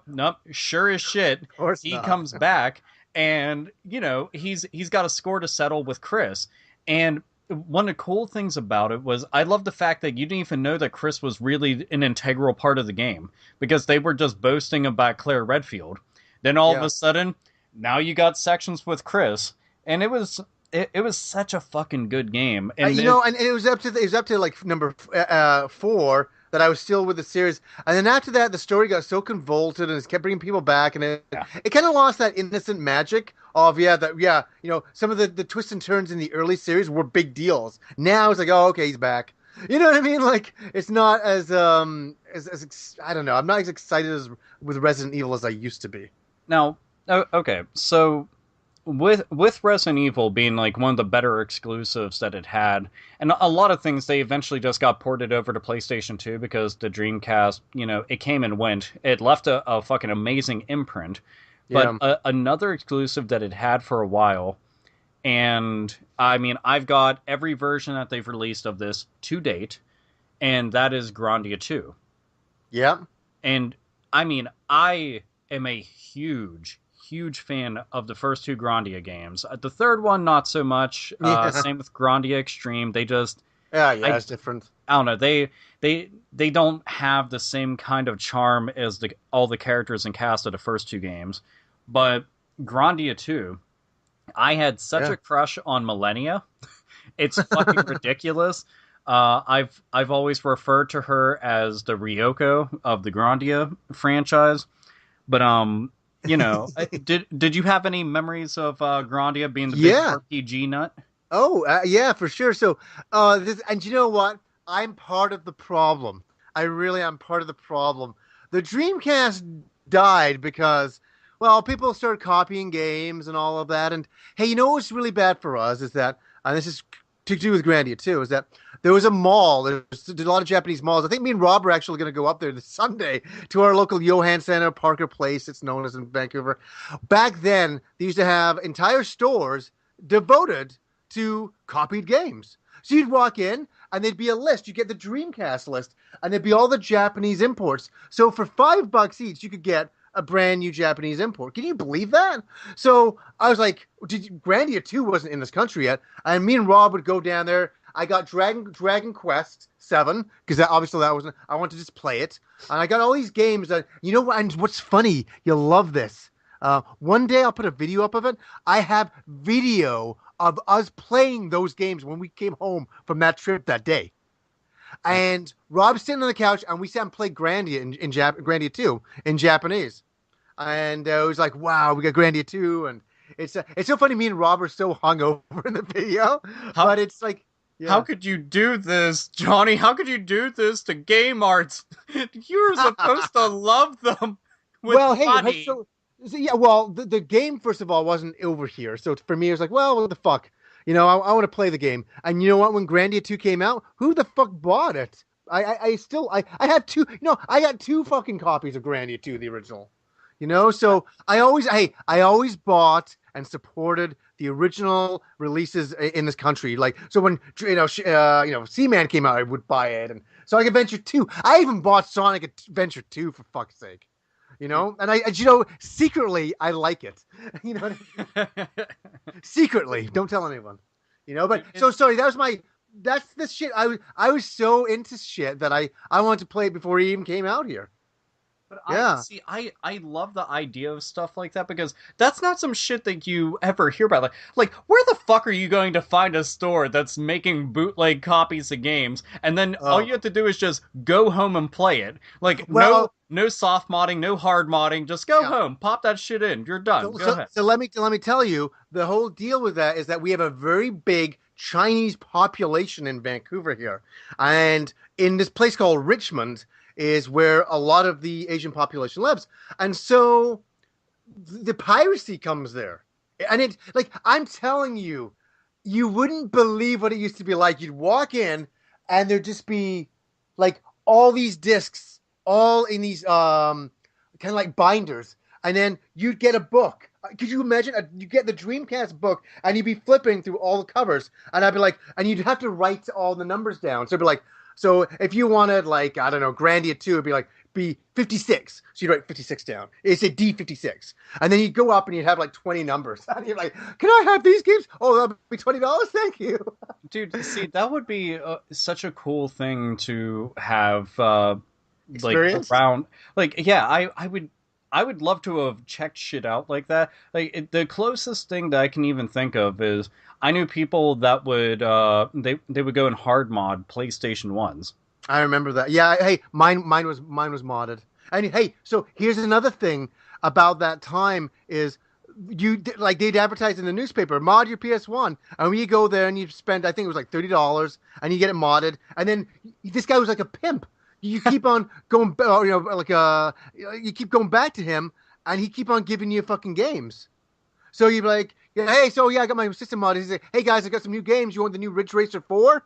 We're like, yeah, fuck yeah, I do. Oh yeah, with that, like, and especially Ridge Racer 4 is fucking awesome. It is fucking excellent. I love that game. I know. So so here's the thing. I got to experience a lot of games that I normally wouldn't back then by getting copies. And I tell you, any game that I enjoyed, I went and bought an original copy of Ridge Racer afterwards and Ace Combat 3, Electrosphere. I went and did all of that because they were fucking epic. So that's what like Vancouver was like, and that's what killed the Dreamcast.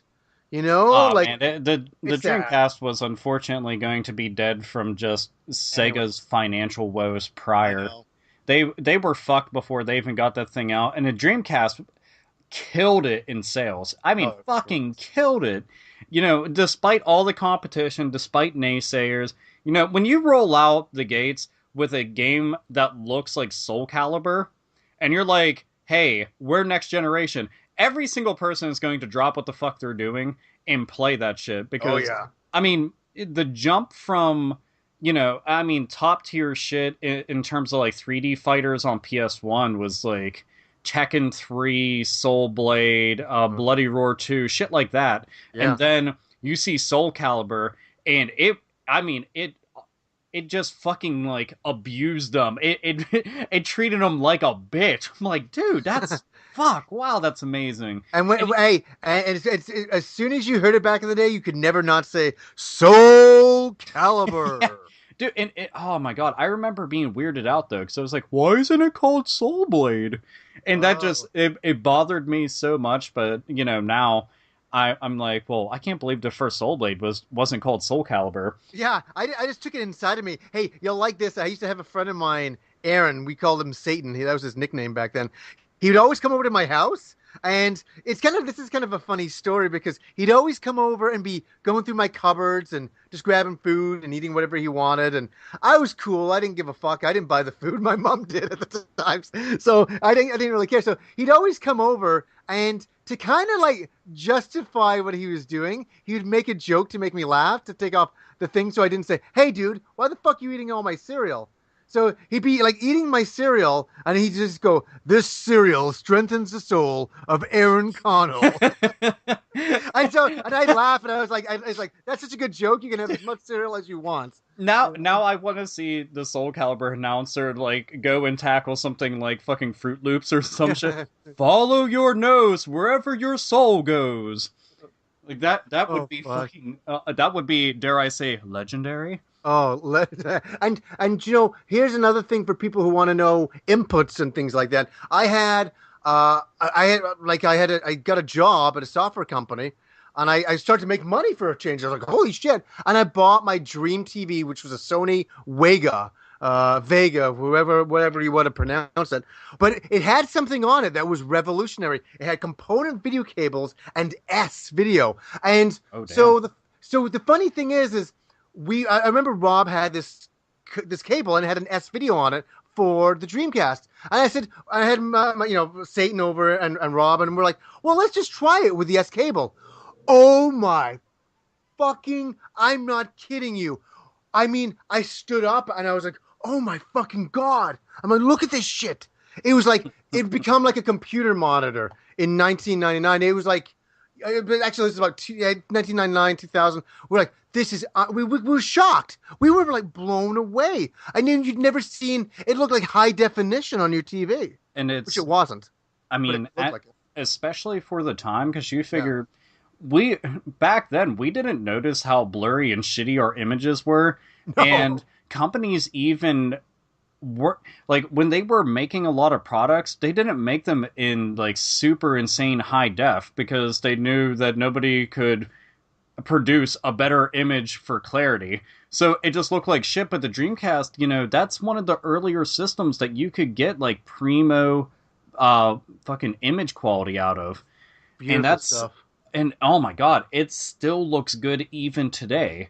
And what's strange about it is because the PlayStation 2 is all over the place with games that output in certain resolutions, and the Dreamcast across the board will be able to output in a certain way. It's odd, but if you have the right settings, the right equipment and shit, your Dreamcast games can look better. They can look pretty good, yeah. It's fucked up. I mean, I don't even know how the fuck I've gone this long without mentioning it. Dear God, the fighting game scene for Dreamcast was epic. Well, I gotta get your opinion on something here, and this is a Dreamcast game. Is that years ago, when I mentioned it in my Street Fighter video I did recently, but when I saw Street Fighter 3, I didn't know what to make of it. I was so confused by it, and I played it, and I was like, I don't know. It's just kind of weird. It just was weird. I wasn't a hater, but I didn't take to it.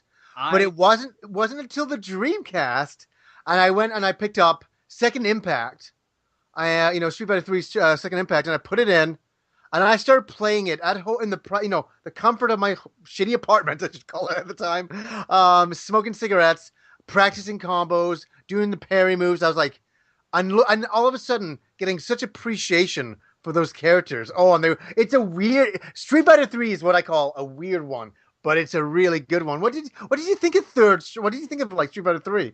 Dude, it took me. It feels like an entire lifetime to get into Street Fighter 3. Yeah. Because when you said weird, that is the most accurate statement for how I felt and even how my friends felt about it.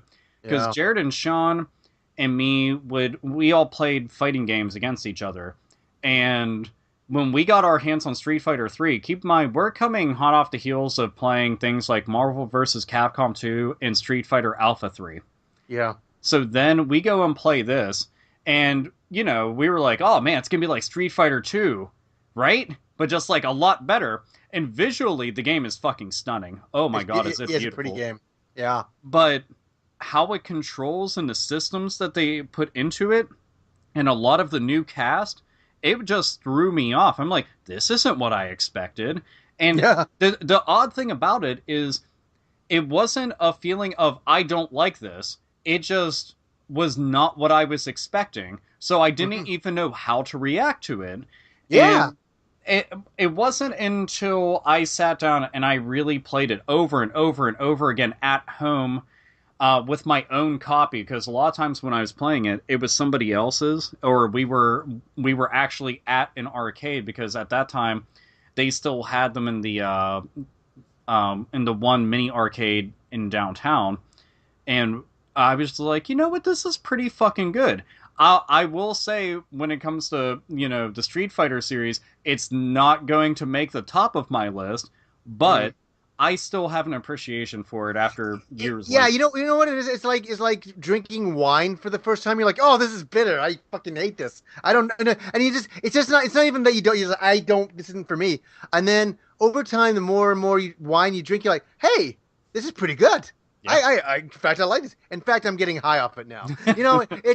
It's a really, really weird game. I love the music. I love the cast of characters now. In fact, it's so funny because I had to capture a whole bunch of Street Fighter Third Strike footage, and I was like, God, this game is good. And it's like a fine wine. It's gotten better and better over the years. I think. And you know what? It's interesting to bring up that there are a lot of games out there that you have to actually put in the time with them to appreciate them and to get used to them. Because sometimes, like, the first impression that you get isn't going to be the best. But once you start digging, once you get underneath the layers, you're like, oh, this is pretty fucking bitchin'. All right, yeah, not bad. Hey, so if you could, like, this is of course this is a really hard one to say. If you could pick one Dreamcast game that's your favorite, I know this is hard. I think maybe we could possibly pick one. What is the one Dreamcast game that you love? Like you said, this is the best game in the system for me, for you personally. It's hard, isn't it? It is difficult because, like, I start thinking about games that define the system for me. Yeah, I know. And then I think about, well, let's look at it in terms of quality. Which one, if I have to just disassociate the Dreamcast name from it and then just pick a game. I mean, it will sound generic. I mean, Shenmue is very, very high on the list, and it's probably the game I would hands down pick no matter what. But I do think about other things, like, I really like Jet Grind Radio a bunch. Oh god, yeah. I really like the first Sonic Adventure. I really like Soul Calibur. Power Stone, yeah, what I mean? Exactly. And my first game, House of the Dead 2, there's games on there that just, they define it for me. But if I'm going to just pick one, now I hate picking one over the rest because it makes me feel like I don't love them. But it's got to be Shenmue. I've got way too many memories with that game. I've quoted that game way too many times. I've went back and played through it on the Dreamcast. I even went far out of my way to get the fucking the one Dreamcast emulator up and running, and tried to run the original Shenmue in what I could consider true high definition, which is not easy because it's not perfect. Yeah. But it's such a good game. It really is. It really is a defining moment. Like, what was it like for you the first time you put on Shenmue? Because for me, I knew it was going to be good, but it wasn't until I left work. I picked up the special edition. I got home. I put it in, and I'm not kidding. It's so funny. There's certain times in your life that you never forget. And it wasn't because I was younger. It's not because I'm nostalgic. It just was groundbreaking. I remember leaving, the dojo, and I'm walk out, and the music hits me, and I was like, "This is epic." What, like, did you have that same sort of initial reaction to when you played the game? I mean, all visuals aside, and actually, no, fuck it, not visuals aside. We're gonna put those bitches front and center. Yeah. The visuals in the game were mind blowing. There's no other way to say it. Even after all the PS2 shit that came out, the visuals in Shenmue are still mind blowing. Yeah. And especially for its time, you had a real world that you could walk around in. You were getting into fist fights with random people. Now I just take that for granted when I play like the Yakuza games. But Shenmue was giving me this at the time. I'm going and playing fully fleshed out Sega arcade games in an arcade. So I'm going to a virtual arcade to go and play arcade games that I've played in real arcades. So I had arcadeception going on. I love side quests and RPGs, and Shenmue gave that to me in something that wasn't quite an RPG, but technically is. Yeah. And the story, it's a story of revenge, and I fucking love revenge stories. Yeah. And to top it all off, we're talking about the fucking 80s. Dude, if you could put all games back into the 80s as far as their timeline goes, and I'll be like, yep, that shit's amazing. All I have to do is say, look at Grand Theft Auto Vice City. Bam, there you go. Well, this is like it is the epitome of why I loved Sega. It was just they could do no wrong. Like, I mean, everything they did was like they were so ahead of the curve. Yeah, putting it in it was 86. All putting it in the 80s, and just the world, like the setting of Japan, and just walking around talking to people and interacting, and yes, going to the virtual arcade. I mean, playing like Sega games. They're so fucking cool. I mean, God. There's something that I know that we're not going to mention pretty much almost ever, but with the Dreamcast, I think that it's worth bringing up. And it was one of the few times that I ever gave a shit, which is saying something. Sega nailed their sports games like totally. a motherfucker. Virtual tennis was I'm okay. I'm not somebody who's ever I've played tennis in my life. I'm not aspiring to do it, but my God, when Sega did it, it was just fun. Mm-hmm. Yeah, dude, it was the first time that I had seen NFL 2K. I'd seen screenshots for it in various magazines, and you could see all these details that you've never seen before on players. And finally, we had something that could contend with fucking Madden. That was uncommon. That was like, to me, EA basically ran the NFL and ran sports and shit. But Sega was one of the true companies that could give them a run for their money, and this was going to do it. The NBA 2K series, that was another one. Yeah. Like, all their 2K games were just so fucking good. And I stopped giving a shit about sports games when I was very young. And the Dreamcast made me want to play some of them, and I didn't give a fuck about any of these athletes or anything. I just want to play it because the way that they made it control, it was just fun. That's what I'm saying. They were just fun. It was inviting. It was like, yeah, I can play this, and I'm going to have a good time doing it. Oh, I am having a good time doing it. Oh, yeah. Dude, it was just, it was fucking phenomenal. And then I remember people bitching about this, and I never understood why, and I just was like, you're a fucking retard. Shut up. Your brain doesn't fucking function correctly. People were bitching that the system had too many ports from like PS1 and N64 on it. And I'm like, let's back. Yeah, they kept on saying, "Oh, it doesn't have enough of its own games. All it's got is ports. It's not." Oh, shut the fuck! That's retarded. Exactly. I was like, hold up. So you're getting better, cleaner, faster versions of pre-existing games simultaneously on this system, so it doesn't get left out of in the cold.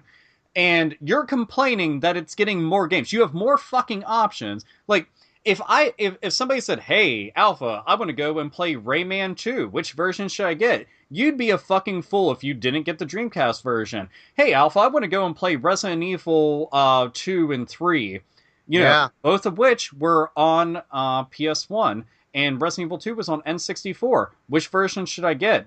Get the Dreamcast version. They still look the best outside like PC versions and shit, but just when it comes to consoles, Street Fighter Alpha 3, Marvel vs. Capcom 2, Last Blade 2, that we shouldn't really count that too much because the Neo Geo CD could not fucking handle anything. But just point being that it had all these great ports, and its ports were way fucking better. You know, if you played Hydro Thunder, you already know the Dreamcast version's the one to get. If you play it on N64, you're like, "Oh my god, it's so muddy and blurry. I need the Dreamcast." Of course, yeah.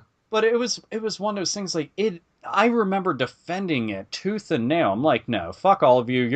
You're fools and stupid for saying that." Like, no, I don't even want to hear it. You know, if I want to play fucking like Soul Reaver, for example, which is a phenomenal game. You know, a whole Legacy of Kain franchise I love, but Soul Reaver on Dreamcast, no, that's the shit. That is fucking radical tits, as I say. God damn it! It's fucking. It's such an amazing system. It's like, I don't think I've never met anybody who was from our era that didn't like the Dreamcast. Absolutely. And you know what? It also gave us something else that a lot of people wanted: 4-player support. Oh yeah, and it was so easy. Yeah. How easy is that? We had 4 controller ports, and you know what?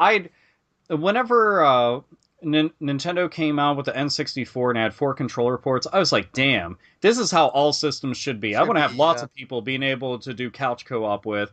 And then Dreamcast came out, it had 4 controller ports. Then the PS2 came out with only 2. I remember being fucking pissed. I was like, what the fuck, Sony? Like, Nintendo did it, Sega did it, why can't you? Then they brought out the multi-tap, and I'm like, suck my motherfucking dick. Fuck yeah, you. we don't do multi-taps, and like, but I tell you, I think the best controller port ever was the 3DO. Now that's where it's at.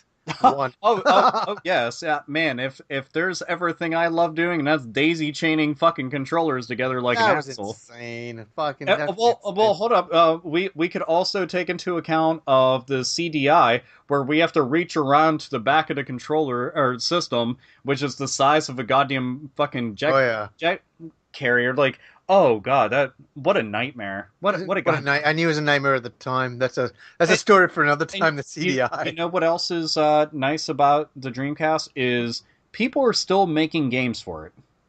Yeah, there's a lot of games out of Germany. There's a lot of shooters coming out too. It's wild. The fact that there's platformers and shooters, and then just recently, for all the people that invested in into the Kickstarter of it, Pure Solar HD got released on Dreamcast finally. Yeah. And the Primo Super Duper Edition. So, it's kind of cool. And then there was the whole Bleemcast thing. Do you remember that?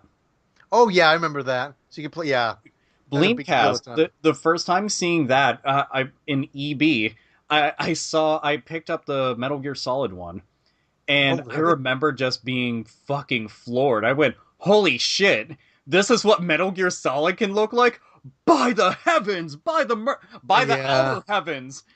All that Metal Gear puns. I never had it. All I knew was what it could do. I never had one though. Dude, it was, oh my god, it was so fucking cool. I mean, it's so illegal now. If somebody came along and said, "Well, I've got an attachment where you can play your 360 games on your PS3," yeah. People would jump on that shit immediately, and even worse if you could do it on like current gen systems. But that would, oh my god, it would just fucking kill shit. And nowadays you can't do, like, back. Isn't it so funny? Back then you can get away with stuff like that. Not now. Yeah. Oh yeah, there's a lot of shit that they were doing on systems. I'm like, I still remember that there was this one attachment for Nintendo 64. And it was massive, dude. It was like the size of a George Foreman grill and shit. What? Where you attached it to the top of the N64, and it had cartridge slots so that you could play like Famicom, NES, Sega Genesis games all into N64. I didn't even know about that. And I remembered that I had seen it in the back of some magazines, and I forgot the name of the company. Joy Pop, is that it? Some shit like that. But it was one of the import shops, and they had that. And I'm like, that's fucking hilarious. The idea of just being able to play like your competitions games on your system, and they did that too with the ColecoVision had an attachment. You could go and play Atari games on it. Of course, and they were selling it. It wasn't even like third party or some shit trying to go and do some shady shit. No, now the Coleco people just came forward. They were like, "Why buy an Atari when you could just have us?" Fuck, eh? Just pissing in the general direction of their competition. But that's freaking awesome, dude. It's pretty fucking cool though. But the Dreamcast, it's always going to live long in my heart as being not only one of the best Sega systems, but just one of the overall best consoles. You know, it's just got way too many fucking good games on it. Way too many.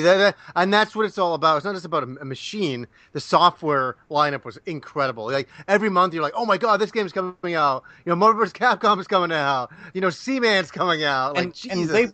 they were smart to go and make it in a way that it was easy for them to develop games on, but also port games too, because they were porting so many of their arcade games to it.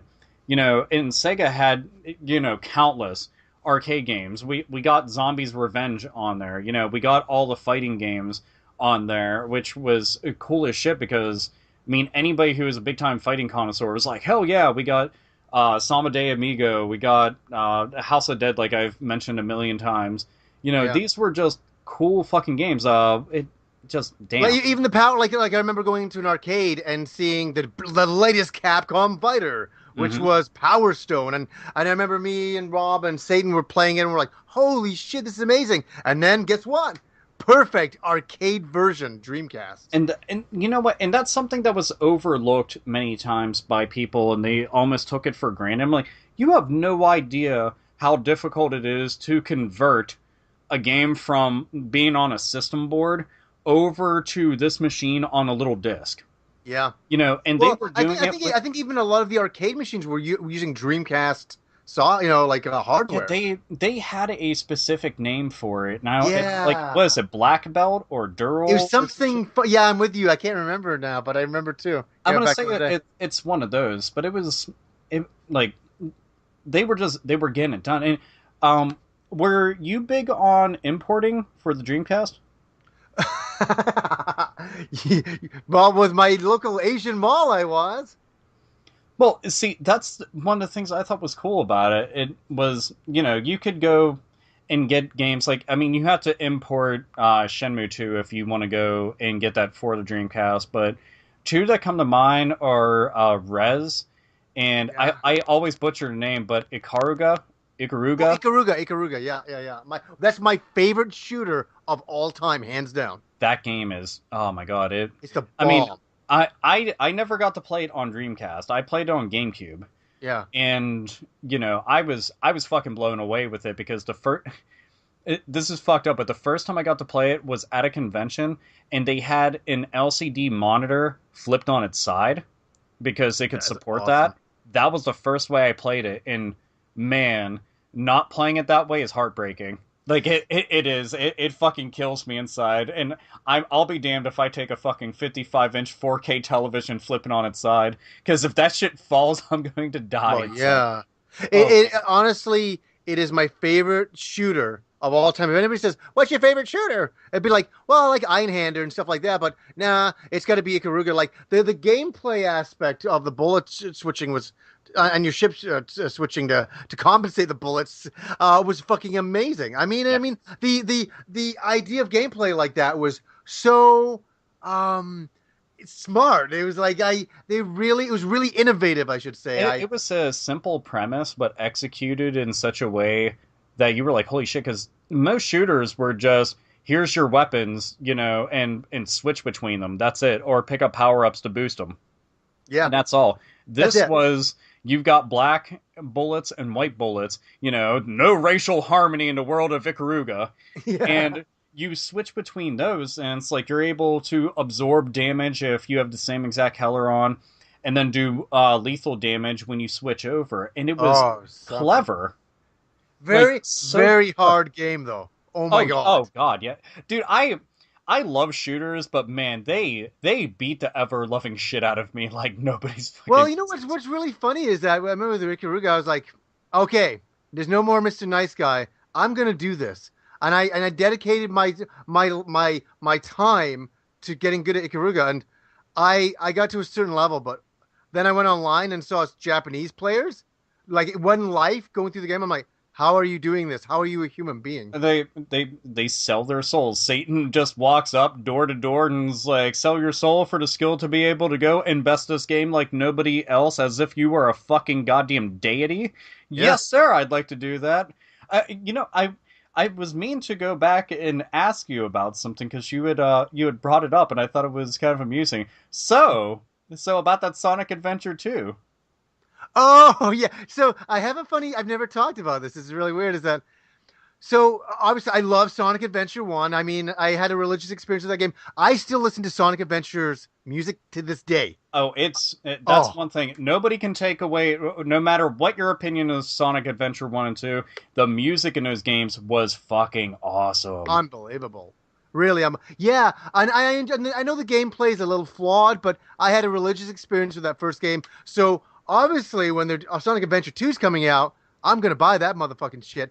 And I went, and EB had a policy back in 1999, 2000, 2001 when it got released. Can't remember the exact date, but the whole thing was if you didn't like a game after I think it was like 5 days, you could return it opened and get your full money back on it. You don't get that anymore. So yeah, so I got Sonic Adventure 2 and I brought it home, and I liked it. I did. And I just remember that there's one bit in the game where it's called Pumpkin Hill. It's a rap song. And that to me is Sonic Adventure 2. And you're going around, I can't really remember what it is because it's been a while now. But you're trying to do something, but this is fucking rap song going, yeah, Pumpkin Hill, blah, blah, blah. And I can't remember, but it is so out of this world. I mean, it's kind of like, I've talked about a lot of games that have weird songs that don't match the games, like Final Zone has that, and this Sonic Adventure 2 has that song that is so fucking nuts that's the only thing when I think back to that game. I remember doing some of the platforming in the game, and I was like, but unfortunately, and I wish I didn't now because I got a memory with it, I took it back and traded it in a few days later.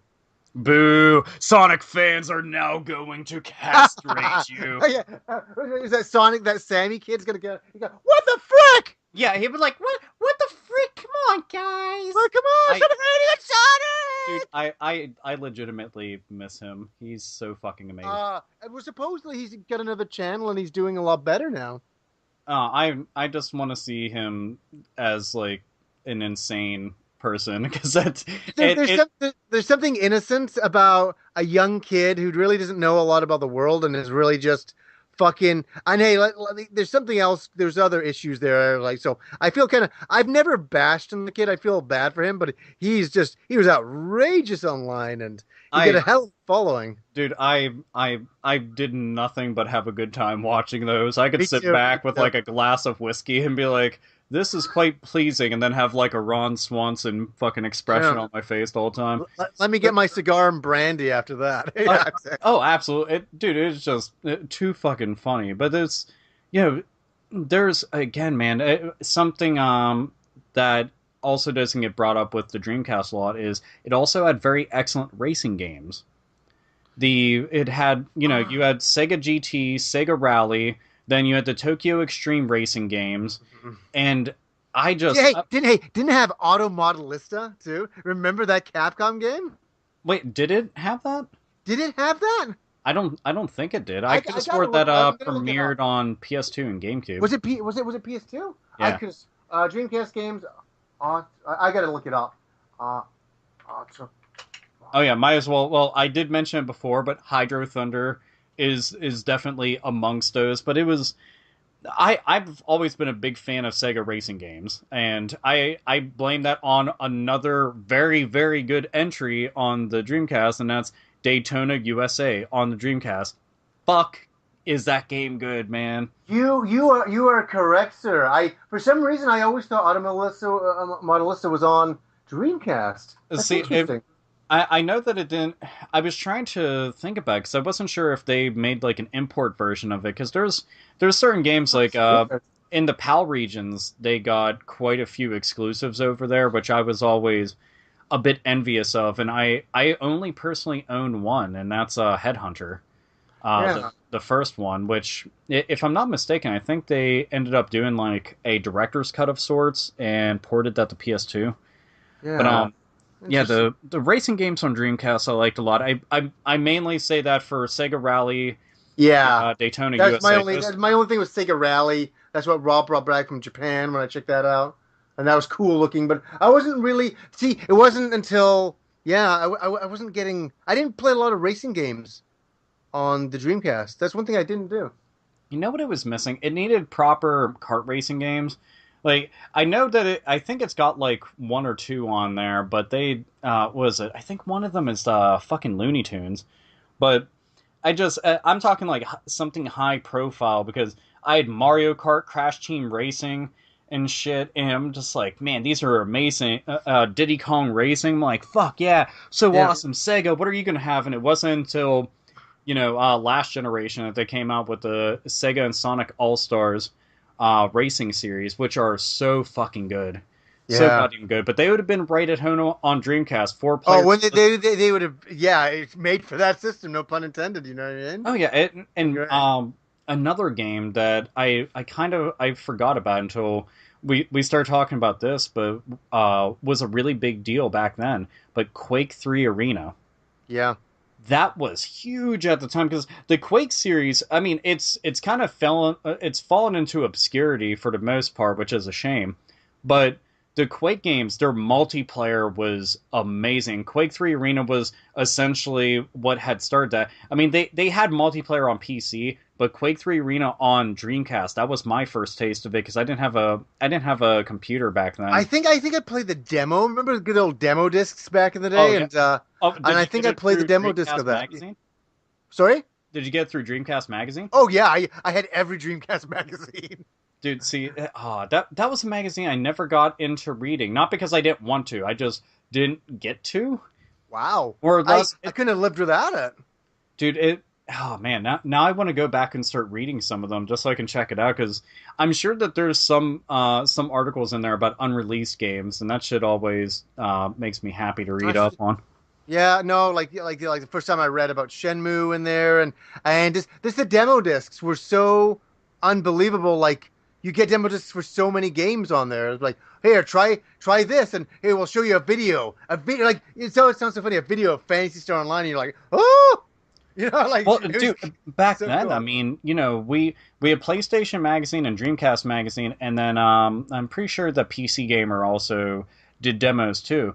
But because we didn't have fast internet back then, and there was nothing to provide us with shit like that. Exactly. That was kind of the alternative, and it's do you have anything you want to chime in about Dreamcast Magazine since I'm a complete fucking noob to it? Well, it's so funny because I'm going to do some episodes on these things in the future. They're all in the other room, but no, there was just previews for Dreamcast magazines. For Dreamcast games. But what made it special was the demo discs. Like I got the demo disc. I remember sitting with my friend Satan and the girl that I was seeing at the time. Her name was Dawn. Getting the Dreamcast magazine that Sunday. And Sundays we were always hungover and feel like because we would partied late. And so we got the Dreamcast magazine, and we'd always do this. We'd order pizza, have some more beers, and we put in the fucking Dreamcast demo disc, and we played Skies of Arcadia the demo. Wow. That's... See, pretty badass. Now I kind of want to track down some of these things. I'm like, I have the demo for Skies of Arcadia. It's like, but you own the full game. Yeah, but now I have the demo. Well, even I remember like it came with the Shenmue movie, which is it's a classic demo disc movie now. And I remember we all sat there, and I must have watched that fucking cunty movie 1,000 times. So I mean, that came with the Xbox version of Shenmue 2, right? What's that? Oh yeah, yeah. Like did it like it's only a trailer. I don't know if is it actual is the trailer on the Xbox version? I have no. Oh, it's not. So just so you know, I know what you're talking about. You're thinking about the Shenmue kind of like telling the story again on the Xbox version. Yeah. Yeah, it's not that. It's just like a trailer showing like the day to night system and the free, that brand new Oh, system. okay. Dude, I thought it was including like that whole movie. I was gonna be like, Oh God no, damn. no. It was like a little trailer teaser, but it was a nice one, and it was running on the Dreamcast, so you could watch, and you're like, this is what it's going to look like on my Dreamcast. And I just remember the girl that I was with at the time. She's like, oh my God, look at the facial reactions, and even she was reacting. You know what I mean? It had that kind of an impact on people. That's how good it was back then. Dude, and it was again, that game was just the Dreamcast was that was the beginning of an era where we were like I think that the 32-bit era was the last of like what I consider retro games. Yeah. And the Dreamcast, PS2, GameCube, Xbox, all that whole generation going forward is essentially what we consider as modern gaming. And it really is exactly the same. Things look a lot nicer, but that's where the beginning of it was at. And we were getting our first taste of a lot of different things back then, and it was just mind-blowing. Yeah. We're seeing transitions for series, from going from 2D to 3D, getting new iterations, getting remakes and shit. And it was just doing so damn much, and online gaming was a big deal with it. Dreamcast did a lot better with marketing of the Dreamcast than they did the Sega Saturn, I thought. Oh God, yeah. They knew they could have fucked up with the Saturn, and they're like, no, we're gonna fucking get this completely right. Sega of America is so fucking stupid. Yeah, I totally. mean, that is one company. Like, I love Sega a bunch, but Sega of America does not know their ass from a hole in the ground. On No, they started confusing the market. They didn't know what they were fucking doing. Yeah, Fuck them. when they start trying to tell everybody what they like and what will show up because they think, I'm like, you're a fucking goddamn fool. Well, it was before the internet, and yeah, it's just that's a whole other story. Oh no, exactly. But it was, the whole 999, 9999. Oh yeah. The fact that like that is a date that I won't ever get out of my head because it was such a unique time. You figure there's not many companies out there that can lay to claim of anything like that because that's marketing 101. Get something that's stuck in people's heads, get something that they can become familiarized with, and they did that so well, and they had Sonic out there again, but now in 3D, true 3D, and the last time anybody had seen something close to that was Super Mario 64. Yeah. And now this seemed like, leagues beyond that. So it was yet again Sega having all the right attitude, coming out fucking swinging, and just a year and a half later, it was done. And it's sad that they were gone, but they went out on such a high note. That's the best way to exit the hardware market. It really is, and we can keep on going. We've reached beyond an hour and a bit here. We're way beyond. Well, I mean, but this is the Dreamcast, so we shouldn't have just cut it just an hour. Is the Dreamcast? Well, no, we're beyond that. So, how would you like to close out this spectacular Dreamcast jerk off episode? Well, yeah, that's exactly. We'll jerk off forever because we love this machine so much. Like we're talking about it so much because we loved it, and I'm sure that a lot of you guys did as well if you're listening to this and you got to the end point where you're hearing us at this point. But it's a golden time in games. It's really what defined.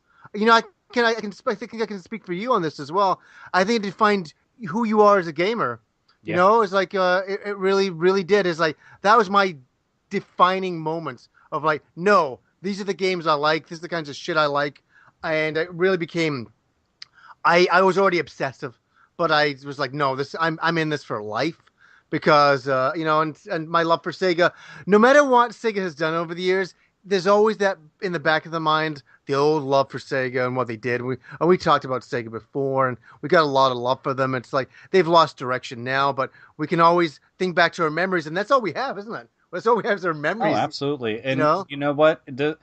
Our memories are not only going to live on forever, but the fact that these games are still being played now by many people who got to enjoy them back then, and even like younger kids who are now just getting into this shit. That makes me happy because now they get to be a part of that history and they get to understand why we're sitting there, with fucking nerd boners through the damn roof about a company and its little white console with the little red swirl on it. Yeah, and why Shenmue was such a big deal. Like these games really changed the way we played video games and perceived them. They were cutting edge. They changed the face of video gaming, so they need to be appreciated for their time in history. And because we wouldn't have all the games we have now, a lot of the sandbox games without Shenmue. Honestly, like it may hard to wrap your head around, but Shenmue changed a lot of people's brains. A lot of people were like, "Oh, an open world to go where we want to go." That wasn't commonplace. In fact, that wasn't commonplace. No, it because they had realized it on such a large scale, because it wasn't attempted before that because it was expensive and it, time consuming, and it started on the Saturn, made its way to the Dreamcast, got released, and helped define a generation. Yeah. Absolutely. That's probably the best way to sum it up. So, guys, hopefully you enjoyed our Dreamcast episode. So, until next time. Game the fuck on. Guys, this is Gamester, and we got Johnny and Pete here. We're recording this intro kind of post-recording the episode 2, and the reason for doing this is because we're just very shocked that you guys, the overwhelming support we've gotten for this podcast is awesome, and we all just want to kind of throw something in here, beginning the show, and personally, it's just amazing, the viewers and the positive comments we received. I just want to thank you guys for that. So, Johnny, did you want to add anything? Yeah, no, I just same as you. I just want to thank everybody for the positive feedback that we've been getting, and we've been listening to everybody about all the good and some of the bad, and some of the bad we're addressing. And one of the areas is the cutting people off thing. First of all, I updated Skype. So that should help out a bit. That seems to be helping out the problem. We've also ordered some really good microphones, and we should be getting those in the next couple of weeks. I think Pete's getting his probably tomorrow. Gamester will probably be getting his later next week. Me, probably later next week as well. But I think that'll really help out. And I think what we're doing now is developing a system. I think we're feeling a little bit more confident about what we're doing, and we're kind of getting a little bit more systematic about the way we're doing it. And I think that's the kind of thing that's going to take a long time. If you guys ever go back and watch any of our original videos, which I think we talked about, you can tell that there's some learning curves, and it's the same for video as it is for podcasts, and we're absolutely going through that learning curve, and that's totally normal and totally natural, and I think the show's going to get a lot better. But thanks for bearing with all these things, and I think it's going to get a lot better over time. Definitely. What do you think, Pete? Yeah, definitely. The response to this was overwhelming, and at one point me and Johnny were just checking out iTunes, and we actually realized, days after the podcast came out, that we were ranked as number 3 overall, the most popular, in terms of popularity on iTunes, the number 3rd most popular podcast in the games and hobbies section. So there was a point where we were beating out the G4 and the game trailers and the IGN and the joystick and the giant bombs and all these other podcasts that were out there and everything. And we were just like totally blown away.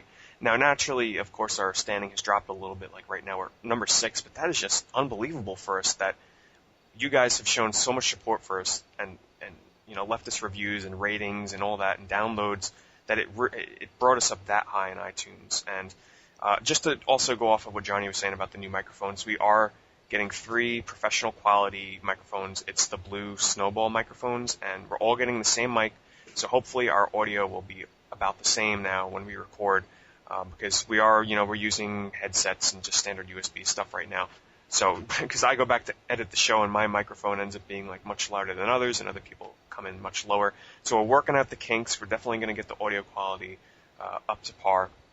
And like Johnny said as well, we're developing a system now where A lot of complaints about the first episode were, people cutting off one another. We realized this. A lot of people voiced their opinions on, that issue, and we're working it out. I hope you guys listen to episode 2 and realize that we definitely improved a bit on that aspect, and we're definitely going to be avoiding that in the future. Just don't forget, we're recording on Skype, so sometimes there can just be some lag issues where someone cuts somebody off and just doesn't realize it until, a second later when someone else starts to talk. So I'm sure over time we're going to get this down pat, and the show will be the best quality that we can bring it to you guys.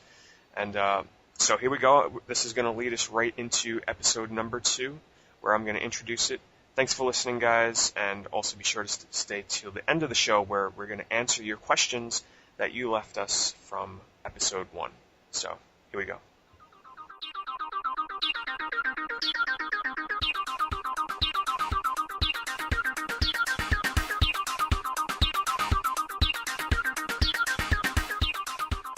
Alright, hey guys, and welcome to episode number 2 of All Gen Gamers. My name is Pete, also known as Pete Dorr, with the Pete's Game Room channel on YouTube, and tonight I am joined by John Gamester, also known as Gamester81 on YouTube. What's up, John? What's going on, guys? How you guys doing? We're doing pretty good, and tonight we're also joined by, once again, Johnny with the Happy Console Gamer Show on YouTube. Yo, guys, how's it going tonight? And our guest for this episode is Chris Bucci, also known as Spider1A on YouTube. Hey guys, thanks for having me on. Great to have you, Chris. Yeah, definitely. You're known as the resident TurboGrafx guru on YouTube, but before we get into that, because I know you're all dying to hear about the TurboGrafx, which I'm sure 80% of you might not have heard of, I just want to address an issue really quick. We're actually recording this episode before the first episode is actually even released, because right now we're still awaiting approval on iTunes, and we didn't want to release the first episode until we're on there. So I know on last week's episode at the end I said for you guys to submit questions to us on our forum. Well, unfortunately, there's no questions for us yet because, well, we haven't even released the first episode. So what we're going to do is, if iTunes accepts us pretty soon, what we're going to do is we'll still answer you guys' questions. We'll just edit it in at the end of this show. So just wanted to quickly address that. So, we can't do any addressing of thank you guys for listening, blah, blah, blah, because, well, we're recording the second episode, like I said, without the first being released. So we're going to get right into it. Spider or Chris, would you explain to our listeners, especially the people that don't know what the TurboGrafx is, just about the system, some of the games, whatever your take on it is? Oh, sure. It's funny you should say, to the people who don't know what it is, that's probably the majority of the people listening, because it was quite an obscure system even, back in the day when it came out. And I think that's one of the reasons why I started the whole TurboViews thing, is because a lot of people didn't know anything about it. And it was basically an American system that was released in 1989. In fact, the Sega Genesis and the TurboGrafx 16, a lot of people don't know, sort of came out about the same time. And for the first 6 months or so, from what I read anyway, they both did pretty well together. And then, of course, the Genesis took over. But there was a system that was very popular in Japan. It was called the PC Engine. And when it came here, it didn't quite make the splash they had hoped. And some of the games some people might have heard of. There's games like the Bonk series, like Bonk's Adventure. That was sort of the system's mascot after a while, and a lot of people heard of that. I think isn't there a newer version of it coming out? Yeah. There is a new one. Forgot all about that. Yeah. I saw something, there's something coming out for it, yeah. It's interesting that you said it came out around the same time as the Genesis, because that's when I was heading into, the Wiz stores and Funkolands and everything, buying games for my Genesis, and I'll tell you, I don't ever recall seeing TurboGrafx games at all in the stores, so I didn't even know the system existed until years later when a friend of mine had it.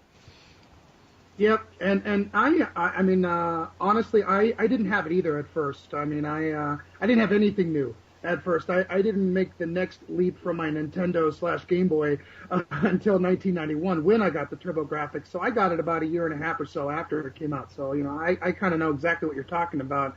But, I don't know. Do you guys remember Toys R Us used to have those kiosks next to the gaming section, and they'd have these promotional videos playing. Nintendo had ones, the Genesis had ones. Absolutely. Oh, yeah. I remember those. Yep. I used to sit we there had and stare. we had them at Radio Shack up here. Same thing, absolutely. Yeah, and I used to sit there and stare at these things, these systems and games I couldn't have. And the TurboGrafx was one that for some reason I kept looking at over and over and over, and sort of made the purchase once the system went down to a price that I could afford, you know. And Hey, Chris, I got a question for you. So you were looking at the kiosk and you're like, wow, this is like an amazing machine. There's some really cool games, you said, right? But what kind of games attracted you at the time to it? You know, the one image that I remember, and this is leading back to Bonk. I remember, and I'm sure you remember, Johnny, the scene where there's the big dinosaur and Bonk hits him in the head and his tongue comes out, and then Bonk jumps on his tongue. For some reason, that continuously burned an image into my mind, and I thought that looked really fun. Now, I was a huge action platformer. I loved shoot 'em ups. I know it's called shmup. I never heard that until I got on YouTube. I agree, Chris. I never really heard that term shmups either, and I still don't use that term. I'm not against it, but I say I'm the same way. I'm the same way. I don't say shmup. It just sounds weird to me. I still recall. I just call them shoot 'em ups. Yeah. People say it like it was always around. I don't remember anybody saying that in 1990. They were called shooters. I remember in Game Fan magazine, they referred to them as shooters. You know. Yeah, I wonder if Angry Video Game Nerd coined that or something. I don't know. Maybe. I mean, it looks like we're the first ones with the cojones to say this. But anyway, no. But I was a huge fan of shooters and action platform games, and so it's funny because there were some great ones on the Genesis, and for some reason though that Bonk image just and then this Splatterhouse. I saw Splatterhouse, and I went, oh, they have Splatterhouse, and then. And I don't know if this is what you were getting at too, Johnny, but I also saw the CD-ROM stuff, and I thought at that time that blew my mind. I didn't know, I couldn't believe. No, sorry. Can I stop you again and ask you a question? Is that you saw the CD-ROM and you saw the games for that? Again, same kind of question. What games attracted you to the CD-ROM at the time? That's really interesting to me. Well, you know. You know, it's tough because a lot of people are gonna make fun of me, but you know what attracted me at the time, quite frankly, was stuff like Sherlock Holmes Consulting Detective, because I could not believe that there was any kind of motion video going on a CD.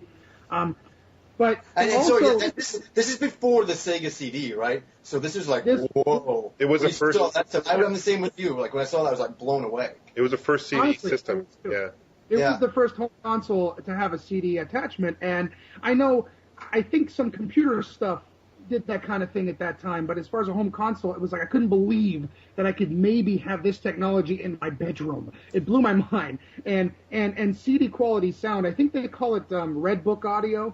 I've heard that term a lot. That stuff, to have that kind of quality music and real voices and cutscenes like Last Alert, which was wonderfully cheesy, I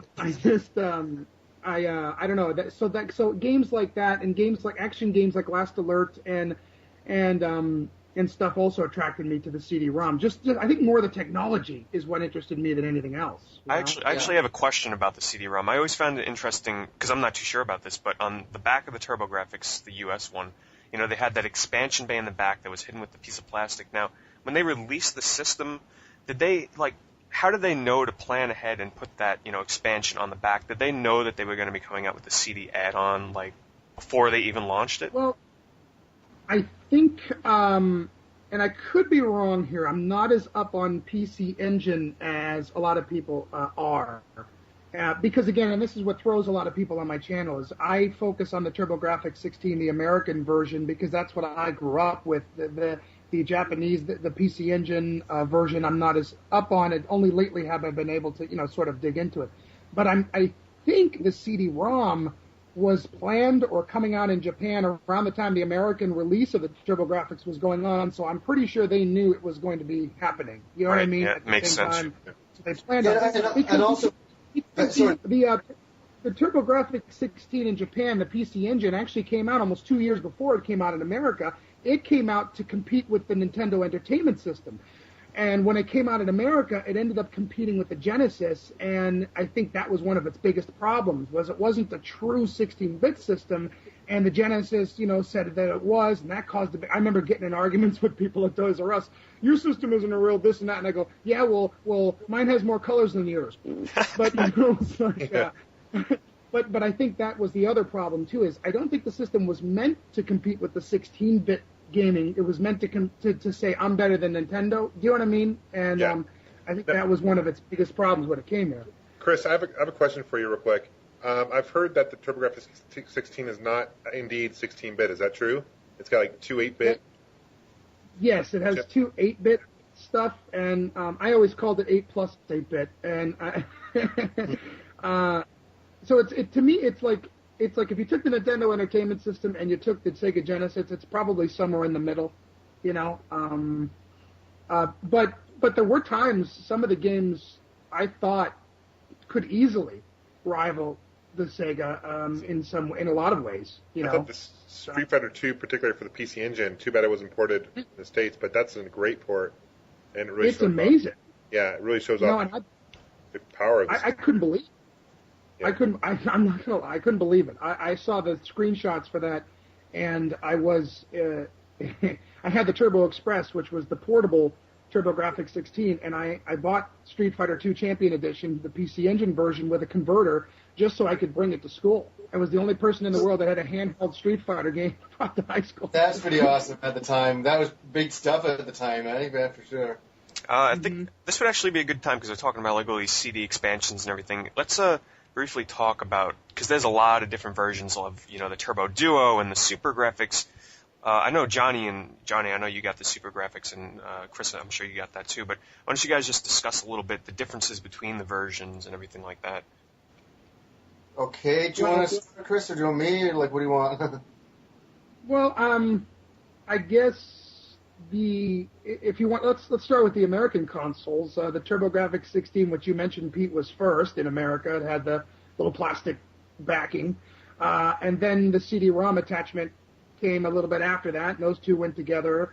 And then they had an upgrade, which is actually the next video I'm working on, to the CD-ROM, which was called the Super System Card.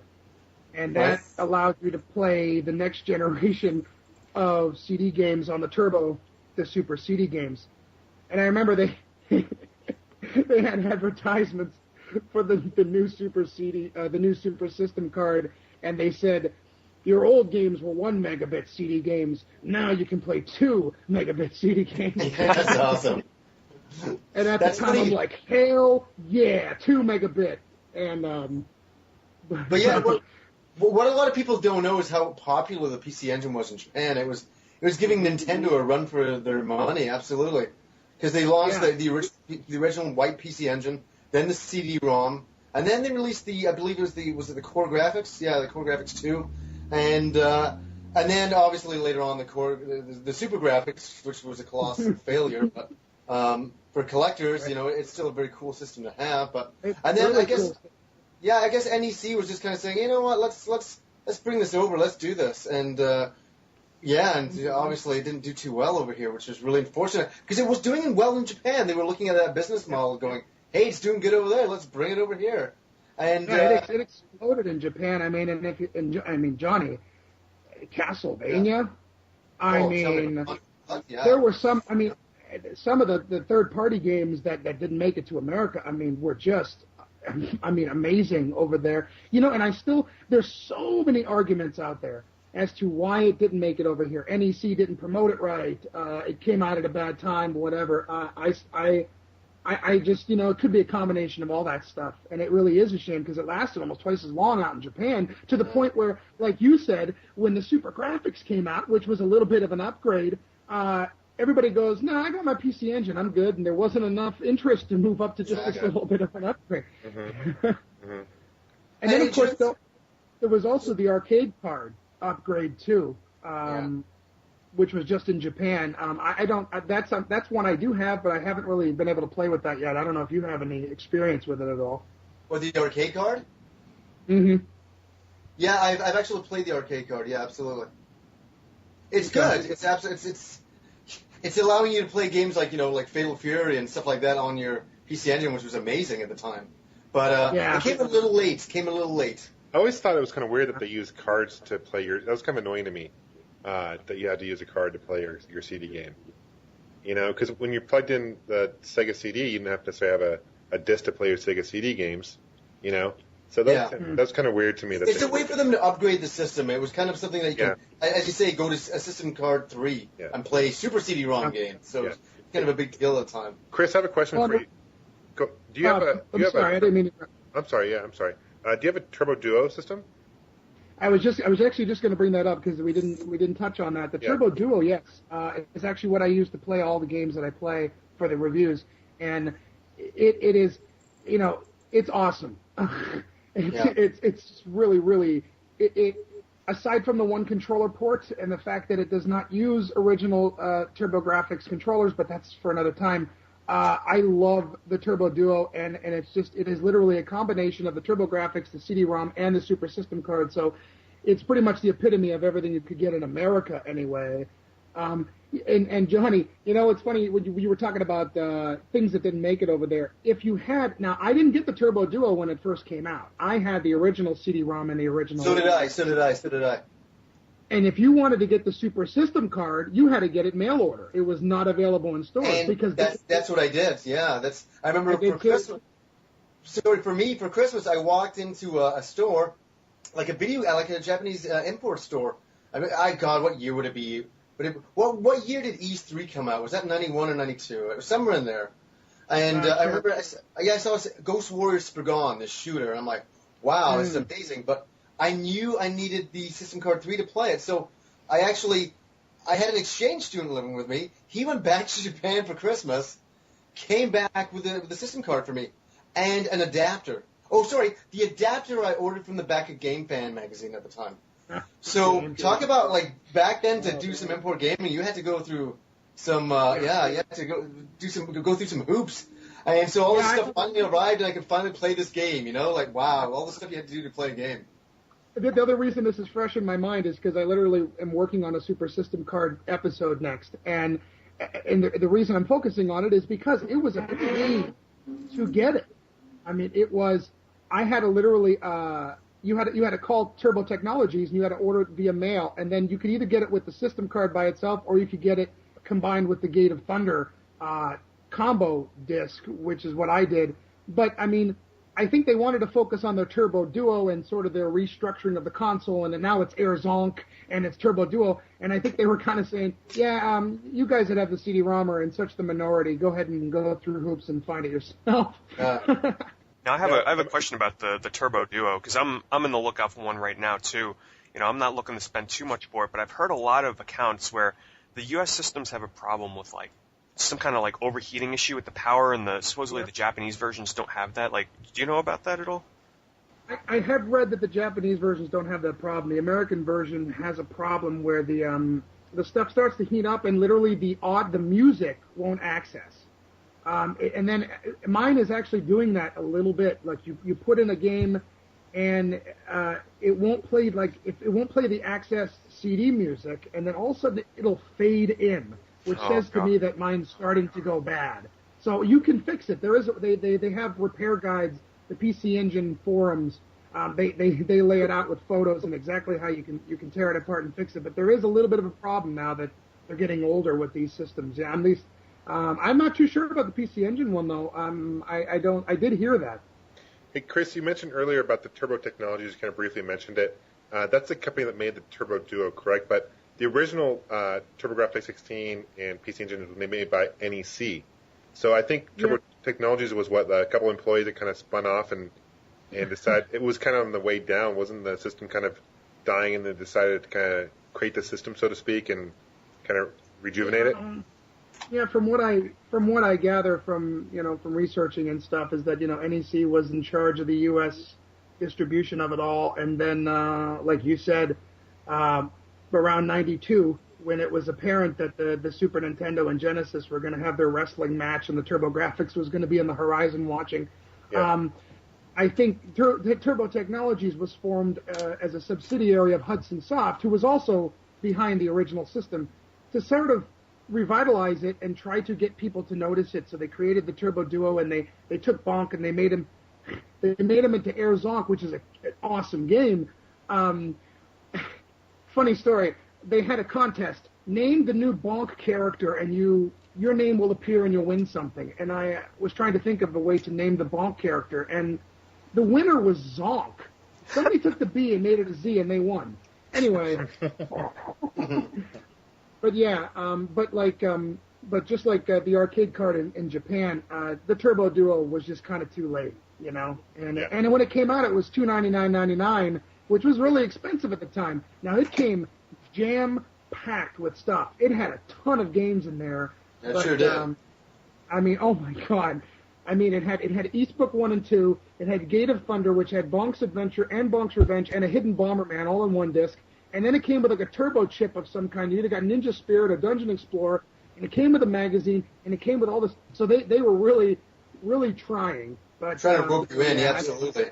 It's pretty rare today. I mean, even if you're looking to get one, you're probably going to pay close to $200-$300 for one. Even I was going to bring that up. I was going to say it's really ironic that most systems the values like depreciate over time, but the Turbo Duo holds its like original price tag. Like you think of the 3DO launching at $700, you get it for a fraction. Same with like most other systems. Yeah, 10% of what? Yeah. Do you need the Super card to play the CD then on the Turbo Duo? No, because the Turbo Duo has that incorporated inside of it already. So that was kind of the draw for a lot of people, was that it had everything all in one, so you didn't need it. So what kind of card do you need to play the CD game? Just a regular CD? Well, you would love it, Gamester. You need nothing. If there isn't a game in the slot, it's just like the Sega CD. It starts up the CD portion. And actually, speaking of Super System card, I just saw one the other day on eBay. Went for about $140. Whoa. Jeez. And another one was $103. And it's just funny because, you know, originally it was $70 mail order by itself, or it was $90 if you got the Gate of Thunder disc. And so it's almost doubled in price just for the original card. Yeah. It's just amazing. It's amazing. They just must have. I don't think they made very many in America because you had to mail order the thing. Yeah, you know? Absolutely. Something else that's kind of crazy is the adapter that you needed to play that on an American machine. The actual adapter itself, that these days goes for over $80 just for an adapter to put the arcade card into your TurboGrafx. $80. Okay, so you're talking about the arcade a couple of months ago, and it was I think it was $80 to $100 you paid. Yeah, you're talking about the arcade card? No, I'm actually talking about the adapter that you could put a Super CD card in. So System Card 3. Okay. Well, no, there was an American Super System card. So you don't need an adapter for an American system if you have the TurboGrafx 16 version of the Super System card. So you must have got the PC Engine Super System card. I did actually. Yeah. And then you had to get a PC Engine converter to utilize. Yeah, that's the PC correct. Engine, Yeah, I did it all way before the Turbo Duo actually came out. So. Yeah, so the PC Engine system cards aren't going for as much on eBay because I think there's a lot of them out there. But the TurboGrafx 16 American ones are the ones that are really expensive. Maybe that's what Bob got. Yeah. It's funny that Chris, you mentioned you don't need a card because I own a Turbo Duo, and I'm trying to get my CDs to work, but I always plug in like a card in there, like a CD card, and I guess that's screwing it up. So I will have to do it without the card. So I learned something today, so I appreciate that. And hey, it was useful. I'm not usually useful. It's great. And I think that about does it for the US versions of the TurboGrafx, right? Yeah, aside from the Turbo Express, which we didn't touch, that's it's sort of a lot of people know the Sega Nomad, which came after. The Turbo Express was just a portable version of the base unit of the TurboGrafx. The turbo chips just went in the back, and it's a pretty sweet machine. It feels like a heavy piece of hardware when you're holding it, and it takes 6 batteries that last 23 minutes, but. But it's really cool. Do you remember? Hey, Johnny, did you ever get any advertising? The only reason I'm talking to Johnny a lot is because he's a TurboGrafx guy too. Did you ever get any ads in Canada for a company called TurboZone Direct? I'm so happy you brought that up because that was something I wanted to mention, but I was trying to wait for the right time to bring it up. And Turbo Zone Direct is kind of what was left of the Turbo, Turbo Technologies. Am I correct? It was like a small warehouse, I believe, right? Yeah, and for the longest time, they sold sealed copies of everything and stuff you couldn't get. And you know what they had there that I kept wanting to buy and I never did was a Turbo Express rechargeable battery pack, and I could kick myself. I bought the AC adapter, but I never bought the battery pack, and it's just one of those funny things that you remember that I never ended up getting. Well, it's actually funny because I guess the Turbo Zone place was really at the end of its life, and I think I called there in the year 2000. I phoned up and I was a younger guy, and I'm like, hey, do you have the Turbo Duo? They're like, yeah. And I'm like, how much is it? They're like, $299 or so, whatever it was. I'm like, do you ship to Canada? They're like, I don't know. I'm like, oh, okay, thank you. And I hung up. It's so funny. They're in their mom's basement doing inventory. You got to give them a break. It seemed a little bit kind of, like it really was the end of the Turbo Graphics when I phoned up that place. Sadly so, You know what I bought from them was a lot of Gamester, when you were asking about Turbo Technologies. Yeah. Once Turbo Technologies took over, they cheaped out on some stuff. They cost cut on some stuff. They got rid of the boxes for Super CD games. They no longer gave you boxes. And the Turbo chips that had boxes no longer had jewel cases inside. They had little plastic inserts. And so what Turbo Zone Direct sold, which was great, were actually blank jewel cases that had a little holder. So what I did is I bought like a ton of blank cases, and I put my Turbo Technology chips into those, and then made little generic side labels so that they would fit amongst my other games. Which I'm very jealous of. That was a really good idea. Like when I saw that in your video, I was like, that's really cool. That's really cool. Just go on eBay and buy a bunch of Keith Courage cases, and that go for about 25 cents. Let's not get into Keith Courage just yet. Also, real fast before we move away from the consoles, the Super Graphics in Japan, if you want to talk about systems with low libraries, didn't that only have like 5 or 6 releases? And if you guys can just touch real fast on what was the point behind the Super Graphics and why did it fail so miserably? Do you want to take it, Chris? Why don't you take this one? I think your review on it was really in depth. Oh, geez, yeah, that's one of my earlier reviews. But as far as I know, they wanted a success. I'll never understand it too. And they wanted a successor to the PC Engine, but they didn't really. When they made the Super Graphics, it was supposed to be that machine, but it wasn't that more advanced. It was like, okay, this is a little bit more RAM and stuff like that, but it basically was a PC Engine all over again with a bit more RAM, and it was like. Okay, and so developers actually a few developers started to make games for it, and then all of a sudden they released the machine, 5 games came out, and 5 games only ever came out, and there was always a promise of a few more games that never came, and like Strider, and stuff like that actually ended up becoming an arcade card later on, but there was a lot of things planned, and it's a great machine, but I think, I own it. Chris, do you have one? I don't know if... Yeah, because I did do a Ghouls and Ghosts review, which I mean, for those of you out there who are listening who don't know, there are a couple great Capcom games on that system. Yes, there is. And also the 1941 is a great version of those 2 games. Yeah. And what was I going to say about the Super Graphics is that, the games were good. They were, but 5 games came out and it just flopped in Japan. Nobody bought this machine, and it actually had an attachment at the back for a CD-ROM system. And I believe this is kind of off the top of my head here. I believe you can use the older CD-ROM system on the back. I've never tested it. I actually have an old CD-ROMs. I've never actually tested it, so I don't want to say if that's 100%. I'm pretty sure it's true. I'm pretty sure. I'm curious if it would work with an American CD-ROM, but I bet it'll work with a PC, because they're a little different. I think it was, meant for that, yeah. I wonder if the Super Graphics too is such an awkward-looking machine. Looks like a space shuttle or something, like something from outer space. It really does. It looks like an engine. It looks like an engine.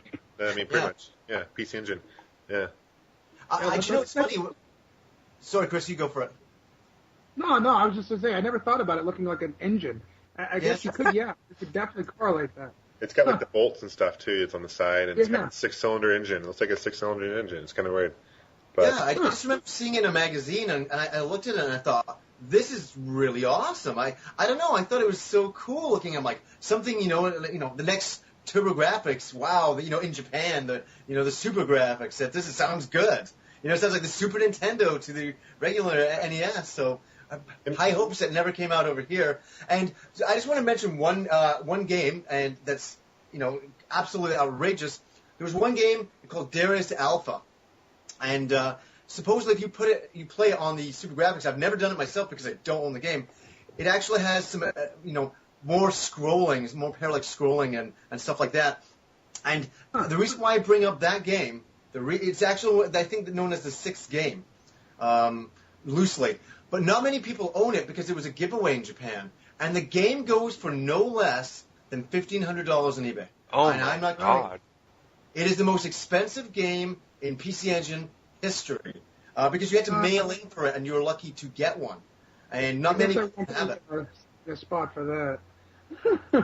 One thing that the Turbo Duo could do was it could do the two layering, which the PC Engine could not do. So that's one thing that they did improve. And I think one thing the NEC why they were scared was because the Mega Drive had just was out obviously, and the Super Famicom was about to hit, and I think they got scared and flustered, and they figured let's rush the system to market and see what we can do about enhancing the graphics. And by the time it hit the market, like you said, Johnny, it really wasn't that much different than the TurboGrafx or the PC Engine. I mean, the saving grace is that it is backwards compatible. You can play PC Engine games on it.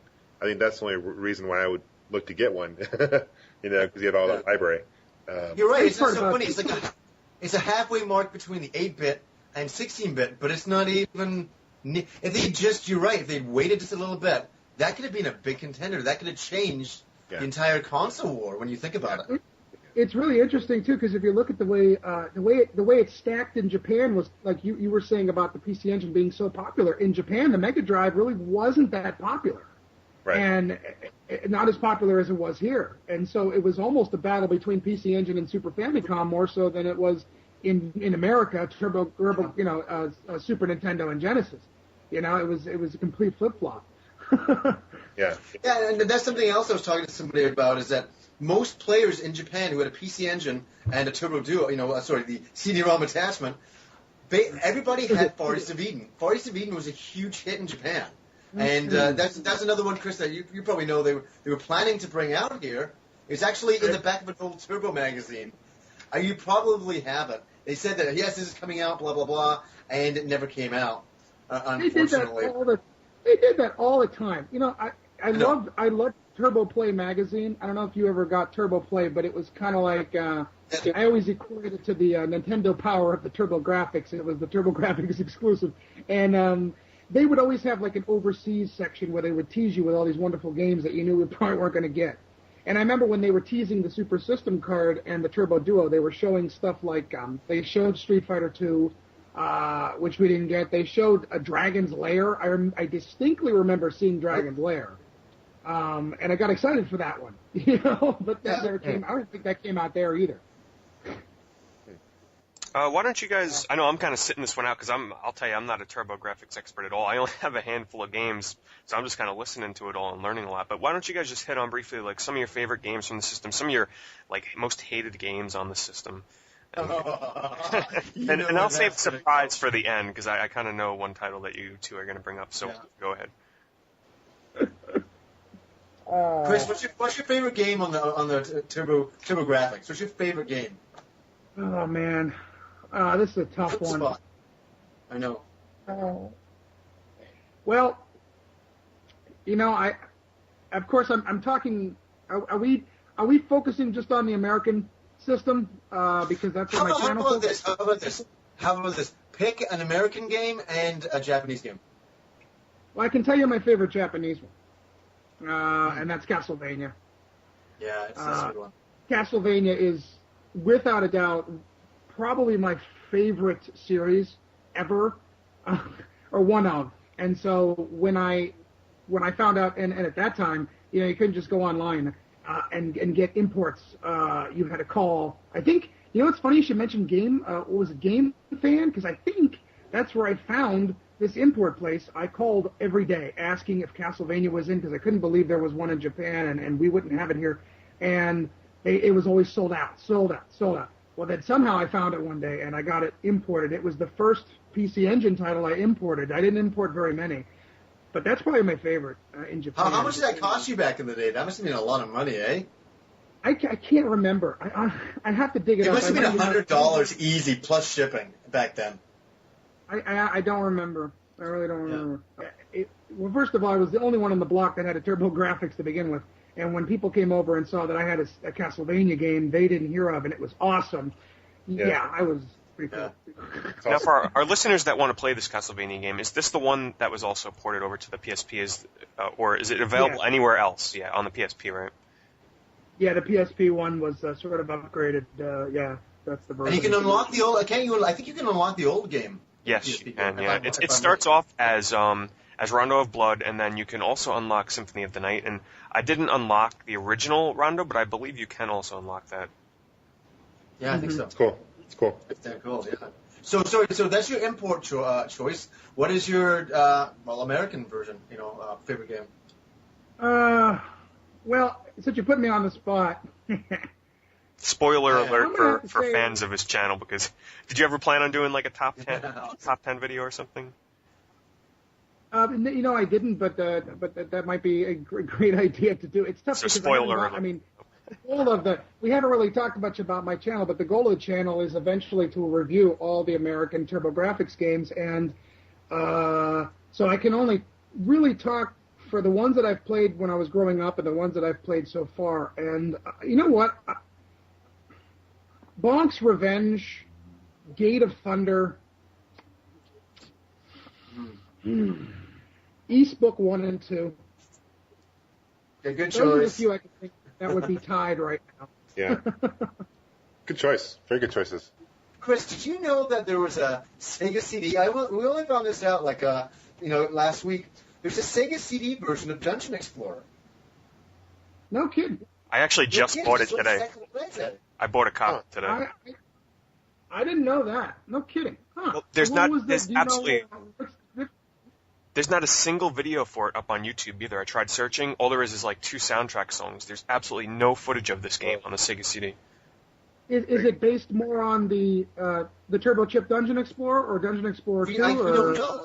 I believe it is from looking at the back of the box on eBay, because that's the only place I've seen that. I haven't looked it up online. Actually, I did a little bit of research on it today from Sega 16, the website, and what they actually did was, because I've never played the original, but what they did was, Johnny, you probably know, and Chris, on the original game, you know how on the bottom, like all your stats were down there? They updated that bar, moved it to the right side. They actually took out 2 classes. They no longer have the Witch or the Bishop, so they actually took out 2 classes. And they updated a lot of the graphics. It's not as colorful, but the sprites and everything are more detailed. And I believe the soundtrack as well is much more updated. So they did change the game quite dramatically from what I looked up on it. That's great. That's interesting, because the original Dungeon Explorer is a pretty great game, and for a turbo chip also. I mean, the music's awesome and all the different. I love that game, and the second one's fantastic. In fact, that's another one that would probably be up there, which a lot of people have never even seen before, because it was one of those later Super CD games a lot of people didn't see before. I missed it. I never saw it in any store back in the old days, right? I never saw that. I didn't either. I got it much later. Yeah, I couldn't find it when I was younger. I ended up getting it like when I was actually trying to complete the collection. Now we want a full breakdown review on YouTube. Yes, we do. Please. Absolutely. Yes. Sure. I mean, well, you know what? There's absolutely no footage for the game on YouTube, so maybe, I'll review the game. I'll be like, hey, I've never played this series or game before, and I'll see how it goes. Well, the thing is that we should bring up, it's a game that's highly focused on its multiplayer aspect, because I believe on the, up to 4 players co-op, I believe. It was like a gauntlet game, but with more, detailed cooperation, you really had to work together more, right? Yeah, it was one of the games that really sort of sold the whole TurboTap multiplayer thing, because that was a huge part of it. And if you need any reference material, Pete, I reviewed both of them in the series, 1 and 2. I'll definitely check that out again. Chris, I was going to ask. It's also on your DVD, Pete. So if you want to pop that in. Yeah, definitely. I may have already watched it. I was going to ask you, Chris, how many games were released total for library in North America, including CDs? It kind of depends who you ask. There's 137, 138, or 139. See, Bonk 3, Bonk's Big Adventure was released on Super CD and on chip, and a game called Jack Nicklaus Turbo Golf was released in CD and chip. And so if you consider those one game, then there were 137. If you consider those two separate games, there's 139. So I always say there's just a tiny bit under 140 How many that were released. Do you own all of them then? I have all 139 American games, yeah. And which ones are the most rare? Well, you know what? Sometimes it flip-flops because one game will all of a sudden be very sought after. But there's a couple that consistently are rare, and one is called Magical Chase, which I did do a review of. It lately, go on eBay, seriously, right now, if you're listening to this, type in Magical Chase. If it says PC Engine, don't look at that one. If there's an American version on there, I swear I've seen some for $600. One just recently ended on eBay like a week or two ago. I think we were talking this on last week's show or off show. It was complete, with the outer box. I didn't see the ending price, but it went for at least $1,500. Oh my god! And that's with the box. Wow. Yeah. Yep. Well, you want to know? That was the second most expensive game I bought in 2000. I paid $182 or $170. So I'm thankful I completed my collection when I did. Let me put it that way. That's one. The other one I can think of is a Super CD game called Dynastic Hero. It was a sort of it was another game in the whole what's that Wonder series? Wonder Boy. Monster and that's World. another one that seems to go for a lot of money. That's the one I spent the most on, and that was like 180 something I spent, and now that goes for a lot too. Those are probably the two that stick out. But I mean, Bonk 3, both versions of those tend to go for a lot. Super Air Zonk tends to go for a lot. I mean, some of the Dungeon Explorer 2, if you can find it. A lot of the last Turbo Chip games that came out, I don't think they made very many of, and a lot of the Super CD games, because again, how many people in America had the Turbo Duo and the Super System card? So I just don't think they pressed many of them. I'm not sure I did, that's just from what I'm noticing, a trend. Very cool. Thanks, man. Johnny, So hey, let's go back to. So I'm just getting us back on track here. Gamester, what are your favorite TurboGrafx games? Do you have a game and a Japanese game? Or? Probably for Japan, I probably have to the Street Fighter 2. I absolutely love that port. It's probably one of my favorite home ports of Street Fighter 2. To be honest with you, I think it's Gamester? Yeah. Let me ask you something real quick about that. I was a little concerned because with a TurboPad controller, for those out there who don't know, is like a Nintendo controller. It has two buttons, select and start. And when you're thinking of Street Fighter, you're thinking, well, how am I going to pull off, Street Fighter with only two buttons? You have to hit the select button to switch between punch and kick, stuff like that. I actually caught on to that pretty quickly and didn't have as much. I didn't think it would be as easy to pull off as it was. Did you find that you were able to do that pretty quick? No, I was kind of like you. I caught on fairly quick. It probably took me a couple battles to get used to it, but I have actually a 6-button PC Engine pad, which I use to play, which is ideal to play that game for. That's I have the Avenue pad, which is just 3 buttons, but you still got to select between. But obviously, when you're playing on like the PC Engine GT, which is a handheld version, kind of like the Turbo Express, you can't plug in that, so you have to use what you have. So it's not too bad. It's not too bad. As far as my favorite American TurboGrafx 16 games, I agree with Chris. I think E's 1 and 2 are great. I like Kadash a lot.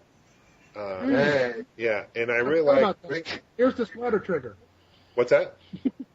Isn't that Working Designs? It's Working Design, yeah. Working Design. But so the port, the port of Arcade, which is a fantastic arcade port. I mean, it's just a good game. And then trying to think, I like the Bonk series a lot. I really like the platformer of Bonks. So those are my picks. How about you, Johnny? Oh, you know it's going to be so easy for me. American would be East Books 1 and 2. Japanese would be East 4.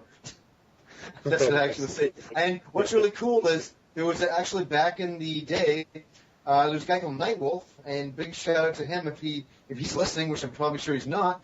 But he actually translated East 4 and created a patch for it. So you could, if you had the original game, you could put it in your computer, put in the patch, and combine them and burn a disc. And there you're playing East 4 in English, which was absolutely amazing. That's fantastic. Yeah, definitely. Now, just really briefly with me, because I'm sure all the listeners are like, why doesn't Pete talk about the TurboGrafx? It's because, well, I was telling you guys before when we weren't recording that, I bought the TurboGrafx a while ago because it was taking me a while to find one on eBay for a decent price. I got it, handful of games, just a few games, and it basically just sat in my room. I totally forgot all about it because if you ever try searching on eBay for TurboGrafx games, they're pretty expensive to buy individual. There's certain games you can get pretty cheap, but I prefer, when I get a new system, I prefer to buy a lot first, a decent amount, like 10 to 20 games, just to get like a really nice head start. But the thing is, at the time also, I couldn't decide if I wanted to collect the cardboard boxes or if I just wanted to do the jewel cases. HuCard only was out of the question. I just couldn't do that. But I recently, when I discovered Chris's channel, it kind of really got me back into trying to search for TurboGrafx games. And I've been on the lookout on eBay, and it's just TurboGrafx collecting. I don't know, maybe it's due to Chris's channel. Like, it's so ridiculous right now. The prices that everything are going for like lots of games and just, some of the more decent titles on the system, it's really expensive. So I only have a handful of games, so I really couldn't tell you guys my favorite or least favorite. However, there is one game that I especially played just for this show because I heard that Chris and Johnny have two totally polar opposite opinions on this game, and that's Keith Courage in Alpha Zones. So I played this right before the show for like a good hour and a half. So I want you guys to, I guess Chris, go first. What are your opinions on Keith Courage? And well, first of all, just explain real briefly what kind of game it is, and just because a lot of people probably don't know like the gameplay mechanics behind it, and then just tell us why you hate that game so much. Wait a minute. That's okay. Awesome. He's totally setting him up there. That's awesome. No, it's okay. Let me go on record as saying I don't hate Keith Courage. If you if you watch the review, a 2.5 out of 5 is not a bad, horrible rating. Right. In fact, I almost gave it a 3. But Keith Courage in Alpha Zones it's an action platform game. And it was, for those of you who don't know, it was the choice pack-in for the TurboGrafx 16 all the way up through basically when the Turbo Duo came out. Because even when Bonk's Adventure came out and they were going to use that as their mascot, they marketed Bonk, but they only put that in with the Bonk superset. They continued to pack in Keith Courage with the basic set. So Keith Courage was pretty much their game that they were using, I guess, to showcase the system. And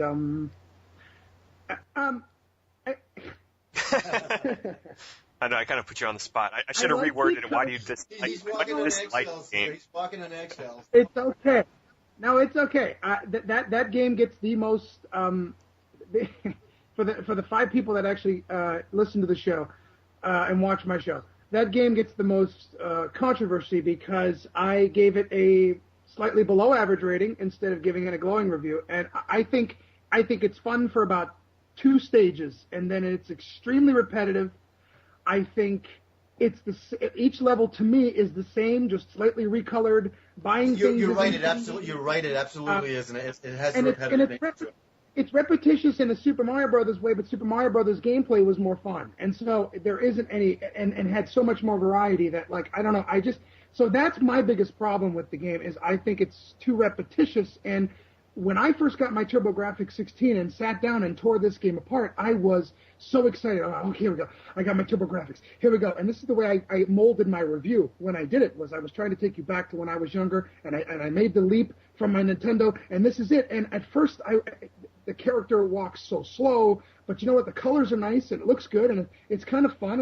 And when he uses his sword, it goes pink, pink, and okay. But then he turns into the robot, and then it gets kind of cool, and he's that part's kind of neat. But then the second level started, and it was the same thing, and then the third level started, and I got to be honest, I was, even as a kid, disappointed. I might have given it a little bit more of a rating back then, but that was not getting me excited about the TurboGrafx at all, and it should have.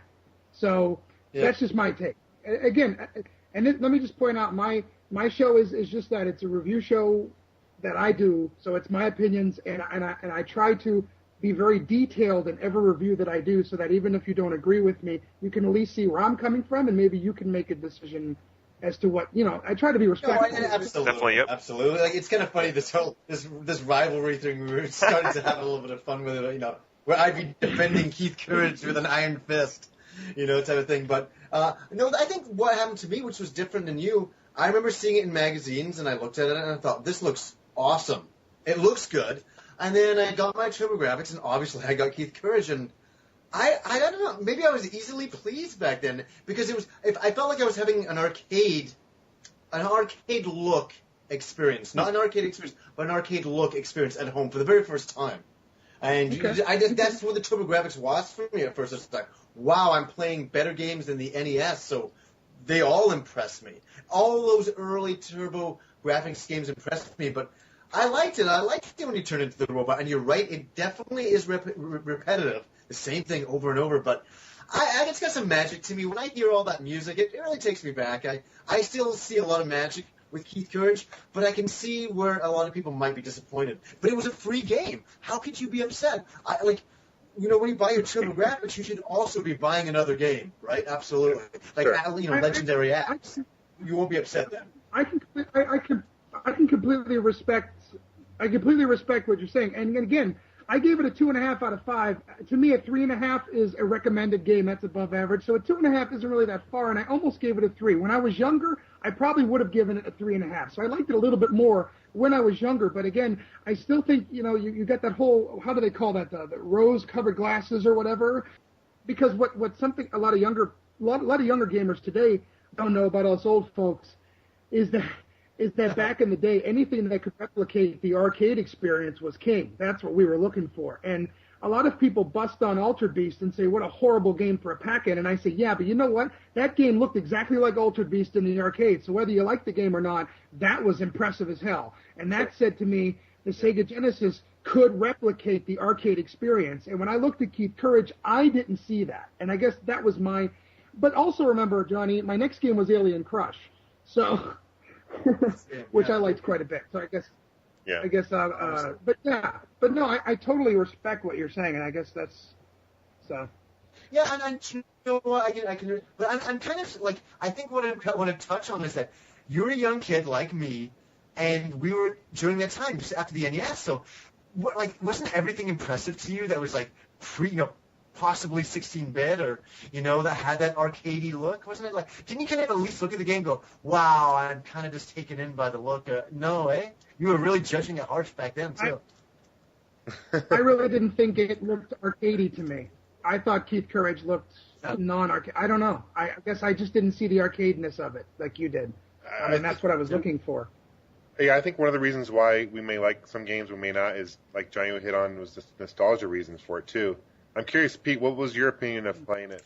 I popped it in today because Johnny told me about, you two had different opinions on it. And I went into it with like a fresh mind. I had played this game when I first got my TurboGrafx, like very, very briefly. And then I moved on to playing some R-Type. So I popped it in today. I didn't know what the heck I was getting myself into. And I'll have to say it starts off extremely weird because it's this really, really slow-paced platformer. You're this kid that, moves extremely slow with this little dinky sword. And you're in this town. You can enter the house. It's sort of like, in Zelda 2 on the NES. And they have weapon shops, and they have shops where you can heal yourself and buy, like, these weapon things that you can shoot out bombs. And when you get to the end of the stage, like you said, you go into the robot form, and it turns into, like, this totally different game. Very fast-paced, very challenging. The enemy patterns, they're pretty challenging because they keep sending wave after wave after you, and they actually track you on the screen. So it's really hard to dodge them. And basically you get to the end of the level and you fight a boss at the end, blah, blah, blah. So I got all the way to stage 4. I got to the stage 4 end boss, And that's when, just like Chris said, the game just got super repetitive for me. Like he said, in a lot of games we're guilty of doing this, kind of just reskinning itself with, the same enemy patterns, but they kind of just change the way they look a little bit. And it's such a weird gameplay mechanic. Basically, after you're out of, they call it the underworld, where you play as this robot with a sword, and you go back up to the overworld. And the strange thing about this is, in order to buy an upgraded sword and to heal yourself, you have to basically, it's almost like an MMORPG today. You actually have to farm enemies for gold pieces in order to buy the equipment. So you actually don't get gold or anything in the dungeon or the underworld as the robot. You get it all in the overworld.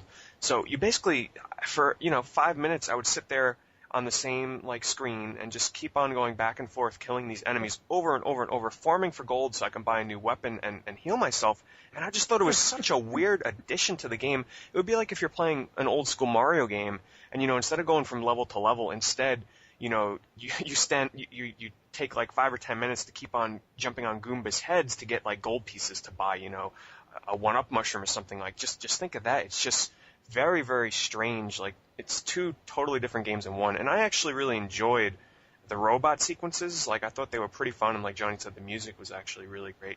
But by stage 4, I died and I was like, you know what? I think I've gone further enough to kind of judge this game. So I think there's only 7 levels. So I kind of made it more than halfway through the game. So. Yeah.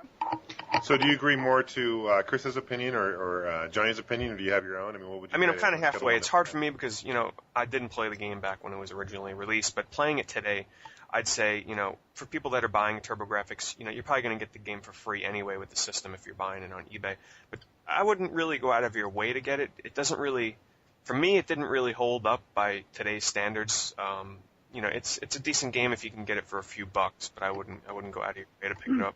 What worries me about it, and what I was worried about when I was younger, and again I had the opposite effect, is to me it's not a showcase piece, and I've gotten arguments on the other end, and Johnny and I were talking.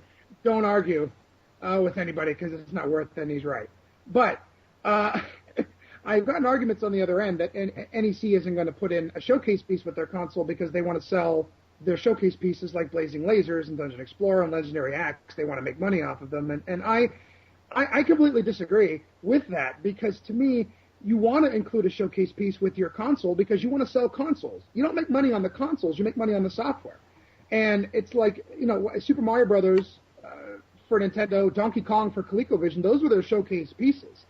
And that helped get consoles into the home, And it's like, so to me, it's like I feel like it needed a showcase piece to get the consoles into the home.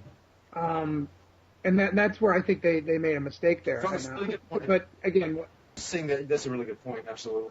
So, Chris, I know we put this off for a while here, but why don't you tell people, I know you have a website and you actually have a DVD out, which you're going to be putting out multiple volumes. I know I have the first volume. It's an excellent DVD, really well put together. Why don't you tell everybody about your website, your DVD, and go ahead with that.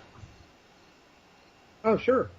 Well, the website is www.turboviews.com. I mean, it's a very simple website. It's kind of the second generation of it. It originally was just a splash page for the DVD sale. Now it kind of has, all the reviews kind of cataloged and links to all the YouTube, because they're all up on YouTube, obviously. It's a YouTube show. And it also has links to the channel so you can subscribe. And that's the best way to keep in touch with any of us is obviously to subscribe on YouTube, so you always get, you can leave comments and you can always be a part of the group. But if you search on YouTube, you can find me at Spida1A, SPIDA1A. Or like I said, go to turboviews.com and find the link. And I guess the goal of the series, which I started to make the goal about a dozen reviews in when I started to actually get some people that were interested in the whole thing, and they're actually the reason why I continued with it, is to eventually review all the American TurboGrafx games. And we talked about how many there are earlier, and so I got about 100 left.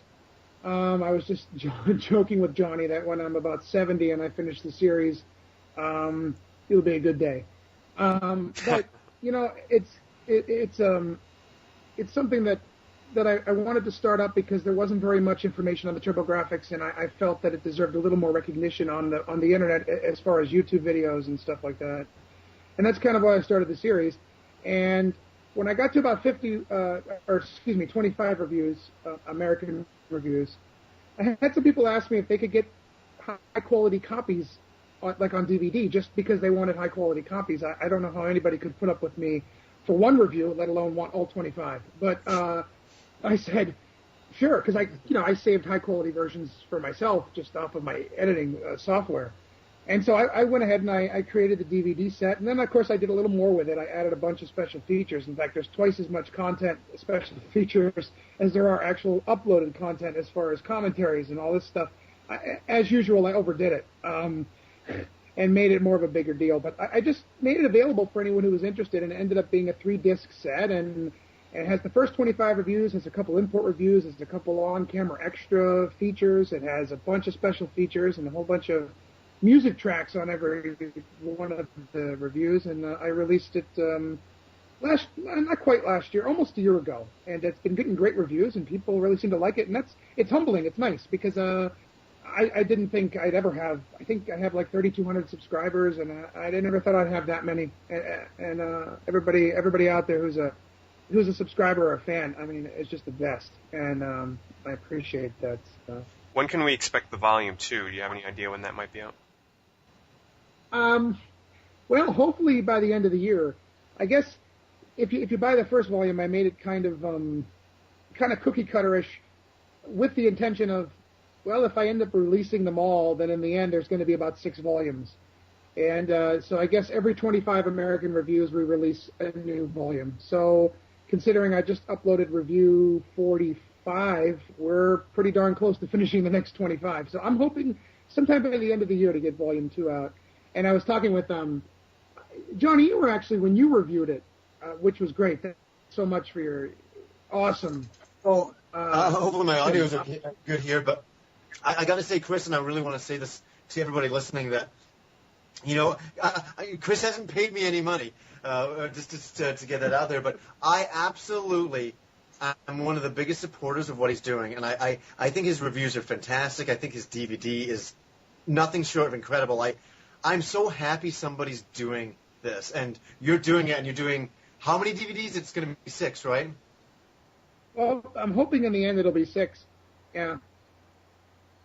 Yeah, and I'm just the biggest, I can actually honestly say I'm the biggest fan of your show. I'm so excited when I see a new episode up on YouTube, and I've watched all the DVDs, and I love some of the extras you have in the DVDs where you have audio tracks talking about your experiences playing the game or when you first bought the game, and it's just totally awesome. So I forget what you're going to ask me, but I just wanted to gush and say I'm a super huge fan of the DVD in general. Well, thanks so much. I do really appreciate it. And one of the things that you mentioned in your review was that it was fun kind of going along for the ride. And I guess that's kind of what I ask anybody who joins the series, either subscribing or whatever, is that, I'm just kind of going along for the ride. Some of the games I'm pretty familiar with, some of them I'm not, and I'm just kind of doing the best that I can and having fun. And I guess the DVD collection is the same thing. If you want to collect them all, great. I actually, if you know that I was telling you, Johnny, when we were talking on the phone, there's the TurboGrafx 16 box. A friend of mine works for this DVD duplicator company, and he said when all 6 volumes are done, he's going to make me a special cardboard box to hold securely all 6 DVDs. And on the other side, it's going to look like the TurboGrafx 16 original box, the orange and everything. That's and awesome. In the middle, it's going to have Turbo views instead of TurboGrafx. So it'll be like, so when volume 6 is done in 25 years, we will release a box that you can buy for the whole set. It's funny looking back that far. I mean, literally, I don't know how long it's going to take when life takes over and I can't get to the controls. I have to put things on hold, So who knows? Yeah. But I appreciate it. It's humbling. And when you do finish it and you have that box set, and one day when I own it, I will weep like a small girl holding that because it's part of my generation.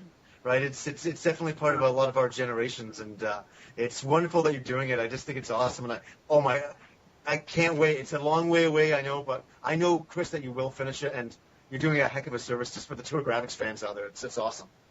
Well, thanks very much, and it's been great because the subscribers are either TurboGrafx fans or they're because the TurboGrafx has been released on Wii Virtual Console also. There's a lot of games available on there, and some of the people that watch are also people who have the Wii, and they're interested to see if that game is available and whether they should download it. And sometimes I have some new gamers that are just interested in retro gaming, and sometimes I get just people that like videos. I try to put a lot of work into them, and I think some people can, appreciate that too, which is nice. Sure. And I don't know, it's fun. It's a lot of fun, and you guys are just the best. And then that's what's so cool is, you are bringing in a new audience to a system that was very, not many people knew about, and it's wonderful to be able to tell people about it now. I try to do that with my channel, but your channel is, directly, that's what you were trying to say, and that's what's so great about it. Definitely. Chris, I have a question for you. Obviously, you're passionate about the TurboGrafx 16. Are there any other consoles that you would like to mention while you're here on the show that you like to play, or whether it's current or old? Or... Well, he's locked up in his room all day. He only plays the TurboGrafx. Yeah. I actually don't. You know what? I'll tell you what. My show focuses on the TurboGrafx 16, but I was a hardcore gamer back then. So make no mistake. I mean, I had the Atari 2600 first. I had the Nintendo Entertainment System. I had the Game Boy. TurboGrafx was next. I ended up getting the Genesis and Sega CD. Got the Super Nintendo. I mean, PlayStation, N64. I think around the N64 PlayStation, that's when I slowly started getting out of games a little bit, and I became more of a casual gamer. But I have all those consoles downstairs. I got a lot of other games too. So when I think of, the TurboGrafx was a huge part of. Yeah. So I was just cutting in there. What made you become a casual player at that point when the N64 came out? Like, what was the change from being hardcore as a kid to kind of getting casual later on? What happened there? Well, there are a couple things that I can, if I'm looking back on my old age, there's a couple things I can pinpoint. One was college, and I was in a very serious relationship. I was about to get married, and a couple things in my life took precedent, and I think that was a part of it. Also, I'll be completely honest, and I don't want to get attacked here, but I did not get into the 3D world of gaming as much as everyone else. And so when things became more 3D, I still really liked them. I mean, the original 3D game, I could play Mario 64, and I could play Resident Evil and Tomb Raider and Medieval and Crash Bandicoot. I could play those like crazy, but I kind of got away from it around that time. I was more of a 2D person, and I think when 3D came along, I lost a little bit of interest. I've gained more interest now that I think it's been a lot more perfected now, and I enjoy it a lot more now. I think I'm becoming more of a gamer now than I have been for the last probably 15 years. But that's probably one of my main reasons, and it's not an attack on anything. It's just me, I just, for some reason, I didn't get as much into it. I don't know. All right, cool. And also, on your channel, you also tend to feature a lot of pinball videos. Why don't you tell us about your pinball collection? Pinball is another passion of mine that I can't explain how that has got out of control. When I originally started my channel, it was to house my 2 pinball reviews. I did one on Family Guy, and I did one on a special game I had made for me called Big Bang Bar.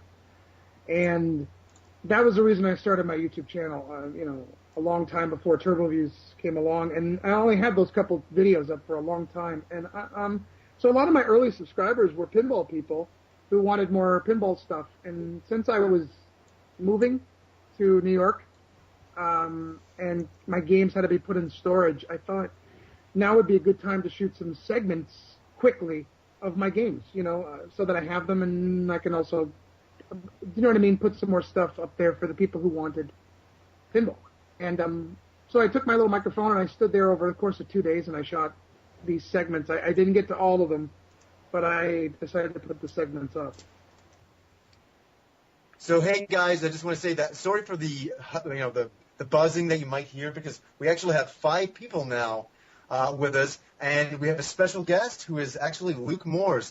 And for anybody who doesn't know Luke, he actually has a really awesome YouTube channel, which you can check out at Luke Moore's 1 on YouTube. So, Luke, awesome to have you, man.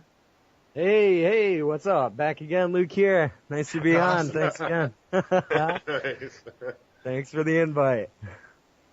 Well, what's really cool is we're talking about the TurboGrafx, and we're talking about the PC Engine. And it's so great that you actually showed up. We just want to kind of ask you, what's your take on the PC Engine and how big it was in Japan? That's a huge question, I know. Well, listeners should know also that Luke actually lives in Japan, so he's definitely the one to go to when it comes to the PC Engine. Yeah, right. Well, as far as me, like when I was growing up, I never really had a lot of chances to play the PC Engine because they were so scarce and expensive back in the States. But coming out here to Japan, it just kind of blew my mind as to how many PC Engines, different varieties of the system you could find, and how many games were readily available. I mean, it's extremely popular here in Japan. Even till this day, there's still a lot of games that go for high prices out on Yahoo auctions or eBay. So, yeah, the PC Engine really hit well here in Japan, and it's still continuing strong. Wow. Amazing. And is the PC Engine still pretty expensive in Japan? Can you go to like Hard Off and find it pretty cheap, or? You know what you can do? You can find the interface units for somewhat reasonable prices, but most of the time they're going to be separated. They're not going to have the CD2 drive attached to them. It's just going to be the PC Engine core system. And you can find the interface units, just the platform itself, but you can't find any attachments for it. 9 out of 10 times, even if you do find the CD-ROM 2 drive for it, those gears that are on the inside of them, they have a tendency to break down, and the plastic just dissolves. So the CD-ROM 2 drives are usually 90% broken. And a lot of people don't know how to fix them here, as well as a lot of people don't spend the time to fix them. But when you start looking at things like the Turbo R or the Duo R, you're definitely looking at a lot of money. Those things are still going for well over, $200 or so here used on the auctions. So, Luke, I have a question for you. Sure. Why do you feel that the PC Engine was so successful in Japan and that the TurboGrafx 16 failed? I wouldn't necessarily say failed, but wasn't as successful in North America. I think, what it all comes down to with a lot of these game machines is the advertising. I think that here in Japan, when something new comes out, people flock to it. And they don't even have to advertise it really a lot. I mean, people hear through it through forums, large groups here, and there's a huge gaming society in Japan. And people find out about it, and they just rush to buy them. Whereas back in the States, if we don't hear about it through some sort of advertising, whether it be on TV, radio, or something like that, we just never know about it. So I think that was probably one of the biggest things. Also, with the PC Engine games, a lot of them were in Japanese. And probably about the time that it came out, sadly enough, in Japan, Japanese is pretty much the strongest language here, and English is almost not heard of, except for the few English words they throw in here and there. So trying to translate big RPG games and things like that, it's pretty hard. It's a long task, and I don't think that they were really up for it at the time. Sure. We all kind of mentioned before in this podcast, we mentioned our favorite PC Engine game, and we mentioned our favorite TurboGrafx 16 game. Do you have one on top of mind? Well, I do love Kadash. That's why I have Kadash, the PC Engine, and I also have it for the arcade. It's a good favorite. I also like the Ninja Gaiden, Shinobi. I love a lot of the classic games that were on the PC Engine. Castlevania Rondo of Blood, that's got to be one of my favorites as well. I love the soundtrack. Oh, definitely. That was one of the ones when they asked me that I put up there, too, for my favorite PC Engine. That was actually the first game that I imported, because I just was a fan of that whole series, and I couldn't believe that there was one out there that we didn't have, Right. And, it must have cost an arm and a leg, I'm sure, to import it. Yeah. They asked me that, and I don't remember. I know it wasn't cheap. I think I paid about $130 for my first copy, and I was lucky enough to get my second copy for about $70. So. Wow. That's hilarious. Sorry, Luke. What would you think your American TurboGrafx favorite game is? Like just U.S. release. You know, when I saw the TurboGrafx and when it first came out, the one game that I really wanted to play when I was younger was Bonk's Adventure, you know, and Keith Courage. I wanted to give those a shot, but I never had the opportunity to.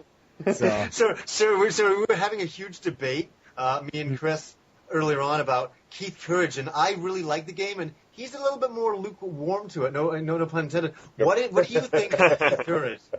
Yeah, you know, I don't mind the game Keith at all. I think it's a pretty good game. What do you think makes it lukewarm? We've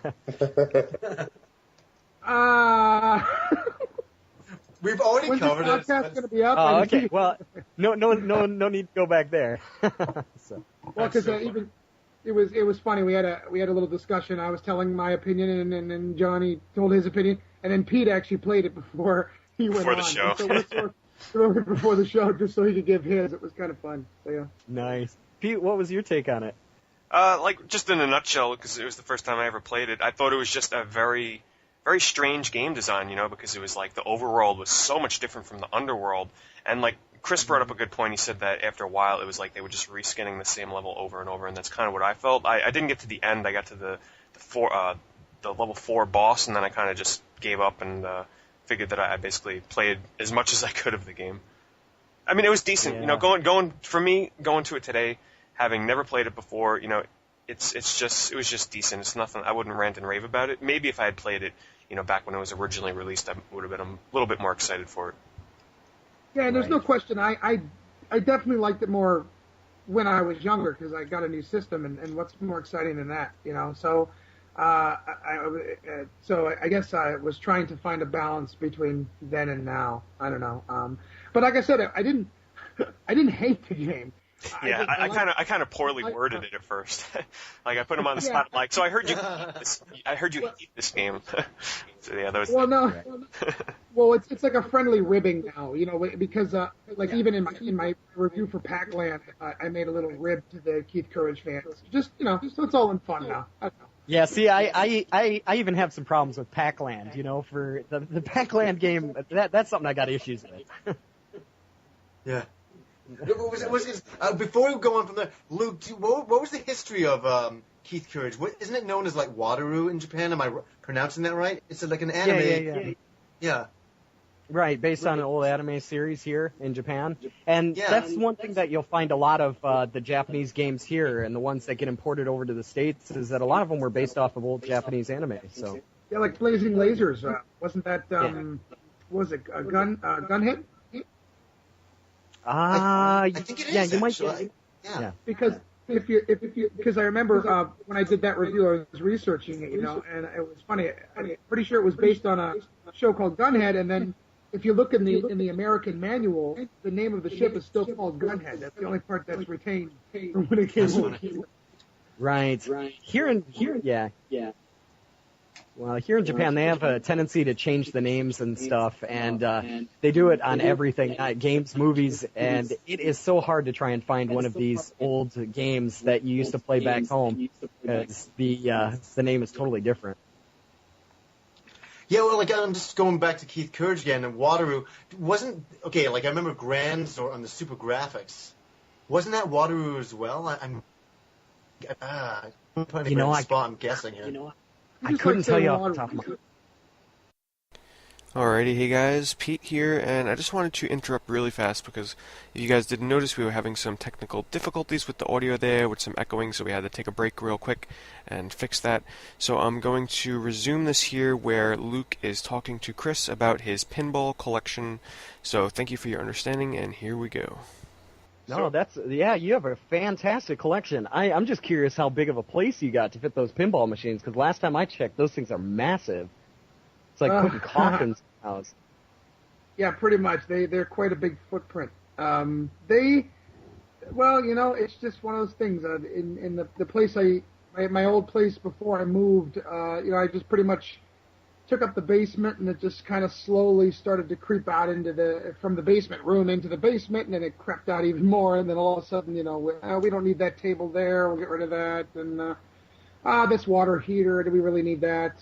So, you know, when you have the sickness, you know, you find room. I mean, I've had I've had about 50-some games over the years come and go, and right now I have around 21 of them, and a couple project games. But I recently moved, and that's what I was talking about before you came on. We were kind of just discussing the collection.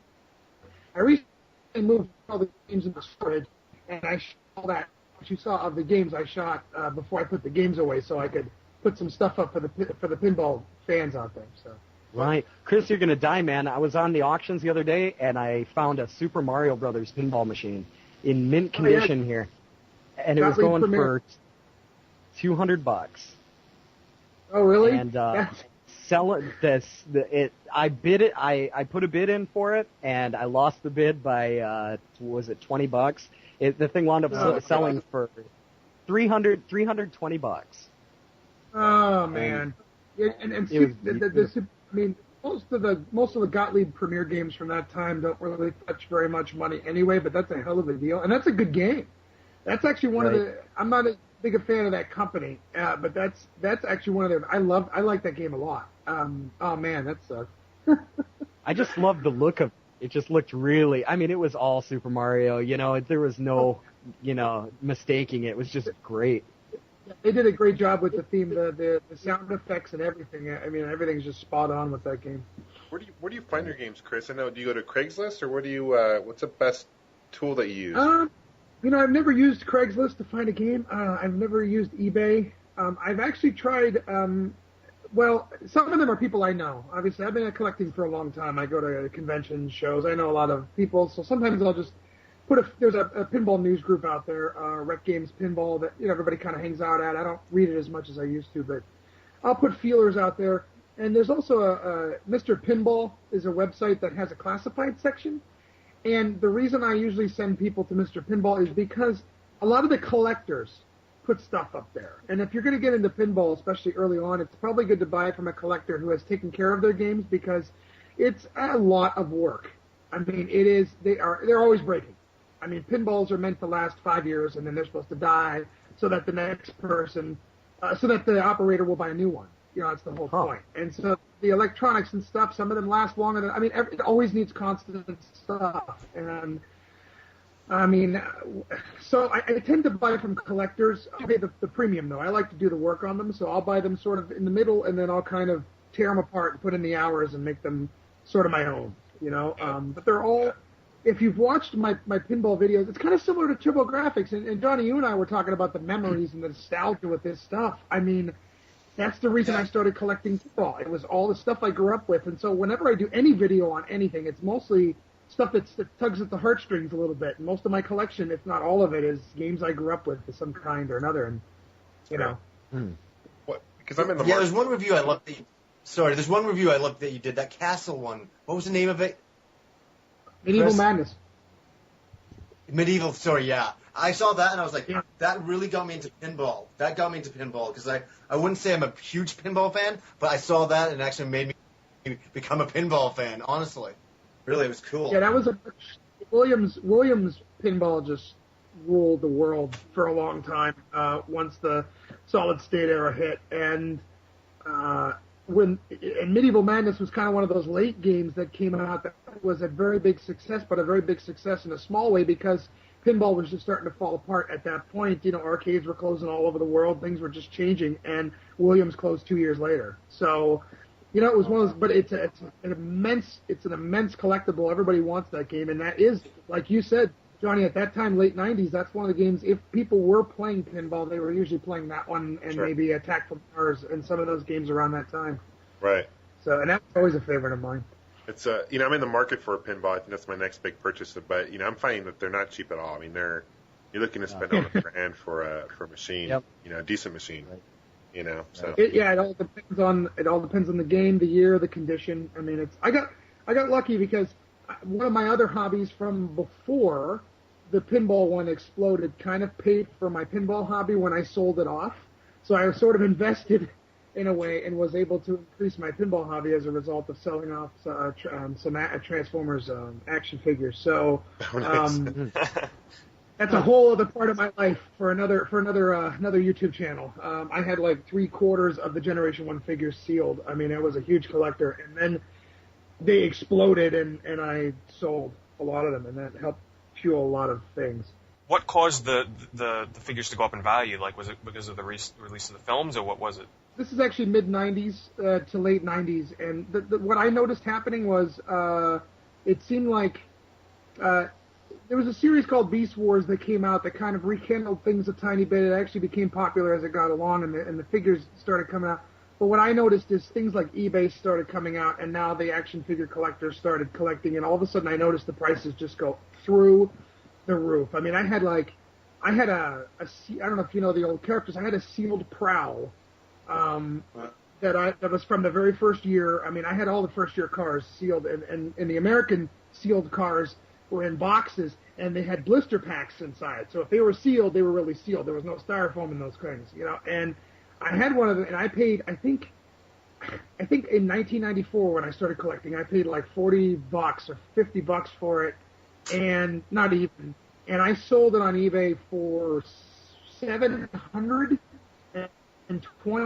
What? Something like that. Serious? Now that was an extreme example. You know, they weren't all like that. But that's what ended up happening. And what I found is I started to become an anal completist collector, and instead of collecting for nostalgic reasons, I collected to complete everything. And when I finally saw the prices, I said, you know what? I love my pinball stuff. I want to do more with that. So I kind of filtered the money over. But that's sure. I still have a lot of the figures I just couldn't sell. I still have my Megatron in the box. I just can't sell them. Back in the old days, That's really cool story. I never knew that. You know. Yeah. I mean, Megatron. Yeah, the old Megatron turned into a Walther P-38, which looked pretty realistic, and then it came with a silencer and a scope, so you could walk around school and try to shoot your teachers and with a silencer. And I'm sure if kids brought something like that to school today, they'd get them expelled. Like, it's ridiculous. A kid brings a toy soldier to school and gets expelled. I mean, it's ridiculous. Yeah, no question about it. It's definitely a different time, you know. It's funny. Great story, Chris. Great story. Sorry, I didn't mean to go off in a different world there, but that was awesome. That was interesting. A totally different time. Going back to the... Go ahead, Luke. Oh yeah, no, I didn't mean to cut you off, but I was just thinking, going back to like how you were talking about repairs and things on those pinball machines. I was just wondering if John, you ever got that Star Wars cab up?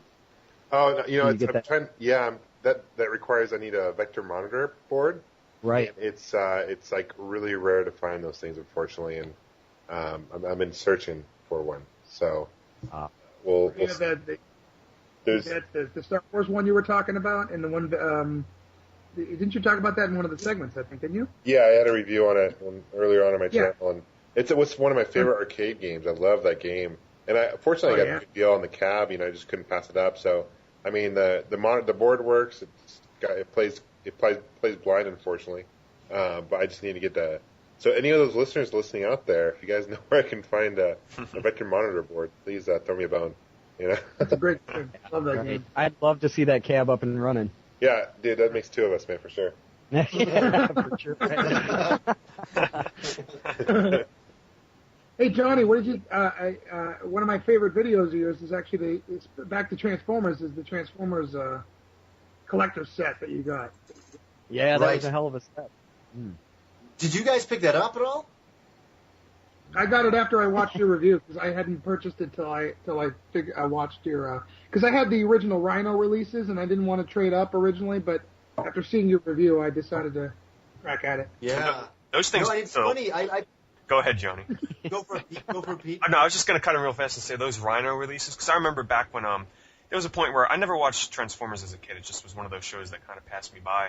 And then years later, I actually watched some on YouTube, and I really enjoyed the show. Like, having never watched it as a kid, I actually found myself really enjoying it. And at the time, the only DVD release for it was the Rhino collection. And man, were the prices on that ridiculous. Like, I'm talking like $100, $200 for like a single set. So I was just going to ask you, when you sold them, Chris, did you get like a fair chunk of change for them? I actually didn't sell them. I still have those because once that new set came out and people were saying, it's the original mono track. They didn't mess with it. It even looks better. I think people started all of a sudden the prices for the Rhino sets kind of went. Right. So I still have the Rhino collection at home, but the collector set that Johnny reviewed, is man, it's so cool the way it's the Matrix and it opens up, and man, they did a lot of great stuff with that, man. I spent a lot of money because I got these shout-out packs. What was it? What the heck is it? The shout-out packs or whatever it was released. I ordered it directly from them, and it was like $140 for that and the G.I. Joe box set. You know, Pete, you were talking about. It's funny how now we're getting onto something that is not even. It's totally cool. That's the point of this podcast, where the conversation. All right, excellent. Well, you were saying that you watched the Transformers and found it watchable, and it's funny. Being somebody who grew up with these 80s cartoons and early 90s cartoons, I watch some of them now and I have a difficult time with it, you know. But at the same time, I still find Transformers pretty watchable even today. It's still, I mean, I still can sit down and watch it. And you know, Real Ghostbusters, another one. I really like the Real Ghostbusters. Yeah. Still, the writing in the Real Ghostbusters is so witty, especially the first syndicated season and stuff. It's just I love it. So that was a great. I like the toys for Real Ghostbusters too. I thought that was a good line of toys too. And the whole the car and the characters as well growing up. So, John, you must have that whole collection by now, don't you? What's that? The Ghostbusters? Isn't it any collection? I thought anything that ever came out. Don't you have it somewhere? I have a few figures laying around still, but yeah, it's not. You know who's a big one? TV and Les. Craig is a huge Ghostbusters fan. And he has probably a complete collection of that. So, well, I'll tell you that the real I got the you know how they released Time Life released the whole collection on DVD. Yeah. And I got it for I didn't ask for it, but somebody must have heard me ramble on about it in my family because I got it for Christmas, and it's the Firehouse set, you know, with the steel books and the whole deal. Yeah. Dude, it's awesome. And now well, at the time, it was like Time Life wanted, it was almost $200 by the time you paid shipping, and now Amazon and some of those places have it, and it's actually pretty reasonable if you look in the right place. You can get it for a little over $100, and it's a sweet set. It's really nice. That's great. Yeah. I used to have that G.I. Joe, the whole Tetra, what was that thing called? The whole base when I was younger? Terradrome. Yeah, that was massive, I used to love that thing. Yeah. Oh, definitely. Hey, Luke's going to ask you. I'm sorry to interrupt, guys, but I was going to ask Luke something real quick. But I know Johnny and I were talking the other day about animation and anime, whatever, cartoons. But are you familiar with Star Blazers? I've heard of it, but